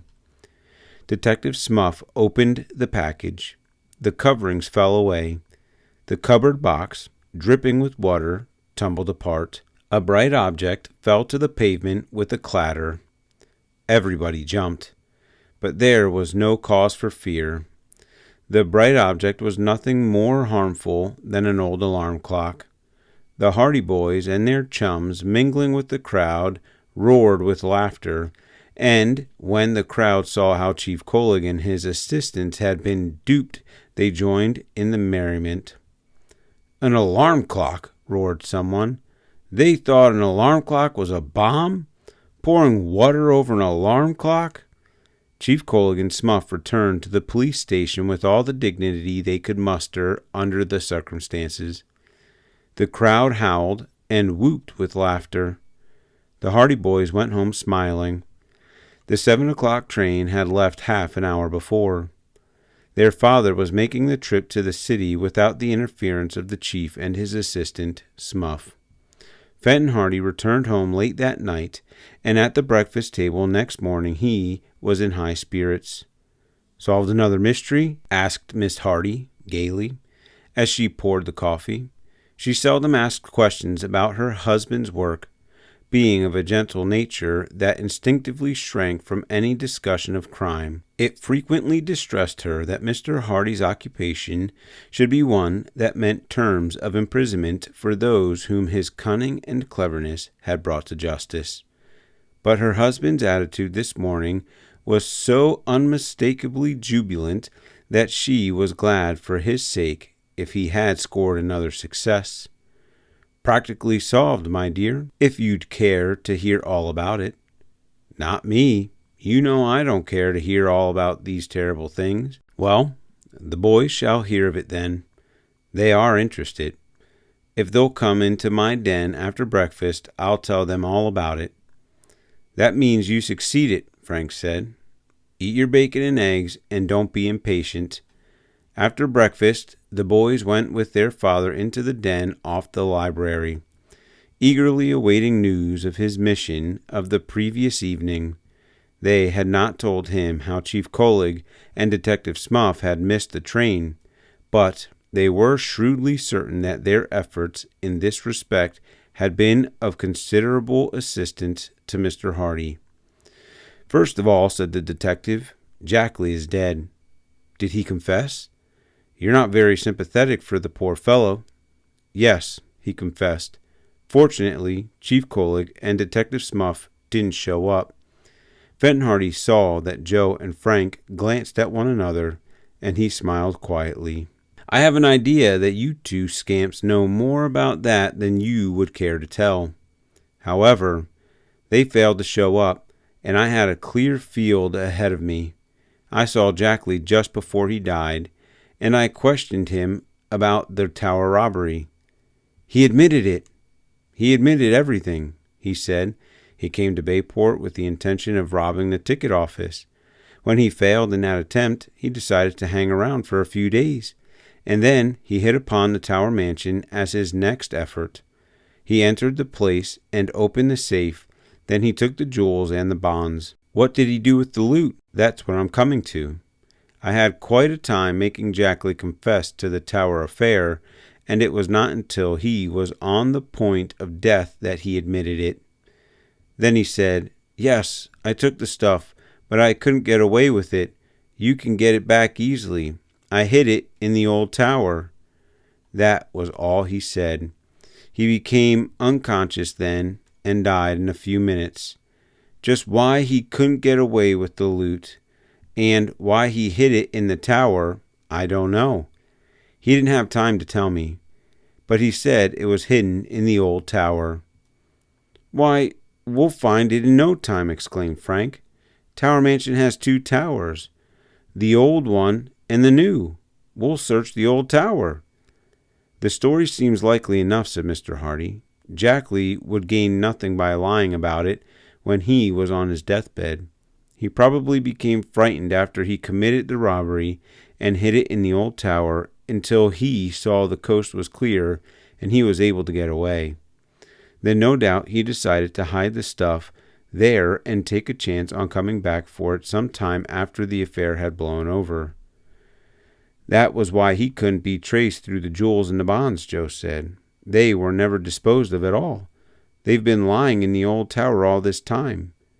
I tried to get him to tell me in just what part of the tower the loot was hidden," continued Fenton Hardy, "but he died before he could say any more.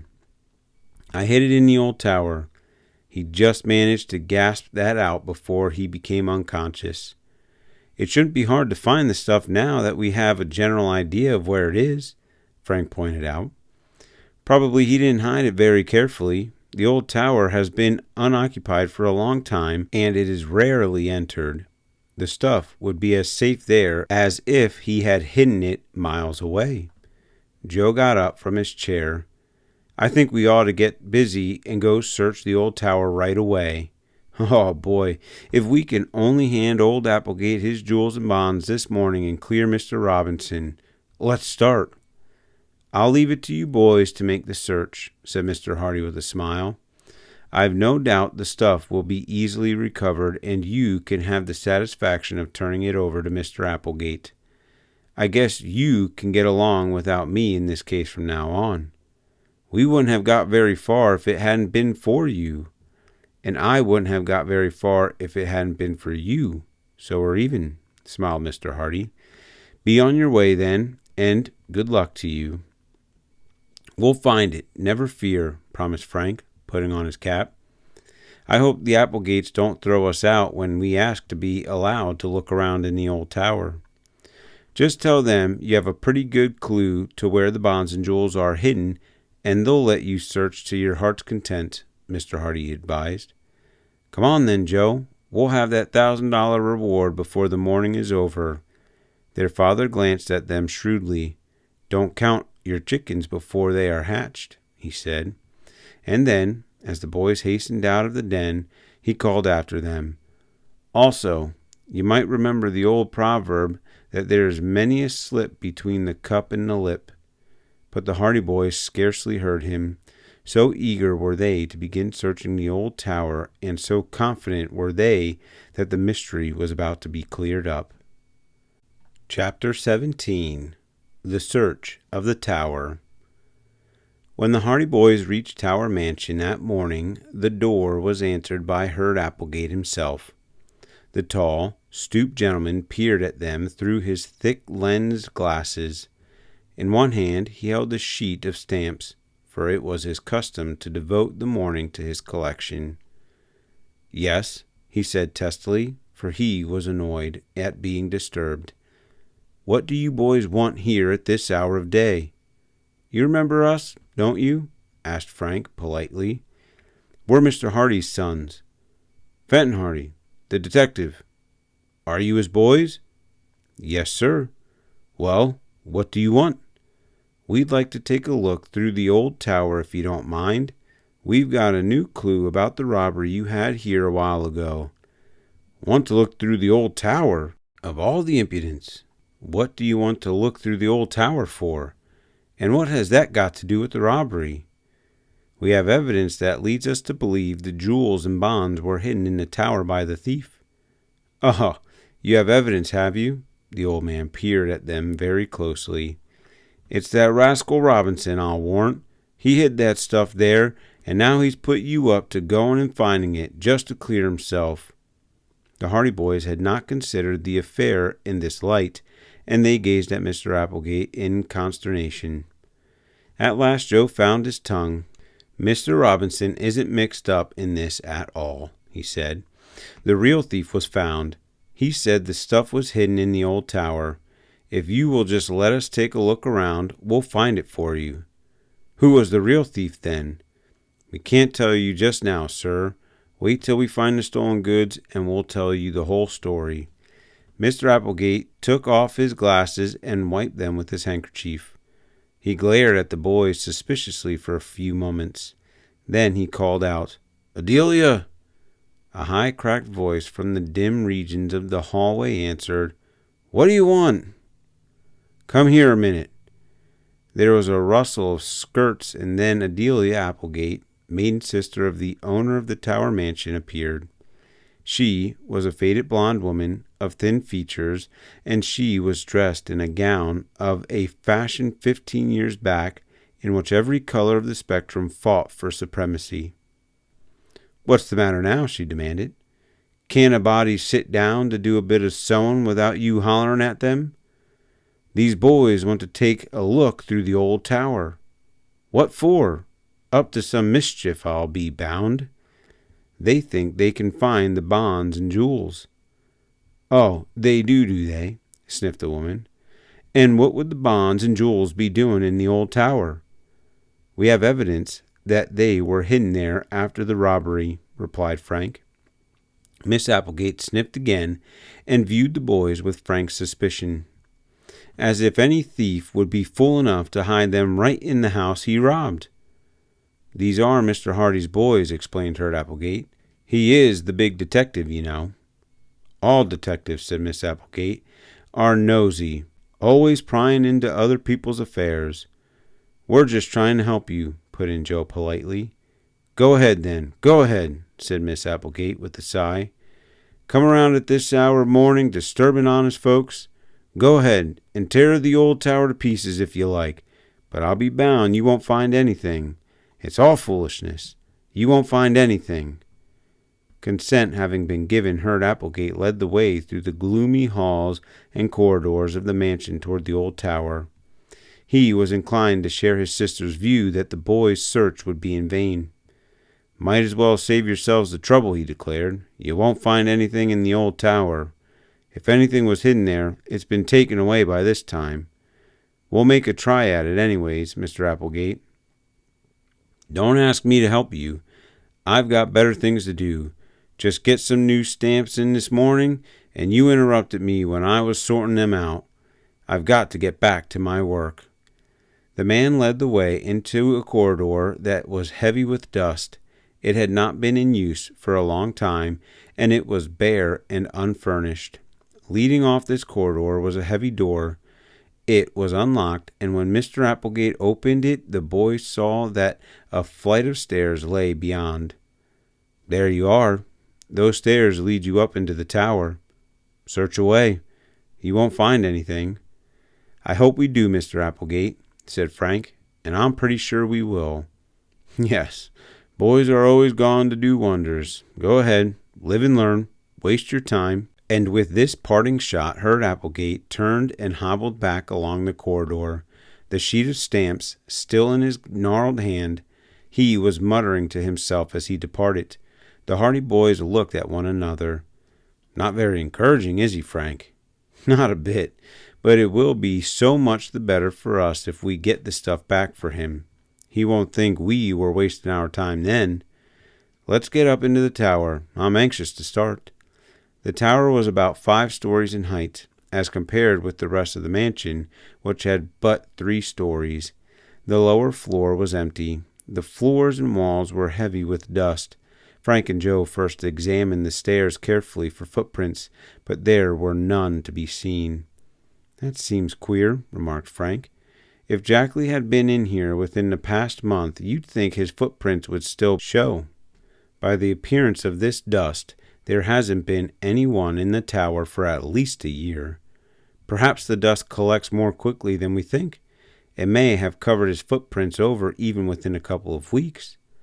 An inspection of the grounds floor revealed the fact that there was no place where the loot could have been hidden save under the stairs, and there was nothing in that place of concealment.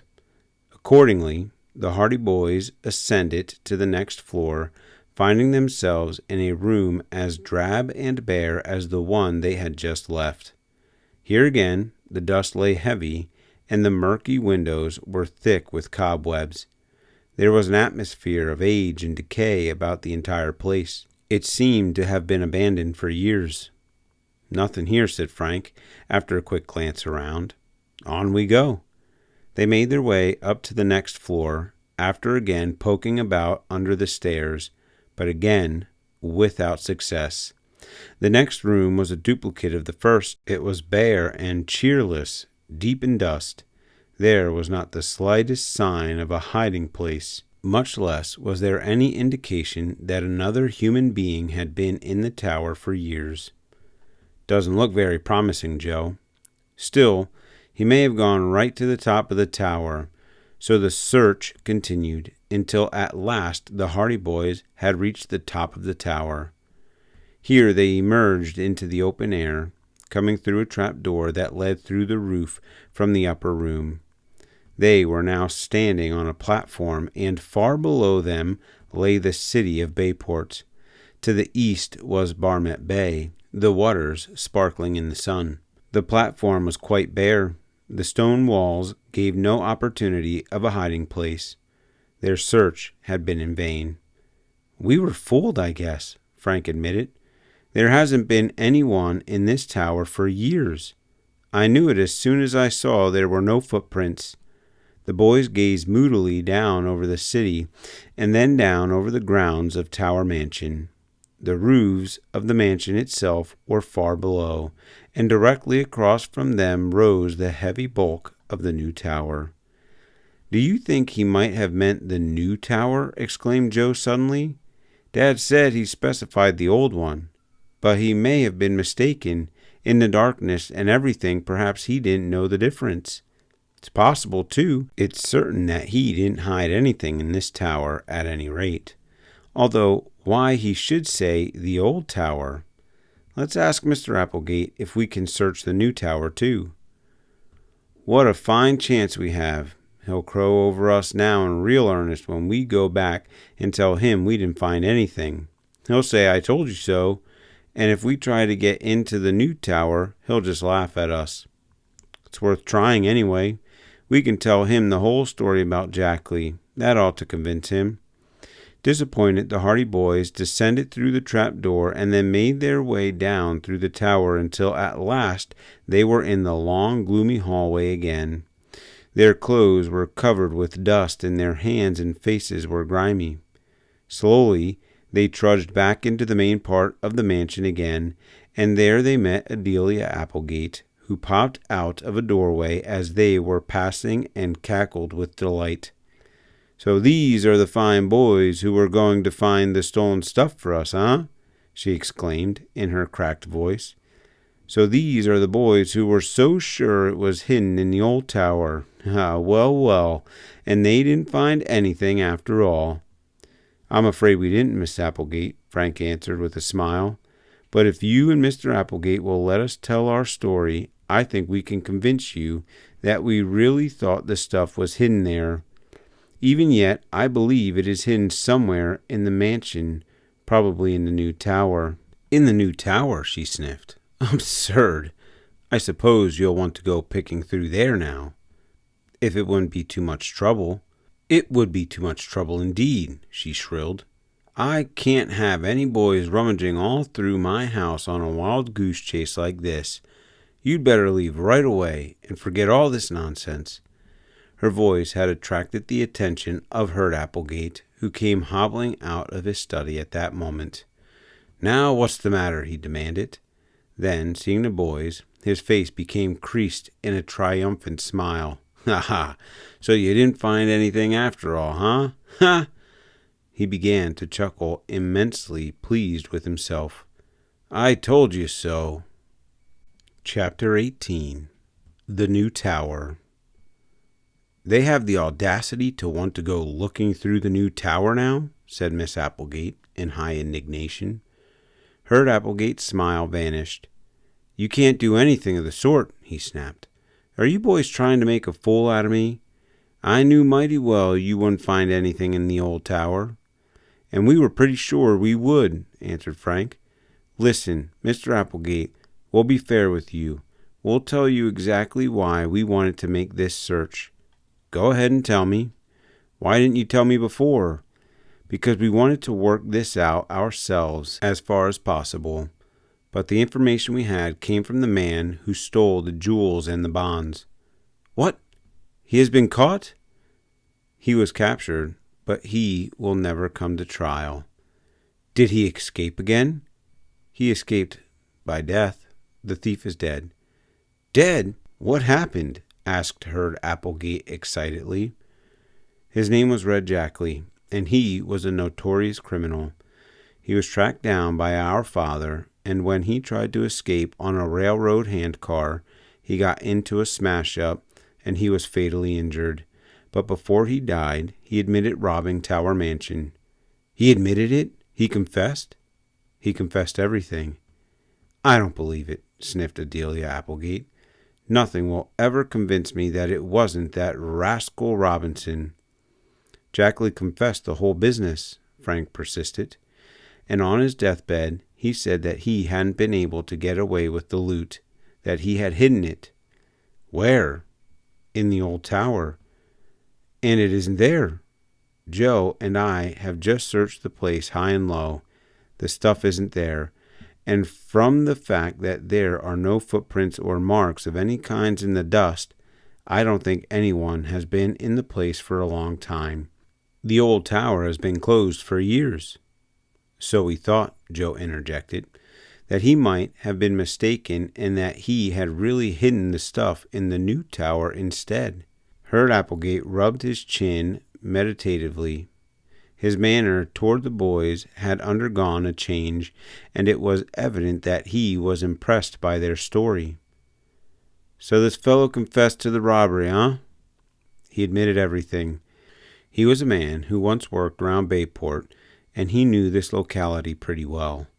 He had been hanging around the city for some days before the robbery." "Well," said Applegate slowly, "if he says he hid the stuff in the old tower and it isn't there, he must have meant the new tower, just as you say." "Will you let us search it?" "I'll do more than that. I'll help you. I'm just as anxious to get the jewels and the bonds back as anybody." "All nonsense," declared Adelia Applegate. "It's all a pack of falsehoods. I don't believe a word of it." Now, Adelia," said her brother soothingly. "These boys may be right after all. It won't hurt to take a look around at any rate. And much you'll find, I'm sure. I declare, Herb Applegate, you're just as bad as those boys are."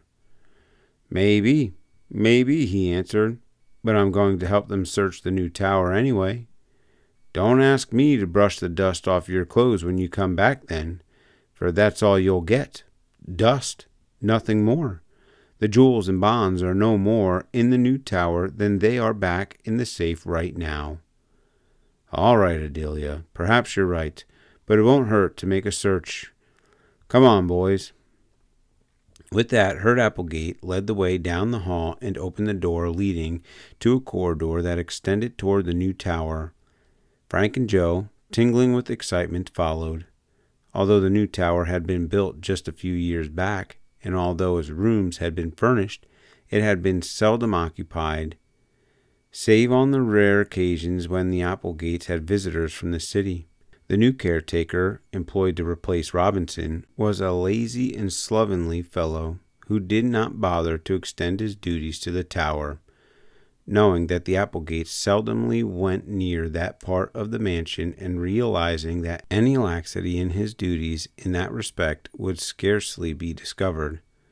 It came as a surprise to Herb Applegate then to find out that the new tower was dusty, that the windows had not been cleaned, that there were cobwebs on the ceiling. In the first room they found nothing, although they rummaged about in all the corners, looked beneath the table, behind the chairs, looked everywhere, in fact. Not until they were quite satisfied that the loot had not been hidden there did they ascend the stairs to the next room, and there again their search was fruitless. Herb Applegate, being a quick-tempered man, fell back into his old mood. The boy's story had convinced him, and he had been even more certain than they felt the stolen bonds and jewels would indeed be found in the new tower. But when 2 of the tower rooms had been thoroughly searched without success, his disappointment increased. "Don't believe there was anything in that yarn after all," he muttered as they went up the stairs to the 3rd room. "I don't see why he should lie about it after he confessed," remarked Frank thoughtfully. "Dad told us that he admitted not being able to get away with the stuff." "Then where did he hide it?" demanded Applegate. "If he wasn't lying, the stuff must be around here someplace." "Perhaps he hid it a little more carefully than we imagine," put in Joe. "Haven't we hunted carefully enough?" Herb Applegate snapped. In the 3rd room, their search was again in vain.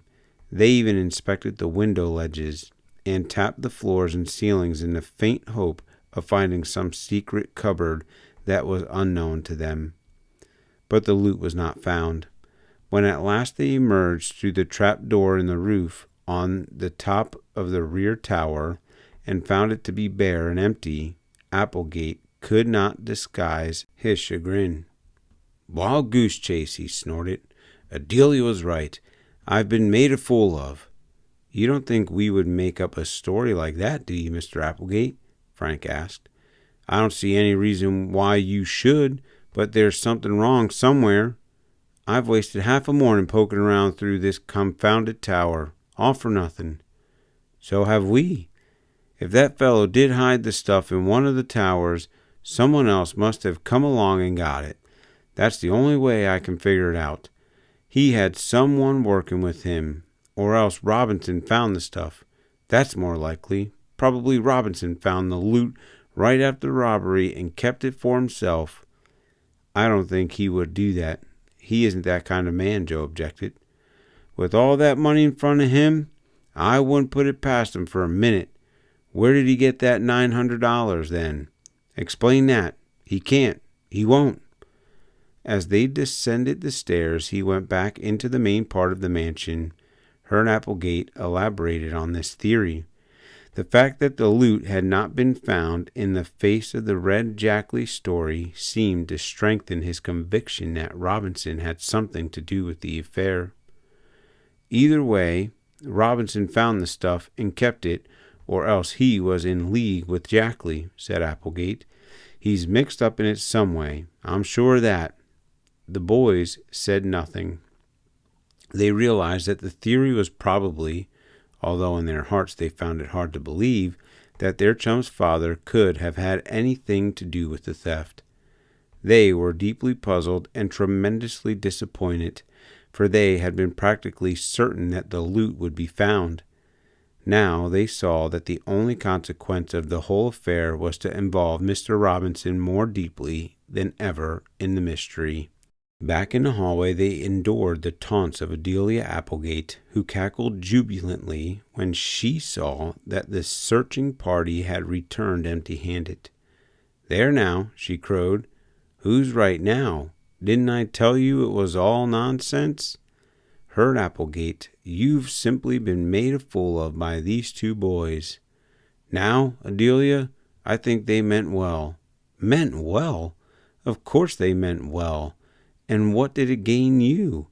They have prowled through the place all morning, and all the good that came of it is that perhaps you won't be so ready to believe the next cock and bull story someone tells you. Go back to your stamps, Hearn Applegate, and let it be a lesson to you. As for you boys, you should be ashamed of yourselves, disturbing folks like this." Whereupon she escorted the Hardy boys to the door, while Hearn Applegate, muttering sadly, went back to his study with a puzzled air. Chapter 19. The Mystery Deepens. Fenton Hardy was dumbfounded when his sons returned to him with the news that the loot had been found in neither the old tower nor the new. So implicitly had he believed in the dying confession of Red Jackley that he had not even bothered to join in the search, preferring to let his sons have the satisfaction of recovering the stolen goods that he was positive were hidden in the old tower. "And you're sure you searched the place thoroughly?" he asked, for the third time. "Every inch of it. There was nothing in the old tower. No one had been there in weeks," answered Frank. "How could you tell?" "By the dust. It hadn't been disturbed. There wasn't a footprint of any kind." "But you searched anyway?" "We went through the tower from top to bottom," Frank replied. "It wasn't any use. No one had been there. So then we thought Jackley might have been mistaken, and that he had left the stuff in the other tower." "And Applegate let you search that as well?" And Fenton Hardy's eyes twinkled. "Not until we had told him our reason. We told him about Jackley, and then he became enthusiastic and even helped us in the search. But we didn't find anything." "Strange," muttered the detective. "I know Jackley wasn't lying. He had nothing to gain by deceiving me. Absolutely nothing. He was in real earnest, if ever a man was. I hid it in the old tower. Those were his words. He would have told more if he had been able. And what could he mean but the old tower of Tower Mansion? Why should he be so careful to say the old tower? Everyone knows the mansion has two towers, the old and the new. Of course, it may be that we didn't search thoroughly enough, said Joe. The stuff may be hidden in the flooring or behind the walls. That's the only solution I can think of, replied Fenton Hardy. I'm not satisfied yet that the loot isn't there. I'm going to get in touch with Applegate and ask permission for a real thorough search of both towers. It's to his interest as well as mine. Applegate thinks possibly Jack Lee hid the stuff all right, but that Robinson found it and sold it, said Frank. He hinted that he was of the opinion that Robinson was in league with the thief. It does look rather bad, Mr. Hardy admitted. One couldn't blame Applegate very much for thinking Robinson found the stuff after it was hidden and made away with it. Robinson wouldn't do that, cried Joe. He's too honest. I don't think he would do it either, but sometimes, if a man is in need of money and temptation is placed in his way, he gives in. I'd hate to believe that of Robinson, but if that stuff isn't found in the tower, I'll have to admit that it looks very much as if he were mixed up in it. The interview with their father left the Hardy boys feeling far from cheerful, for they saw that Mr. Robinson was now more deeply involved in the affair than before. On the face of it, circumstances seemed to be against the caretaker. Just the same, said Frank, as the boys left the house and went down the street. I don't believe Jack Lee ever hid the stuff in the tower. If he had ever so much as opened the tower door, he would have left some marks in the dust, and we would have seen them. So I don't believe Robinson came along later and got the loot. As we saw it, the dust in the tower hadn't been disturbed in weeks. Why, there was even dust on the doorknob when Mr. Applegate let us in. Then why should Jack Lee say he hid the stuff there? Exclaimed Frank, puzzled. Don't ask me. I'm just as much in the dark as you are. When the boys reached the business section of the city, they found that already Jack Lee's confession had become common property. People were discussing the deathbed confession on the street corners, and newsboys were busy selling copies of papers in which the story of the criminal's last statement was featured on the front page under black headlines. Policeman Con Riley was ambling along Main Street in the morning sunshine, swinging his club with the air of a man without a care in the world. When he saw the boys, he frowned, for there was no love lost between the Hardys and the Bayport Police Department. Well, he grunted, I hear you got the stuff back. I wish we had, said Frank. What? Said the constable, brightening up at once. You didn't get it? I thought it said in the paper this morning that the fellow Jack Lee told where he had hid it. He did. And you can't find it? Ho-ho! Con Riley indulged in a hearty laugh. What a fine detective your father is. Didn't Jack Lee say the stuff was hidden in the old tower? What more does he want? Our father didn't search for the stuff, retorted Frank. We did, and it wasn't there. Jack Lee must have made a mistake. It wasn't there, exclaimed Riley in high delight. That's a good one. That's the best I've heard in years. He chuckled exceedingly and slapped his knee. Jack Lee put a good one over on your father that time. Ho-ho! Ho-ho! The stuff wasn't there. Riley wiped the tears from his eyes and went on his way, trying to laugh and at the same time retain his dignity as an officer of the law. The joke, he decided, was too good to keep, so as he proceeded back toward the police station, there to edify Chief Collig and Detective Smuff with the tale, he buttonholed various passerbys and poured the story into their willing ears. It was not long before the yarn had spread throughout the city with the swiftness peculiar to stories spread by word of mouth, and in the telling the story was exaggerated, the net effect being that Fenton Hardy was made to look ridiculous by believing a false confession.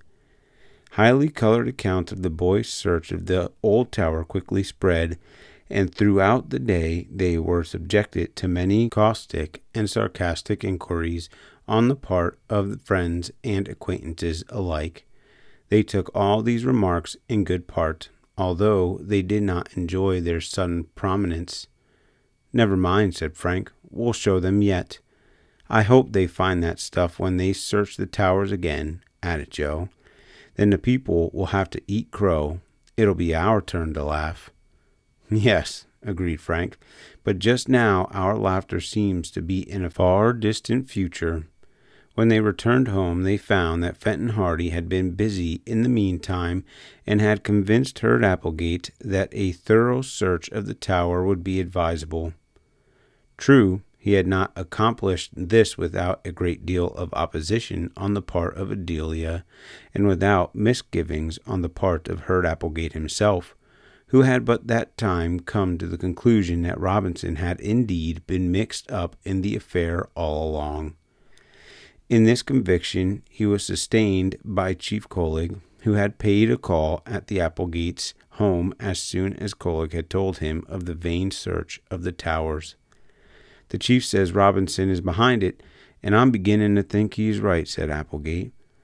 "But how about the confession?" Mr. Hardy asked. "The chief says that's all blind. Jack Lee did it to protect Robinson. They were both working together." "I know it looks bad for Robinson, but I don't think it would hurt to give the towers another thorough search. I was the one who heard Jack Lee make the confession, and I don't believe he was lying. I believe he was trying to tell me all he knew." Maybe. I think he was too smart for you, Mr. Hardy, and everybody else thinks so too. It was all a hoax." "I'll believe that after I've searched the towers inside and out." "Well, go ahead. Go as far as you like, but I don't think you'll find that treasure." With that, Mr. Hardy was content. He made preparations for a search of the tower, although Adelia Applegate flatly declared that the detective was making a laughing-stock of her and her brother, and that if the nonsense continued she would leave Tower Mansion forever and carry out her oft-expressed intention of going to one of the South Sea Islands as a missionary. In spite of the protestations of the worthy lady, however, the search was carried out. The old tower was visited first, and for the greater part of the following morning the place was searched from top to bottom. Even the floors were torn up in places in the quest for some secret hiding place in which Jack Lee might have left the loot. But although Fenton Hardy, accompanied by the boys and Herd Applegate, who soon became infected with the dogged enthusiasm of the others and lent every assistance in his power, hunted throughout the old tower in every conceivable place, the missing jewels and bonds were not recovered. Nothing left but to search the new tower. Mr. Hardy commented briefly when the search was over, and throughout the whole afternoon the new tower was the scene of a search that was as thorough as it was fruitless. Walls and partitions were tapped, floors were sounded, furniture was minutely examined. Not an inch of space escaped the minute scrutiny of the detective and his helpers. But as the search wore on and the loot still evaded discovery, the chagrin of Fenton Hardy deepened and Herd Applegate finally lost his temper. "A hoax, I declare. A hoax from the start to finish." "The man was in earnest," the detective insisted. "Then where is the stuff?" "Someone else may have found it. That's the only explanation I can think of. Who else could have taken it but Robinson?" To this, Mr. Hardy was silent. In spite of his knowledge of and liking for the man, he was beginning to suspect that the caretaker may have had a hand in the affair after all. "Either that or Jack Lee simply told that yarn to shield Robinson," declared Applegate. "I'm not going to give up this search yet," said Mr. Hardy patiently. "Perhaps the loot was hidden somewhere about the grounds." So the grounds of Tower Mansion, particularly in the vicinity of the two towers, were thoroughly searched. The shrubbery was inspected, but to no avail. The search continued until sundown, and by that time Adelia Applegate was pale with wrath, for the place, as she expressed it, had been turned upside down. Herd Applegate was outspoken in his rage and disappointment, while Fenton Hardy was deeply chagrined. As for the boys, although they had expected that the additional search would be without success, they shared their father's bewilderment. "I can't understand it," admitted the detective. "I could have sworn that Jackley was in earnest when he made that confession. He knew he was near death and that he had nothing to gain by concealment. I can't understand it at all." And there the mystery remained, deeper than it had ever been. Chapter 20. The Flash in the Tower. For 2 days after the unsuccessful search of the Tower mansion, there were no further developments in the affair of the robbery. But the third day, Chief Colig took a hand. The first intimation the Hardy boys had of it was when they met Callie Shaw and Iola Morton on their way to school. Iola, a plump, dark girl, was a sister of Chet Morton and had achieved the honor of being about the only girl Joe Hardy had ever conceded to being anything but an unmitigated nuisance. Joe, who was shy in the presence of girls, professed a lofty scorn for all members of the other sex, particularly those of high school age, but had once grudgingly admitted that Iola Morton was all right for a girl. This, from him, was high praise. "Have you heard what's happened?" asked Callie, as they met the boys near the school entrance. "School called off for today?" asked Joe eagerly. No, nothing like that. It's about the Robinsons." "What's happened now?" "Mr. Robinson has been arrested again." The Hardy boys stared at her as though thunderstruck. "What for?" demanded Frank, in astonishment. "Over that robbery at Tower Mansion. He has been working in the city lately, and Chief Colig sent Detective Smuff for him last night. Iola and I were over to see the Robinson girls last night, and they told us about it. Smuff should be back by now." "Well, can you beat that?" exclaimed Frank. "I wonder what's the big idea of arresting him again." "It seems the chief has an idea that Mr. Robinson was in league with this man Jackley, the man your father got the confession from. He told Miss Robinson last night that he was sure Mr. Robinson had the stuff hidden somewhere and that he was going to find out. He was perfectly mean and nasty about it, and Miss Robinson doesn't know what to do." The Hardy boys looked at one another. The affair had suddenly assumed more serious proportions. "If Mr. Robinson is brought back, he'll lose his job, and he had a hard time getting it," said Iola. "The worst of it is," said Frank slowly, "that the case looks pretty bad against Mr. Robinson. You don't think they'll send him to the penitentiary?" "It looks bad. The thief said he hid the stuff in the old tower. When we looked for it, the stuff wasn't there. About the only person that could have found it and taken it away was Mr. Robinson himself." "He wouldn't do it," declared Iola indignantly. "We're sure he wouldn't, but a jury mightn't be so easy to convince." It was time to go into school at that moment, and they went to their classrooms, Frank and Joe deeply worried by what they had just heard. At recess that morning they met Jerry, Phil, Tony, and Chet Morton and told them the news. All the boys were highly concerned over this sudden turn in events. "This will be tough on Perry," said Phil. "It'll be tough on the whole family," Chet declared. "They've had enough trouble over this dirty affair as it is." The boys discussed the situation from all angles and racked their brains for some way whereby they could help the Robinsons, but they were reluctantly forced to admit that only by actual discovery of the hidden loot could Mr. Robinson be cleared of suspicion in connection with the robbery. Even if he were tried and acquitted, it would be a stain on his reputation for the rest of his life, as long as the treasure isn't recovered, Frank summed up. We'll just have to wait and see what happens, said Joe. We've done all we could, and it hasn't been enough. And Dad has done the same. I'm sorry on his account. He was so sure he had cleared the whole thing up when he got the confession from Jack Lee, but there was something lacking. Well, we all helped too, remarked Jerry. We kept Colligan Smuff from catching that train. Jack Lee wouldn't have talked at all if they had seen him. So reluctantly enough, the boys were forced to admit that they were facing a stone wall. This also was the conclusion of Fenton Hardy when they talked to him at lunch that day. There's nothing to be done, said the detective. Robinson has been arrested, and while he might be cleared by a skillful lawyer, he hasn't any money to spend on his defense. Whether he is cleared or not, his reputation is ruined. Unless the loot is found, put in Joe. Yes, unless the loot is found, that is his only hope, but I don't think there's much chance of that.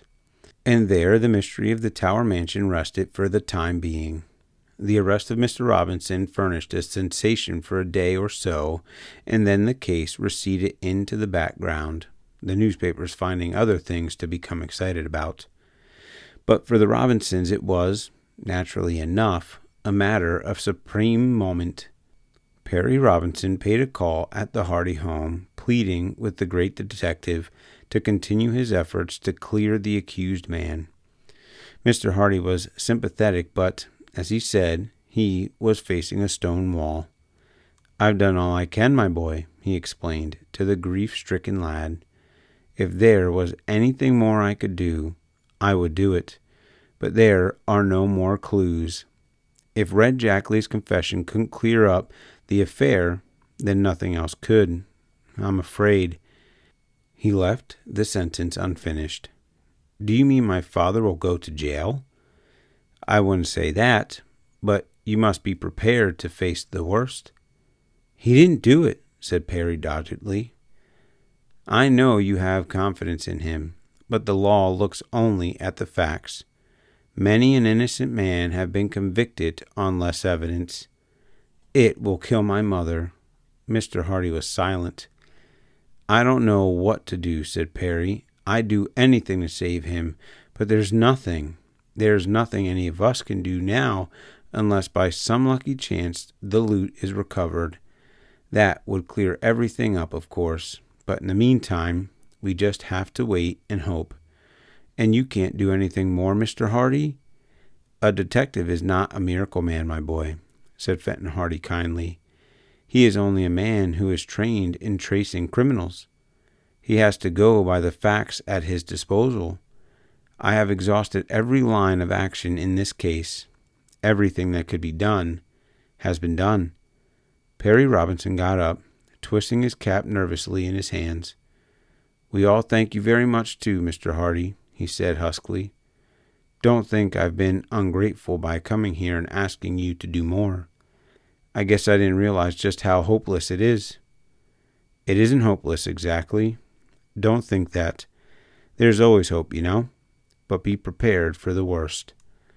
I'll have to be. With that, the boy left. Frank and Joe met him in the hallway and awkwardly tried to express their sympathy. Perry was grateful. I know both of you have done a lot for us in this mess, he said. If it hadn't been for you, we wouldn't have had Jack Lee's story to go on. We're only sorry it didn't work out as we hoped, Perry, Frank said. We thought that would clear the whole thing up.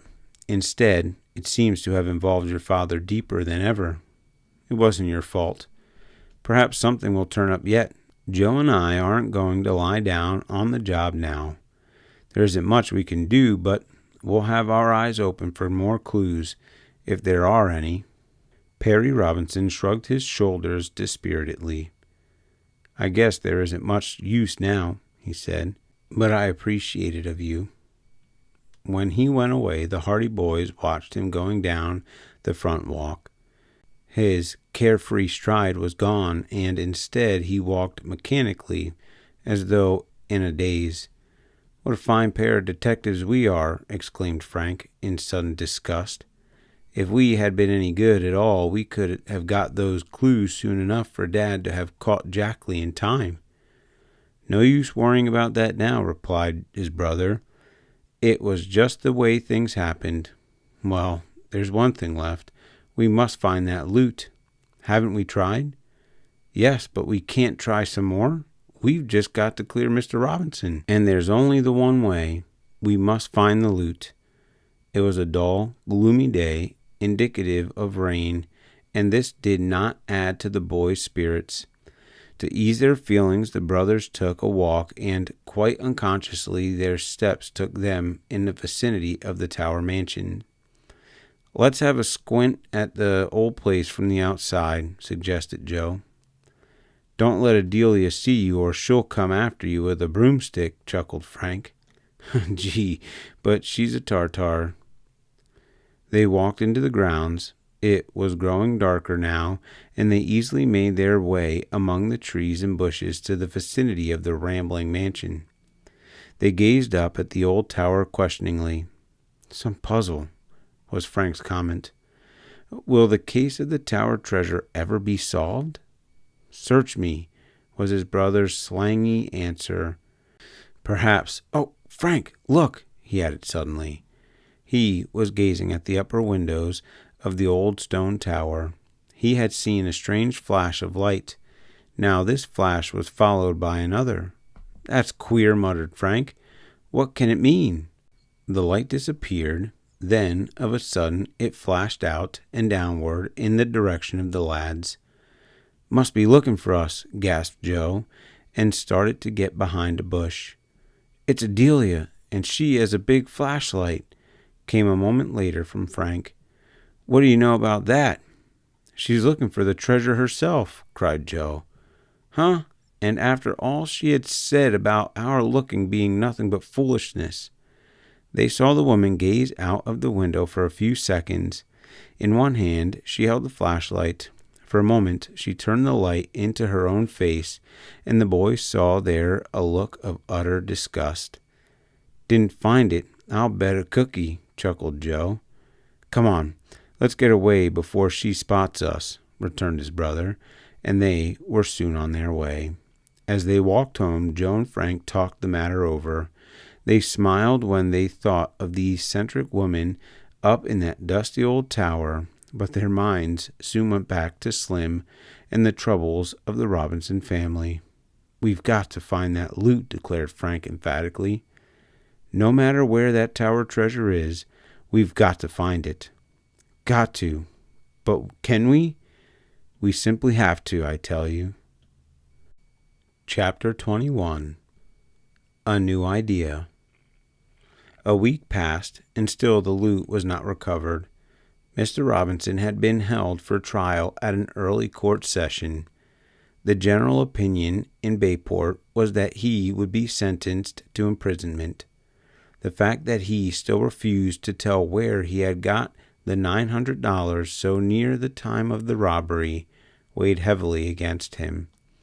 Fenton Hardy was downcast.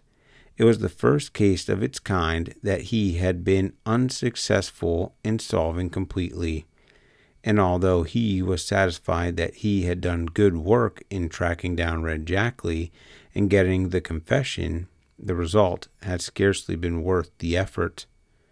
Chief Collig and Detective Smuff were complacent.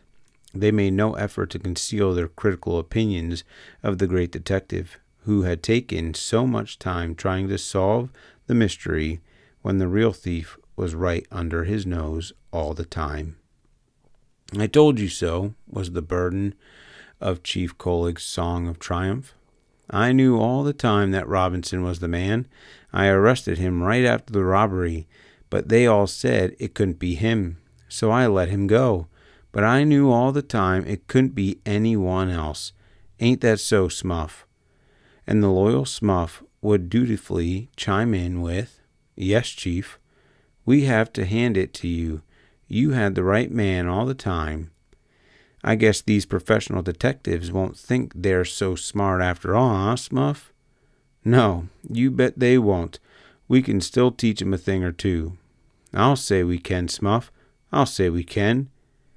These stories, naturally enough, reached the ears of Fenton Hardy and the Hardy boys, and they felt keenly the arrogant superiority displayed by the Bayport police officials, but they said nothing, suffering their defeat in silence.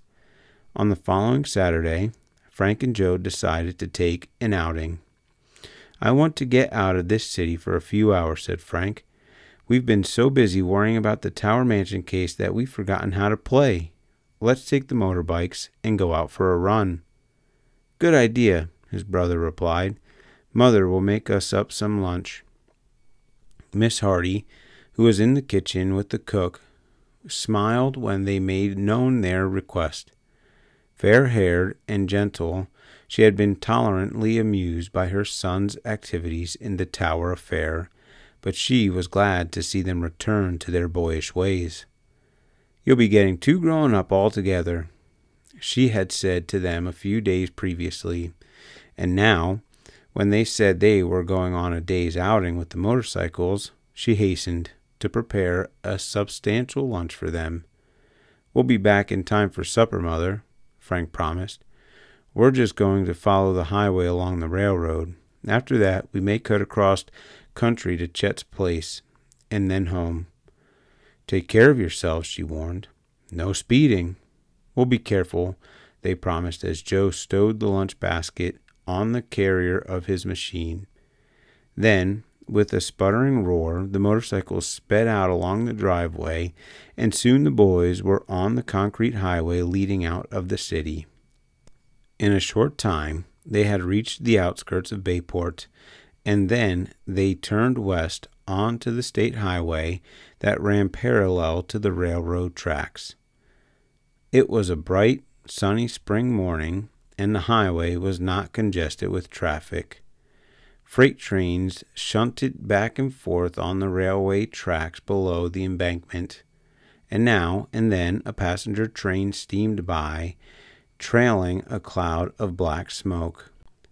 Like most boys, Frank and Joe could not help but feel the fascination of the railway, although they admitted that they preferred the comparative freedom of their own motorcycles, which were not bound to follow the steel rails and did not have to obey the beck and call of dispatchers. Out in the open country they put on a little more speed. The highway was like a city pavement beneath them, and the cool breeze stung the color into their cheeks. For more than 2 hours they rode, passing through villages and small towns, until at last they came to a point where another railway intersected the line they had been following. Here, a road also ran parallel to the tracks, branching off the main highway. Always on the alert for new country to explore, the Hardy boys decided to follow this side road. "It's off the main stream of traffic," said Frank, "and the country seems to be wooded farther on. We can have lunch in the shade of some trees." This appeared to be an advantage, for there were no trees along the state road, and the constant stream of vehicles made a roadside lunch something of a public affair. Accordingly, the boys turned their motorcycles down the side road, which, although it was not paved, was well graded and led through a quieter countryside. "What railroad is this anyways?" asked Frank as they sped along. "The Bayport and Coast." "Why, that's the railway that Red Jackley used to work for. Don't you remember Dad telling us that? His first crime was stealing freight from the road." "So he did. I'd forgotten all about it." The boys looked down at the tracks below the embankment with renewed interest, by virtue of the railway's association with the notorious criminal. Mention of Jackley's name revived recollections of the Tower Mansion case, and when the boys finally decided to stop in the shade of a little grove of trees beside the road for lunch, they reviewed every incident of the mysterious affair. "It would have been better for everyone if Jackley had stayed with the railway," Frank observed as he bit into a thick roast beef sandwich. "He sure caused a lot of trouble before he died, and he has caused even more since, by the looks of things. The Robinsons will remember his name for a long time to come." I wonder if Mr. Robinson really was in league with him, Frank. I don't think so, and I don't believe Mr. Robinson ever found that treasure after the robbery either. There's some explanation to this whole affair that none has been able to fathom. If I remember rightly, it was in this part of the country that Jack Lee worked. That's what Dad told us. He said it was along the right-of-way near the state road. Jack Lee was a section hand or signalman or something. Both boys gazed down the two lines of railway tracks that gleamed in the sun. Far into the distance, the glittering bands of steel extended, vanishing into a common perspective. The land along the right-of-way was thickly wooded.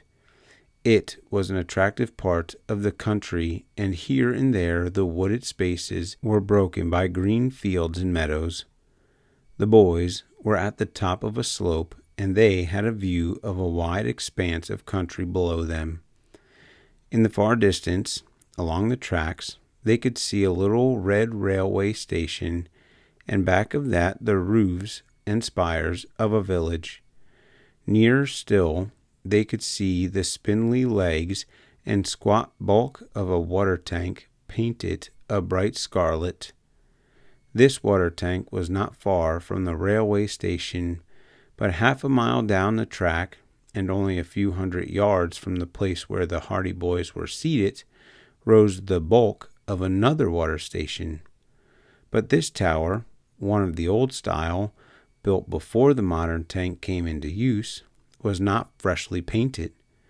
It had been allowed to fall into a state of disrepair. Some of the rungs were missing from the ladder that led up the side, and the tower itself had a forlorn and weather-beaten aspect, as though it had been deserted. This, indeed, was the case. The new tower tank closer to the station had been erected to replace it, and although the old structure had not been torn down, it was not now used. Frank took a huge bite out of his sandwich and began to munch it thoughtfully. The sight of the two water stations had given him an idea, but at first it seemed to him to be too absurd for consideration.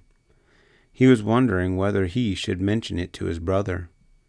Then he noticed that Joe, too, was gazing thoughtfully down the railway tracks. Joe raised the sandwich to his lips absently, essayed a bite, and missed the sandwich altogether. Still he continued gazing at the two water towers. Finally Joe turned and looked at his brother. In the eyes of both was the light of a great discovery. They knew that they were both thinking of the same thing. "Two water towers," said Frank slowly. "An old one and a new one." And Jack Lee said, "He hid the stuff in the old tower. He was a railwayman." "Why not?" shouted Joe, springing to his feet. "Why couldn't it have been the old water tower? He used to work around here.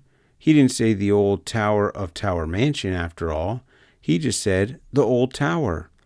Frank, I believe we've stumbled on the clue. It would be the natural thing for him to come to his old haunts after the robbery, and if he found he couldn't get away with the stuff, he would hide it somewhere he knew. The old water tower. Why didn't we think of it before, Joe? Why, that must be the place." Chapter 22. The Search. Lunch, motorcycles, everything else was forgotten. With a wild yell of delight, Frank began to scurry down the embankment that flanked the right-of-way. At his heels ran Joe. They raced down the grassy slope until they came to the wire fence. They scrambled over it. Heedless of tearing their clothes, they dashed up onto the cinder path beside the rails. "What if we're wrong, Frank?" panted Joe. "We can't be wrong. I just know that's what Jack Lee meant. The old tower. It was the old water tower he meant all along. He didn't have time to explain." The Hardy boys were tingling with excitement. It seemed that they could never reach the water tower. They dashed along the cinder path with all the speed at their command, but the tower still seemed a long distance away. If only we have stumbled on the secret after all, Joe. It'll clear Mr. Robinson. We'll get the reward. Dad'll be proud of us." These thoughts gave them new strength, and their hopes were high as they neared the tower. The structure reared gloomily from beside the tracks. At close quarters, it was even more decrepit, even more in a state of disrepair than they had imagined. The old tower had been abandoned for some time in favor of the new tank nearer the station. It sagged perilously. The ladder that led to the top lacked so many rungs that at first the boys feared they would be unable to ascend. "If Jackley got up this ladder, we can do the same," said Frank, as he stopped, panting, at the bottom. "Let's go." He began to scramble up the flimsy ladder. Hardly had he ascended 4 rungs than there came an alarming crack. "Look out!" Frank clung to the rung above just as the rung snapped beneath his weight. He hung in midair for a moment, then drew up his feet and placed them on the next rung. This proved firmer, and he was able to go on. "Don't break 'em all," cried Joe. "I want to be in on this." Frank continued up the ladder. Occasionally, when he came to a place where a rung had broken off, he was obliged to haul himself upward by main force. But finally he neared the top.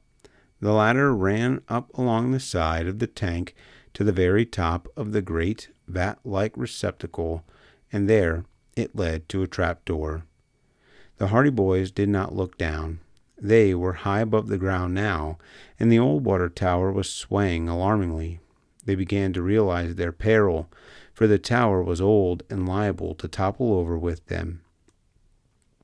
But the thought did not serve to restrain them, and at last Frank scrambled over the last rung and found himself on the upper surface of the tower. He turned around and helped Joe over. Far below them lay the countryside, the green fields laid out in neat patterns, the roads in the distance like white ribbons, and the railway tracks glistening in the sunlight. The wind seemed much stronger on top of the tower, and it whistled about their ears. The flimsy structure swayed to and fro with every movement they made. The trapdoor was closed. Frank went over to it and tugged at it, but the timber was heavy, and Joe was obliged to help him. Between the two, however, they managed to raise it, revealing a dark gap that led into the recesses of the abandoned water tower. The upper part of the tank was a space about 4 feet in depth and separated from the lower or main portion by a thick floor. Frank lowered himself through the opening, and he was quickly followed by his brother. They crouched down below the roof of the tank and peered about them in the obscurity. "It must be in here. There's no other place he could have hidden the stuff," said Frank. "Let's hunt for it, then. I wish we had brought our flashlights." Frank, however, had matches. Cautiously, he lit one. Then, crawling on hands and knees, he advanced into the darkness of the tower. In the faint glow of the match, they saw that the place was half filled with rubbish. There was a quantity of old lumber, miscellaneous bits of iron, battered tin pails, crowbars, and other things piled up pell-mell in all parts of the tower. But there was no sign of hidden loot. "It must be here somewhere," declared Joe doggedly. "He wouldn't leave it out in the open. Probably it's in behind all this junk." Frank held the match. They had to be careful, for the place was as dry as tinder, and any negligence might have made the whole place a mass of flame from which there would have been no escape.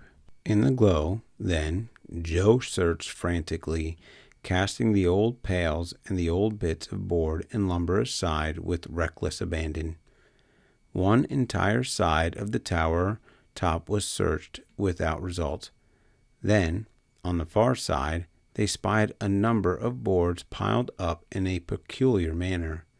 They did not look as though they had been flung there carelessly or accidentally, but rather as though they had been placed to hide something.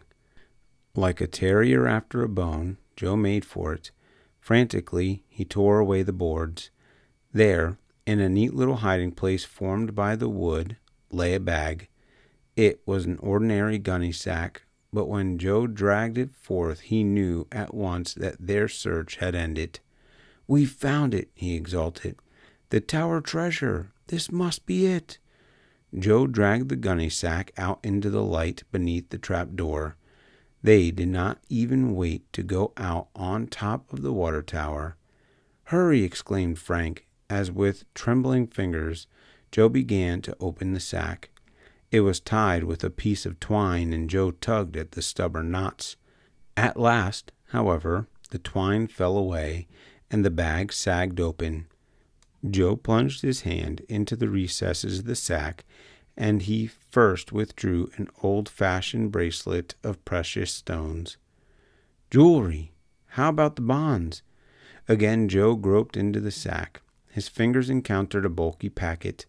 He withdrew it, and the packet proved to be comprised of long, imposing-looking documents held together by a rubber band.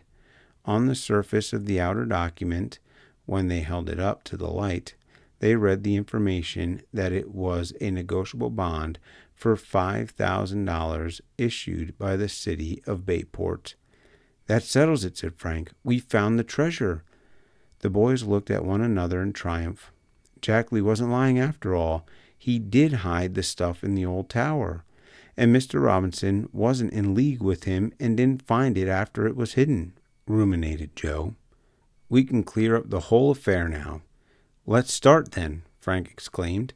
"No use sitting here all day patting ourselves on the back. It's up to us to get right back to Bayport and turn this treasure over to the Applegates." Hastily, he scrambled up through the trap, and Joe passed the bag of treasure up to him.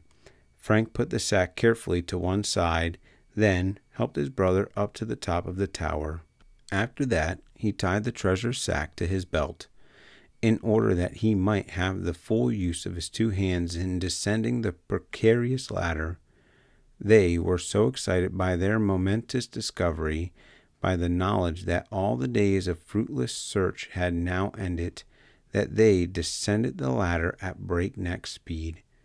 The last two rungs of the ladder snapped under Frank's feet, and the boys were obliged to undertake a drop of 6 feet in order to reach the ground.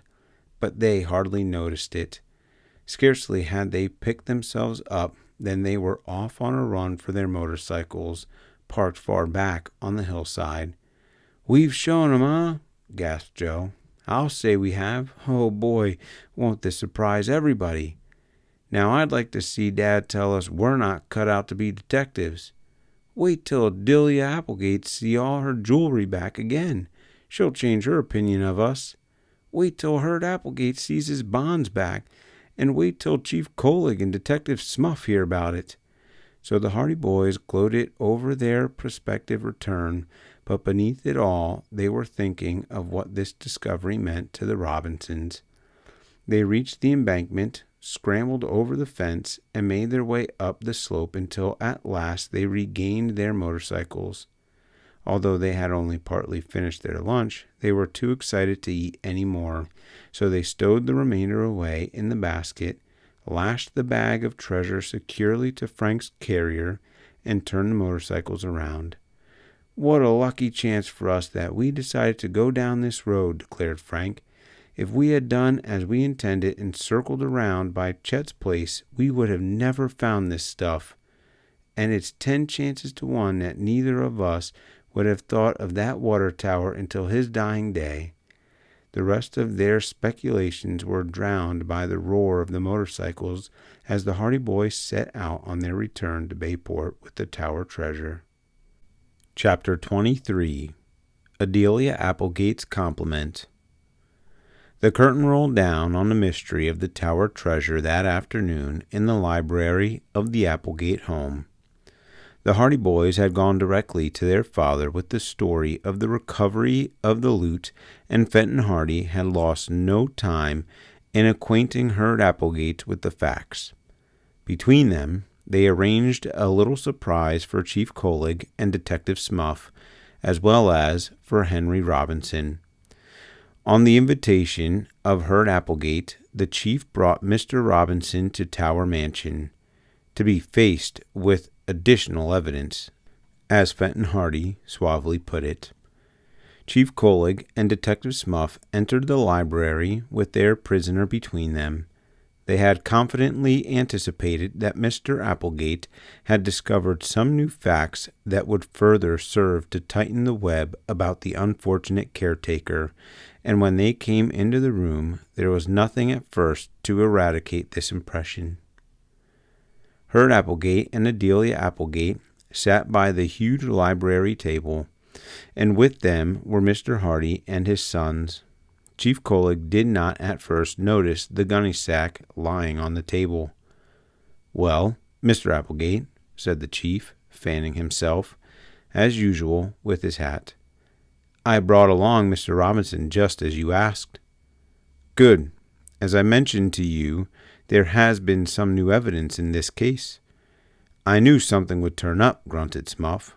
"Not that any new evidence is needed, of course," declared the chief. "We got this fellow dead to rights as it is. He ain't got a chance in the world, but still, it's just as good to make a real strong case of it." "I'm afraid you don't understand me," went on Herd Applegate. "This new evidence will clear Mr. Robinson, and when he is cleared, I want him back in my employ again." "Huh?" gasped Chief Collig. "What's that you say?" exclaimed Smuff. "The stolen stuff has been found." "No." "Here it is," put in Fenton Hardy, getting up and dumping the gunny sack upside down on the table.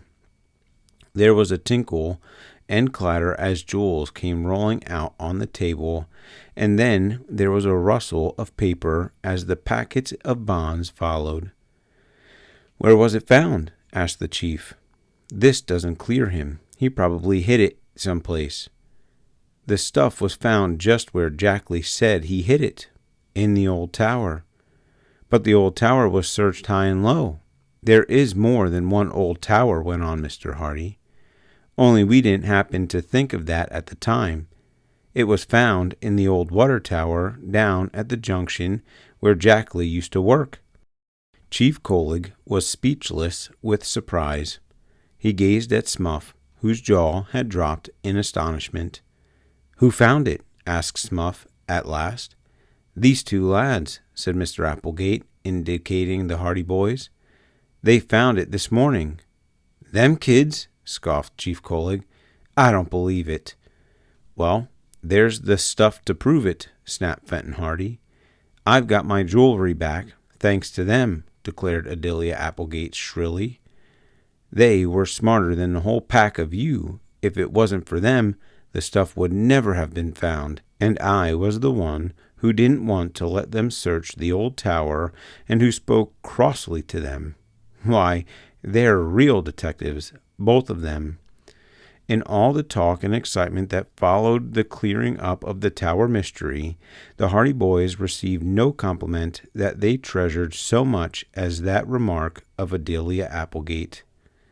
"Well," said Chief Collig, scratching his head, "I'll be bumped." He looked at Smuff. "I'll be bumped too," declared Smuff. "This beats all," said the chief. "It does," agreed his faithful satellite. "Shut up," snapped the chief. "Who asked you to say anything?" "Nobody."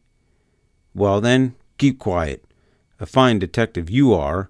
Why didn't you think of that? The old tower. Of course, he meant the old water tower.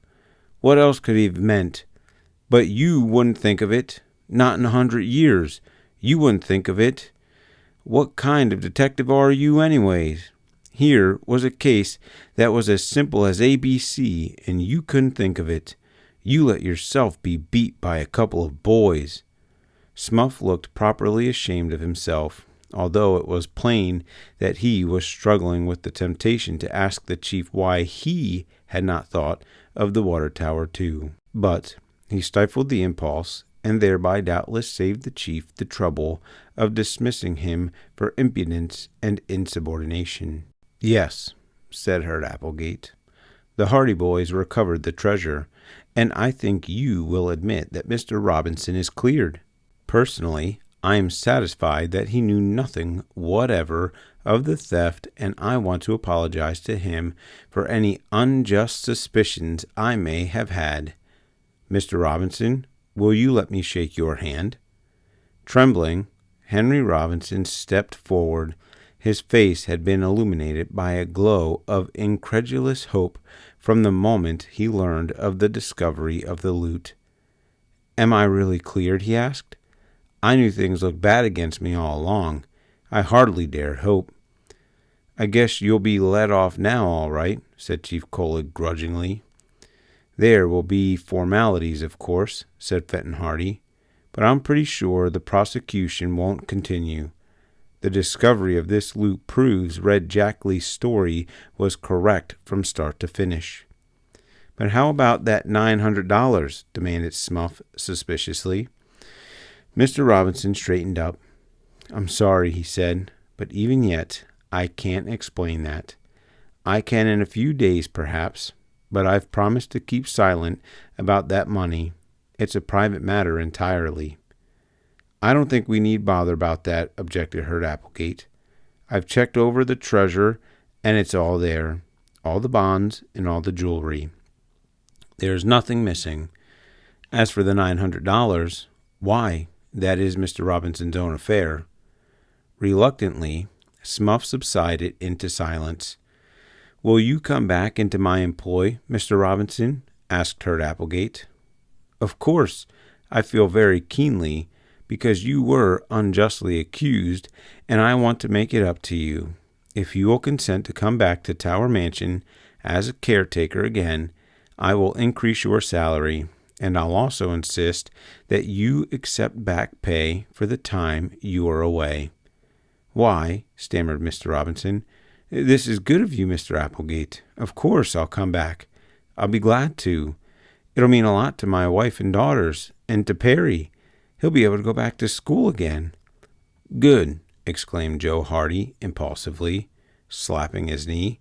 Then, finding that he had attracted attention to himself, he sank back into his chair, embarrassed.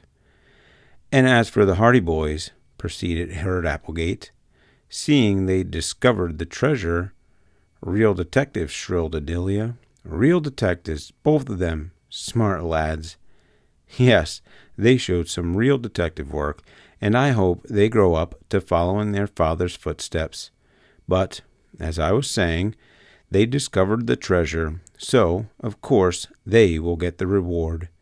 $1,000! exclaimed Detective Smuff in awe. "Dollars, Mr. Smuff, dollars," corrected Adelia Applegate severely. "No slang, please, not in Tower Mansion." 1,000 iron men," declared Smuff, unheeding. 1,000 round, fat, juicy smackers for a couple of kids, and a real detective like me. The thought was too much for him. He sank his head in his hands and groaned aloud. Frank and Joe did not dare look at each other. They were finding it difficult enough to restrain their laughter without that. "Yes, $1,000, went on Herd Applegate. "I'll write the checks now, 500 for each." With that, he took out his fountain pen, reached in the drawer of the table for a checkbook, and soon the silence was broken by the scratching of pen on paper. Herd Applegate wrote out 2 checks, each for $500, and these he handed to the boys. Frank and Joe accepted them with thanks, folded them up, and put them in their pockets. "And that, I think," concluded Mr. Applegate, "finishes the mystery of the Tower robbery." "Thanks to the Hardy boys," chimed in his sister. "Real detectives, both of them. I must ask them up for supper some night." Chapter 24. The Last of the Tower Case. The discovery of the Tower Mansion treasure was a Bayport sensation for almost a week. And a week is a long time for any sensation to last, even in Bayport. People said that they knew all along that Mr. Robinson was innocent of the theft, and went as far out of their way to be nice to him as they had gone out of their way to be unkind to him and ignore him when he was accused of crime. People, too, were loud in their praises of the Hardy boys, and everybody predicted a bright future for them and said they knew all along that the lads were bound to solve the mystery if they kept at it long enough. All of this the boys took with a grain of salt, as the saying is, for they knew that the public is fickle and as quick to condemn failure as it is to praise success. Frank and Joe did not let the adulation turn to their heads. When we couldn't find the treasure, everybody said we were just nuisances, little boys, trying to play detective, laughed Frank. Now that we have found it, all that is forgotten. The main thing is that we've proved to Dad that we know how to keep our eyes and ears open. And we've got $1,000 between us. A mighty nice start for a bank account. I'll say it is. I wish another mystery would come along. We can't expect to get a reward for every case we work on, and we can't expect to solve them all either, Frank pointed out. We can't expect to get many cases to try our hand at. We're not professionals just yet. No, but we will be someday. This conversation took place as the Hardy boys were on their way up to Tower Mansion about a week later. Adelia Applegate, who had taken a great fancy to the lads, in violent contrast to her dislike of them on the day they had gone to make a search of the old tower, had invited them up to the Tower Mansion for supper. She had also asked them to invite a number of their chums, so Slim Robinson, Chet Morton, Biff Hooper, Jerry Gilroy, Phil Cohen, and Tony Prito had all been invited by the brothers to attend. When the Hardy boys reached the mansion, they found that the others had already arrived. "We're waiting for you," shrilled Miss Applegate, who was decked out in an ancient yellow gown with remarkable trimmings of black and red. "Everybody's hungry." She soon led the way to the dining room, where a long table had been prepared for the boys. They gasped when they saw that array, and Miss Applegate beamed. "I know you don't want an old woman like me watching you while you eat," she cried. "So go right ahead, and put your elbows on the table if you wish." There was a scramble for places as a servant came in with the soup, but Frank Hardy sprang to his feet. "3 cheers for Miss Applegate." They were given with vociferous enthusiasm. Miss Applegate blushed with pleasure, and as she left the room, the Hardy boys and their chums were sitting down to a banquet the likes of which they had never seen before. For more than half an hour they indulged in roast chicken, crisp and brown, huge helpings of fluffy mashed potatoes, pickles, vegetables, and salads, pies and puddings to suit every taste, and when the last boy sank back in his chair with a happy sigh, there was still food to spare. "I never thought I'd see the day when I'd quit eating while there was still some chicken on the table," murmured Chet Morton. "But this is the day." "We have the Hardy boys to thank for this spread," said Jerry. "Let's give 'em 3 cheers." The boys roared out their hip hip hurrah 3 times, while Joe and Frank looked acutely uncomfortable. They looked still more uncomfortable when Slim Robinson got up, pushing back his chair. "I'd like to say something, fellows, if you don't mind." "3 cheers for Slim," yelled someone. So the boys gave Slim 3 cheers, and he gulped and blushed crimson. "Speech!" The cry was taken up. "Speech! Speech!" "I'm not going to make any speech," he said. "I only want to say something." "Go ahead." "I'm not going to hand out any compliments to the Hardy boys." Joe and Frank looked greatly relieved. They had been afraid of being embarrassed by Slim's gratitude. "Everybody knows what they've done, and everybody knows what it means to me and to my family." "You bet." "Sure." but I just wanted to clear up one point on behalf of my father. 3 cheers for Henry Robinson. He's all right." The 3 cheers for Mr. Robinson were perhaps a little weaker than the others, but that was only because some of the boys were beginning to show slight signs of hoarseness by that time. It's about the $900 that he got about the time of the robbery. He couldn't explain it at the time, and it looked bad against him. "Doesn't matter where he got it," shouted Biff Hooper. "I'll bet he got it honestly anyway, and if anyone else says different, just let him come outside." No one else said differently. "Yes, he got it honestly, of course," said Slim. "The money was paid him by a man who owed it to him. But Dad couldn't say anything about it because he promised not to. This man owed 2 other men besides my father, and those debts should have been paid first. He was afraid the others would sue him if they heard he had paid Dad, so he made my father promise to say nothing. And when my dad makes a promise, he keeps it." The boys looked at one another. To tell the truth, few of them had thought of the affair of the $900, but now that it was recalled to them, they realized that here was the final angle of the Tower Mansion mystery cleared up at last. They cheered Slim to the echo. They pounded on the table with their knives, and when Herb Applegate came in to see what the racket was about, they gave him 3 cheers and made him sit at the head of the table. And that ended the affair of the Tower Mansion. But it did not end the career of the Hardy boys as amateur detectives. They were soon to be called on to help solve another mystery, and the story of their adventures in this case will be told in the next volume of this series, entitled The Hardy Boys, The House on the Cliff. "Speech! Speech!" the boys were shouting to Herb Applegate. The old stamp collector got up, smiling. "It's been a long time since there's been a crowd of boys in Tower Mansion," he said.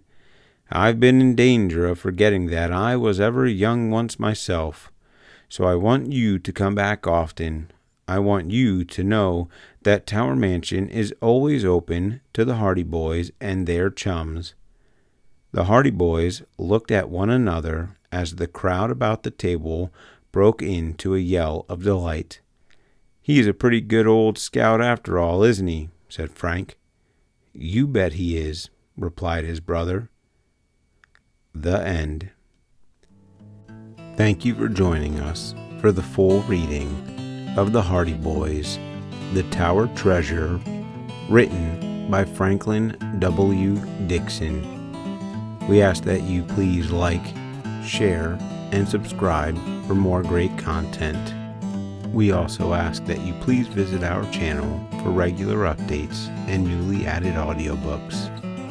And again, thank you for joining us. Have a great day.